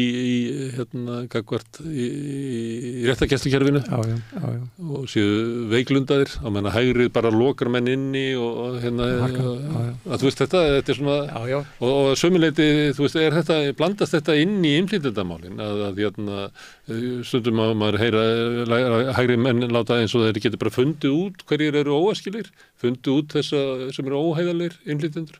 Við ætlum bara að hleypa inn heiðarlegu fólki en við ætlum ekki að hleypa inn óheiðarlegu fólki og það sést ekki alltaf utan á fólki. Nei, fólkinn maður geta lent í alveg já, ég veit ekki alveg annarlega svona vilja leggja áherslu á við værum ekki kannski á slagir á sem að margt svona ekki svo píratar. Já, ég heyrði nú í Sunnu, hvað heitir hún? Þórhildur Sunnu tala daginn, einmitt að hún bara var ekki þetta á ykkur, ég hlustaði mikið þess að það. Hún vildi meina að hérna Pírata vildi ekkit opna alveg landamærin bara síðan bara galopna. Já, var að tala hvað aðferði verið nota til þess að grafa undan þeim. Við vorum að tala svona tæknina sem að svolítið að því að tala hvernig hægri menn skilgreina vinstri menn, sem að hægri menn nota svolítið. Ég held að vera að tala út frá því sem að Björn Bjarnason að skrifa og þú kannast við, það sem alltaf að reyna að halda því fram að þeir sem eru andstæðra skoðuna séu eiginlega vilja einhvern veginn skemma samfélagið eða séu einhvern annarlegum hagsmunum og séu einhvern bara glundróði sem að þau eru að leggja til eins og það fylgir einhvern bara glundróði í sósíaldemokratínni. Það er alltaf verið svo og við lifum í glundróði. Við lifum í sjálfstæðum, mann alltaf að tala vinstri slísin og vinstri glundróði og ég fann að heyra nú undanfarin vikur talað kostningar. Við fann að tala sjálfstæði með þið berum svo mikla ábyrgð í ríkisfjármálum. Við berum svo mikla reka ríkisfjármálum með halla í góðari. Já, við berum svo mikla ábyrgð í fjármálum. Þeir fann að komast inn í fólkinu verða að kjósa valhölla. Þeir berum eitthvað ábyrgð, miklu meira ábyrgð og það er þeir sem eru með eitthvað svona kannski við að tala Jóhann Páll að kannski vilja svona sína fram að sé ekkert línkind í okkur vinstrinum, við viljum þetta stýra þessu, það þarf að stýra þessu, það er ekki að segja að það hafi verið vel stýrt undanfarin missir í dómsmálaráðuneytinu, það er ekki verið vel stýrt af sjálfstæðismönnum sem að skiptum dómsmálaráðuneytinu ekki hvað oft á síðan 10 árum. Þetta er ekki verið vel stýrt. Nei, og svo bara að sjá við rekstur ríkisins, sem ríkið er ekki með alla í mikilli verðbólgu og þenslu, sem er bara glórulaust, þú getur ekki fundið neitt hagfræðing sem mælir með þessar aðferð sem verið að nota hér og svo stæraði sig af því að hafa lækkað skatta. Já, svo stæraði sig að lækka skatta, það er lækkaði skatta hér með einhverja 90 miljard á undanförnum árum í tíð sjálfstæðarflokksins. Bjarni Ben, 90 miljardar og eins og Kristrún hitti unga bændur daginn í Kópavoginum og sagði við að það bara að lækka skattu 90 miljardar. Ef þau aðeins lögum þetta og á hverjum hefur lækkað skattur, þessi meira mega sín, það er ekki lækkað skattur á millitekjufólki og láglaunafólki í launaskattur. Ef þessu snúum þessu við sáðan, þá þið eru byrjun 13 miljardar, hann nóg til. Sáðum við unga bændur, sem er alveg rétt. En þetta skiptir máli vegna þess að þið er að vitna í Clinton og Tony Blair og þú byrjaðir eiginlega 99 þegar samfélkingin var stofnuð og það er ákveð tímabil þegar vinstrið, ef að kratta til vinstrinu, stundum viðismanni þeir velja heldur til hægri sem það sem skilabóðin eru af því að nú er það svona augljóst að kosningabarátta, það komið svona kosningabaráttu hljóð í Bjarna Ben Framsóknarflokkinn en klárlega samfélkinguna. Kristrún er búin að vera í kosningabaráttu núna í 2 ár.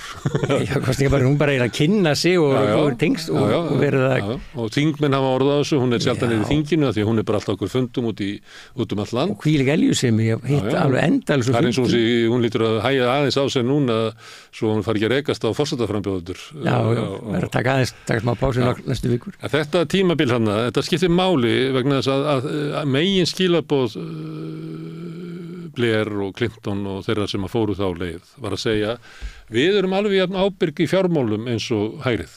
Það er bara, við erum með ég er með hann Brown með mér sem er eldklári í ríkisfjármálum og ég meina Kristrún það er bara hún vill taka við fjármálaráðuneytinu held ég frekar heldur forsætisráðuneytinu. Þannig að það er, við erum bara alveg jafn góð í að reka það sem að hægri menn segjast alltaf gera. Og það var ekki verið að leggja fram við viljum að samfélagi fara einhverja aðra leið. Nei, við erum alveg góðið að reka þetta eins og hægrið. Og svo hinum einn, við erum alveg tough on crime eins og hinnir. Og þetta sér þetta líka hjá Keir Starmer núna, þar sem hann kemur fram eftir hinnum róttaka sósíalista Corbyn. Þá kemur hann og segir að við erum alveg hafnar því bara í viðtölum að þeir ætla að breyta stefnunni í einhverjum stórvægilegum atriðum. Þeir eru bara betri í því að reka þetta. Við deliverum það sem að þeir klúðra og það sem að samfélkingin getur sagt núna við ætlum að gera það sem að sjálfstæðisflokkurinn segist alltaf að gera en sem að gera ekki að þeir eru svo spiltur. Þannig að við ætlum bara að halda línunni en þetta er ekki stefnubreyting í samfélaginu. Þetta er bara að loforðum það að vera eiginlega betri einstaklingar í þeir reka sömu stefnu. Þess vegna er ég að nefna ríkisfjármálin og tough on crime, af því að þetta eru tveir veikleikarnir sem að hægri hefur sagt að vinstri beri og þá kemur stjórnmálaafl og segist vera með þá, sem jafnframt eins konar yfirlýsingu það að við ætlum að vera svona góður sjálfstæðisflokkur. Nei. Þú túlkar þetta þannig en ég að bera gagnrýni sem hefur verið samfélag. Já, einmitt, það verður gagnrýna fyrir þetta. En maður hlustar á Kristrúnu og talar að það nógu peningum til í þjóðfélaginu sem við vitum, það nógu peningum til, það bara verið lækkar skattur og álögur á þessum eiga peningan í þjóðfélaginu. Það þarf bara að snúa blaðinu við aftur, spóla til 91. Það bara snúa við. Hún vilja taka upp eignaskatt aftur. Hann fór 2004. Já, það hefur við lögðum það til. Ég ætla ekki að fara svara ekki fyrir hana, en þetta eitthvað sem mátti alveg skoða, hún talar þetta er bara mannana verk. Það snúa sig bara við og hérna auka barnabætur, auka vaxtabætur, hún talaði það þarf að gera það, snúa sig eins og var áður. Og það þarf að sækja peningana það sem eru fyrir og hérna hvernig sem það ger og það er alltaf hægt að eitthvað skattlýsismörk eitthvað starf þeir sem verða kannski skattleggja ósegju minna hafa mill handana en hérna hún vill snúa þessu við og þetta er og þetta sé ekki bara eitthvað fólk með sömu stefnu bara eitthvað annar flokkur. Nei, það er svona við vorum með tillögur hérna 2021 í skattamálum þar sem við lögðum til dæmis að leggja á eignaskattin aftur. Bara frábær skattur, eignaskattur. Bara ef við höfum ekki eignaskatt að þá mun hérna eigna ójöfnuður bara aukast og það mun eyðileggja samfélagið. Þannig að það er bara ef við viljum halda íslensku samfélagi þá verðum við að taka aftur upp eignaskatt. Og við lögðum líka til það sem ég heyri hann ekki tala um eignarskattin, ég heyri hann að tala um annað sem við lögðum til sem að var að loka eignarhaldsfélagagatinu. Þannig ef þú átt eitthvað eignarhaldsfélag og hérna sem á hins vegar í einhverju félagi og svo færð þú greiddan arð að þá er hann bara skatlaður eins og þú hefur fengið hann. Þannig að þetta er sama var gert hérna gerfifélögin út í heimi á aflandseyjum. Að þá ef þú átt aflandsfélag þá er það skattlagt eins og eða þú ert skatlaður eins og það og þú sért sami hluturinn. Og þetta held ég að myndi skila ég veit ekki gríðarlegum peningum, gríðarlegum að því að þetta er svo mikill óþarfi að gefa einhverjum hérna hinn bestsetta fólkinu eða skatt svona þau geta ráðstafað í hvenær þau hérna skattur leggst á þau. Þetta er eiginlega siðlaust. Þetta er siðlaust. Hún talar mikið þetta og svo talar eignaskattin líka. Þú getur fundið þetta í stefnuskrá sósíalistar frá 2021 áður en hún byrjaði að tala þetta. Bara kvota blessað. Annars að gott kemur. Það er bara mjög gott, bestamál. Og svo með eignaskattin, svo er alltaf högu skattleysismörk þá, þeir sem kannski bara með sína litlu íbúðukitturu eða eitthvað hvað það er þannig að þetta er bara mannanna verk, bara hvernig viltu hafa þetta? En Sjálfstæðisflokkurinn, hann vil aldrei ræða nú fór hann Jón Steinar Gunnlaugsson aftur að tala dauðaskattin sem er erfðafjárskattur, sem er heimskulegasta umræða sem að hugsa getur. Og þá hefur maður skoðað til dæmis þróun á hvað Davíð Oddsson og félagar, hvernig þið gátu breytt skattkerfinu frá 91 og þá byrjaði með ykkur í ríkisstjórn að það aðstöðugjaldi fór sem er útsvar fyrirtækja sem er, ég held ég, algjör mistök að fella burtu eins og brím eða eitthvað, okkur þeir ekki borga aðstöðugjald inn í Reykjavík. Ég meina það er leikskóla til þess og skólakerfi til þess að fólki geti komið í vinnu þar og þeir keyra eftir götunum okkar og þeir nota alls konar hluti í innviði og fleira og eiga bara borga eins og aðrir inn í uppbyggingu sveitarfélagana. En eftir að aðstöðugjaldi var lagt af að þá hafa fjárhagur sveitarfélagana hrörnað og leitti meðalans til þess að þau í staðan fyrir að útluta lóðum fóru þeir að bjóða þeir upp til þess að afla tekna til þess að mæta raunverulega tekjutapinu sem að varð þegar fyrirtækin hætti að borga útsvarið. Ég geti haldið áfram að rekja hvað hefur verið lagt af og hvaða breytingar það voru og eignaskatturinn var náttúrulega gríðarleg breyting. 10. gamla sem var lögð á fyrir næstu 1000 árum, það var eignaskattur. Og við lifðum við eignaskatt í 1000 ár Já, sem sagt, erfðafjölskattur og slíkt. Já, ég ætla að segja með erfðafjölskattur, að þegar maður skoða þróun á honum, að það er svona golf, það sem að ef þú erfir eitthvað, ég man ekki hvað uppæðin er núna, kannski 1,5 milljón eða 2 milljónir, þá var það skattlaust.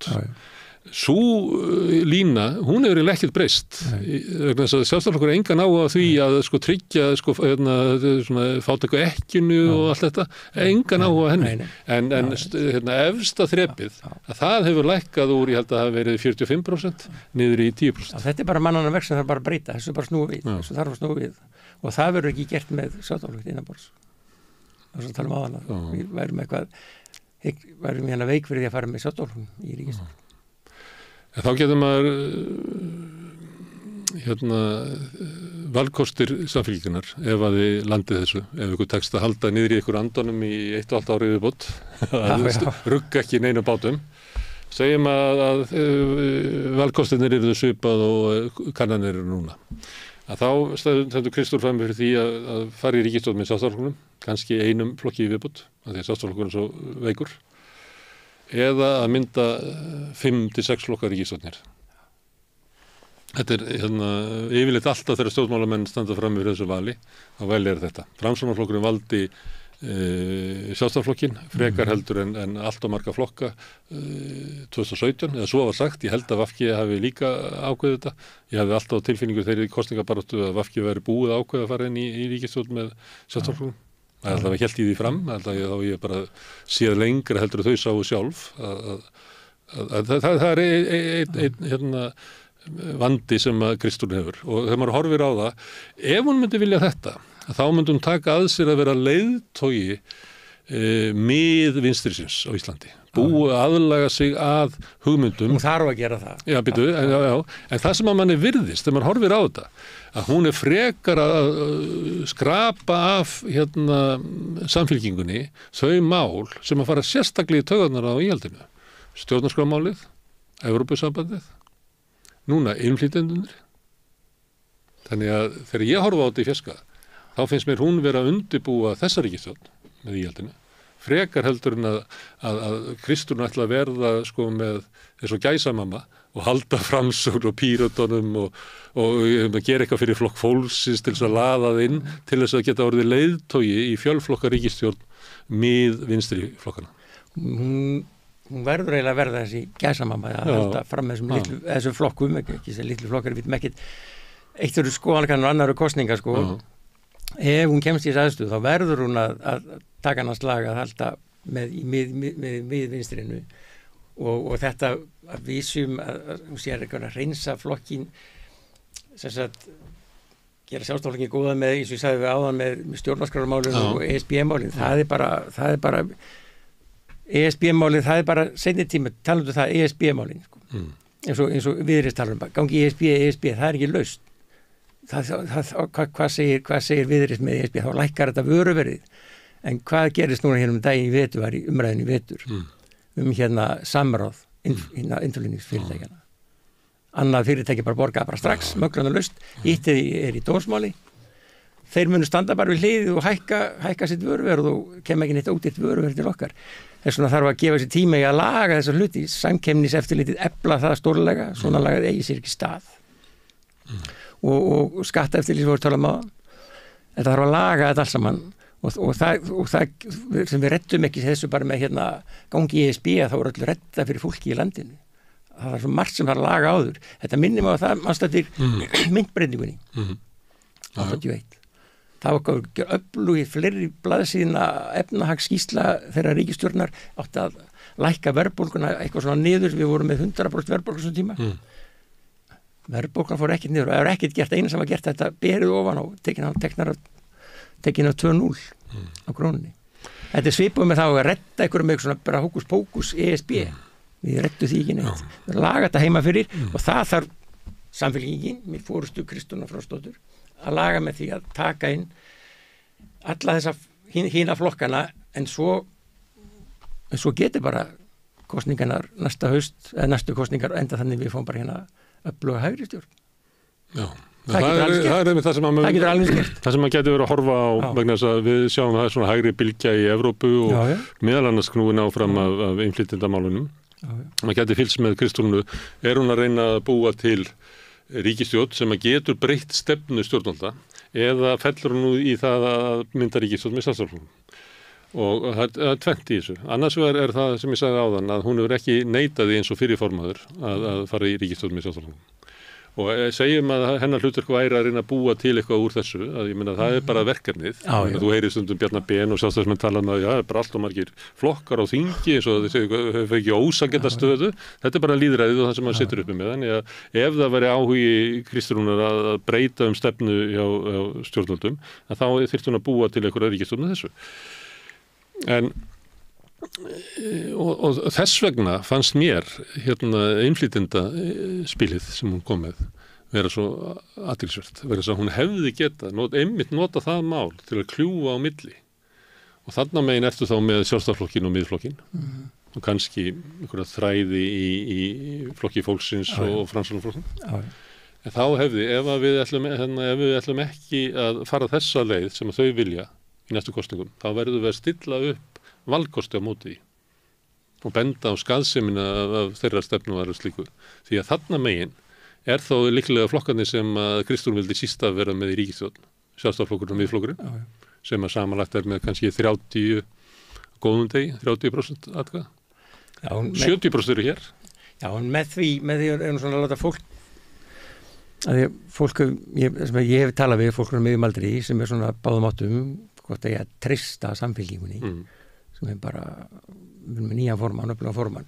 Hún vildi svo slá að það að fólk er svo hrætt það að vinstri það er svo slakir og eftirgefi sem er að bara hleypa öllum inn í landið og ekkert kontról og neina en einu. Hún vil að sína að við séum bara svona flokkur sem að tekur þetta ábyrgð og munum stýra þessu eða þess að þetta sé ekki öllum hleyptin í landi bara síðan svona við þetta þarf að hafa einhver að fara til leikreglum sem er bara gott og gilt. Já, hún notar líka einhver orð sem er ekki umbylting heldur eitthvað sem er kratískt hugtak sem er ekki byltingu heldur eitthvað svona minna. Þið þurfi ekki óttast að við ætlum ekki að breyta á miklu við ætlum ekki að umturna miklu sem að mér finnst svo skrítið að það sé lagt inn í nútíma stjórnmál vegna þess að við erum að koma út úr tímabili nýfrjálshyggjunnar sem er umturna öllu, við höfum farið aðeins yfir skattkerfið, við höfum farið yfir húsnæðiskerfið, við höfum farið yfir bankakerfið, við höfum farið yfir öll kerfið þar sem að nýfrjálshyggjan hefur umturna íslensku samfélagið og aukið hér ójöfnuð, sérstaklega eigna ójöfnuð en líka tekið ójöfnuð.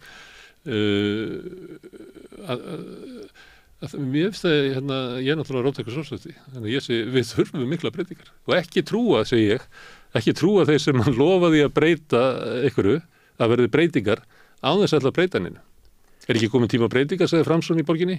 Jú. Hverju breytti það? Jú. Framsóknarflokkurinn er alveg sérstakur flokkur í það kemur á kosningabaráttum. Ég held að við munum ekki kjósa það saman í næstu kosningum. Nei, svo segjum svo Framsóknarflokkurinn er ótrúlega flokkur, tölum hann oft er þetta að tala við þetta borð fylgi flokkana, vinstri grænir eiga allar virðist að von, nema ég sagði Sandi Sáastóttir getur snúið sig við, þá fólk er flott að gleyma því saman. Já, mér heyrðist þá í Silfrinu í gær að hún hefði ekki áhuga því. Já, hún verður að tala þannig, og svo með Framsóknarflokkinn, við þekkjum þá nú í sögunni að þú talar breytingarnar í Reykjavíkurborg og er ekki best að kjósa Framsóknar síðustu þingkosningu. Gegnum söguna hafa alltaf verið með svona, þeir eru oft lágir í skoðangunum. Svo eigar alltaf snildar kostningar, bara snild, mjög gott. Kletturinn í hafinu og 90% lánin sem hvað ekki ger horti þegar 2003. Já, það var það samþykja til að halda stjórnin saman, skýtt með hvað það kosti á þjóðfélagi. Það er algjör disaster. Þannig að Framsókn mun fá 15% fylgi í loka næstu kostninga. 2% til að frá. En Sjálfstæðisflokkurinn, hvað getur hann fallið langt niður? Ég held að það sé komið svona neðarlega að svona ógnarvaldi sem hann hafði var kannski meira á tímabilið þegar við vorum yngri þar sem var bara að koma til þess sjálfstæðisflokkurinn meldist bara 50% í skoðanakoninu af því að það var normal að gefa það upp en það var svona eiginlega þú varst eiginlega stimplað út úr samfélaginu eða þú gafst upp stuðningu við aðra flokka þannig að það var gríðanlegt ógnarvald sem að flokkurinn hafði í tengslu við völd sín í stjórnkerfinu, í atvinnulífinu, í dómskerfinu, út allt núna þegar hann er búin að hanga hann niðri svona lengi að það er eitthvað sem segir mér að þetta ógnarvald bara bresta og það sem að mér finnst hérna með þessi undirskriftasöfnun gegn Bjarna stórmerkilega á svo margan hátt meðal annars út af þessu að þarna allt í einu kemur í ljós að þetta ógnarvald sem að flokkurinn hafði að brimvörnin sem hann hafði hún virkar ekki lengur Nei, en svo líka en þegar kemur kosningabaráttu svo þú fann að tala nú þegar sko við erum tröstastir í fjármálum, stjórn fjármálum. Það passar ekki við fólk tengir ekki alltaf, sko, þegar þeir tala alltaf þannig og þá fá þeir svona eitthvað með hræðslu áróður. Þessum Kristórin að svara þessu með við viljum stjórnun á landamærunum, við viljum til þess að halda velferðarkerfi og þurfa að stýra þessu, við þurfum að gera þetta vel, vera svona ábyrg og svo þurfa verk að fylgja. Herðu, gaman að tala við þig. Já, takk sem komdu hérna bara oft leið í bæinn. Já, það Gylfi. Og þetta sem við erum að ræða hérna svona sálina og stefnuna í samfélkingunni, þetta er eitt af mikilvægastu málunum í stjórnmálum í dag. Já. Það sem við erum svo að vísa til svona ágreiningur á milli róttækra sósíalista og krata er náttúrulega þráðurinn í stjórnmálunum í meir en 100 ár. Já, sem var alveg sem að einkeiti pólitíkina síðustu öld alveg þegar að Alþýðuflokkurinn klofnar hann í kommunistaflokkin og þekkjum þess að sögu sósíalistaflokkin. Ein leið til þess að segja þess að sögu, minnst að einhver sem að orða þetta svona við mig sem er eiginlega besta leiðin, að þá er þérna með sósíalista í flokki, svo færir fórustar sig alltaf til hægri, frá þér síðan núna, hægri ekki. Já. Og þá eru hérna róttæku, þeim eru orðið ólíft í flokknum og stofna nýja flokk. Og svo þeir það skammaði fyrir að búa til nýja flokk en það sem að raunverulega gerðist er að sko flokkurinn færist alltaf til hægri þannig að það er Alþýðuflokkurinn og svo hérna fer kommunistaflokkurinn út úr honum svo fer sósíalistaflokkurinn út úr honum svo fer Alþýðubandalagið út úr honum og svo þá ertu komið með sko arfleið kratana sem er orðið ansi langt til hægri flokkurinn klofnaði og svo var líka síðan sem við letum síðan gerast letum síðan sjálfstaflokkurinn komið upp á milli í verkalýðsbaráttunni og ég held að Óli Thors hafi eiginlega mótað íslensk stjórnmál meira heldur nokkur annar. Hann byrjar á því að kljúfa á milli Framsóknar, Samvinnuhreyfingarinnar og verkalýðshreyfingarinnar af flokkana. Eða síðan hefði hann búin á því, þá klífur hann hér á milli. Og það leiðir til þess að þessi flokkur, sjálfstæðisflokkurinn, sem er eins og sérbar í dag, er með stefnu sem er alveg á skjön við sko vilja meirihluta þjóðarinnar í öllum málum. Í sjávarútvegsmálum, í heilbrigðismálum, í einkavæðingamálum, í afstöðinu til Gaza og Ísrael og bara í öllum málum er þetta algjör minniluta flokkur sem ætti að vera valdalaus í íslenskri pólitík. En fyrir einhverju klókindi með því að kljúfa svona á milli til þess að, og þess vegna skiptir kannski máli þegar við vorum að tala um gæsamömmuna hérna, með því að kljúfa svona á milli, þá hefur þessu flokki tekist að fá öll þessi völd vegna þess að það er alltaf forysta í öðrum flokkum sem er að bera hann upp til valda. Já, því miður.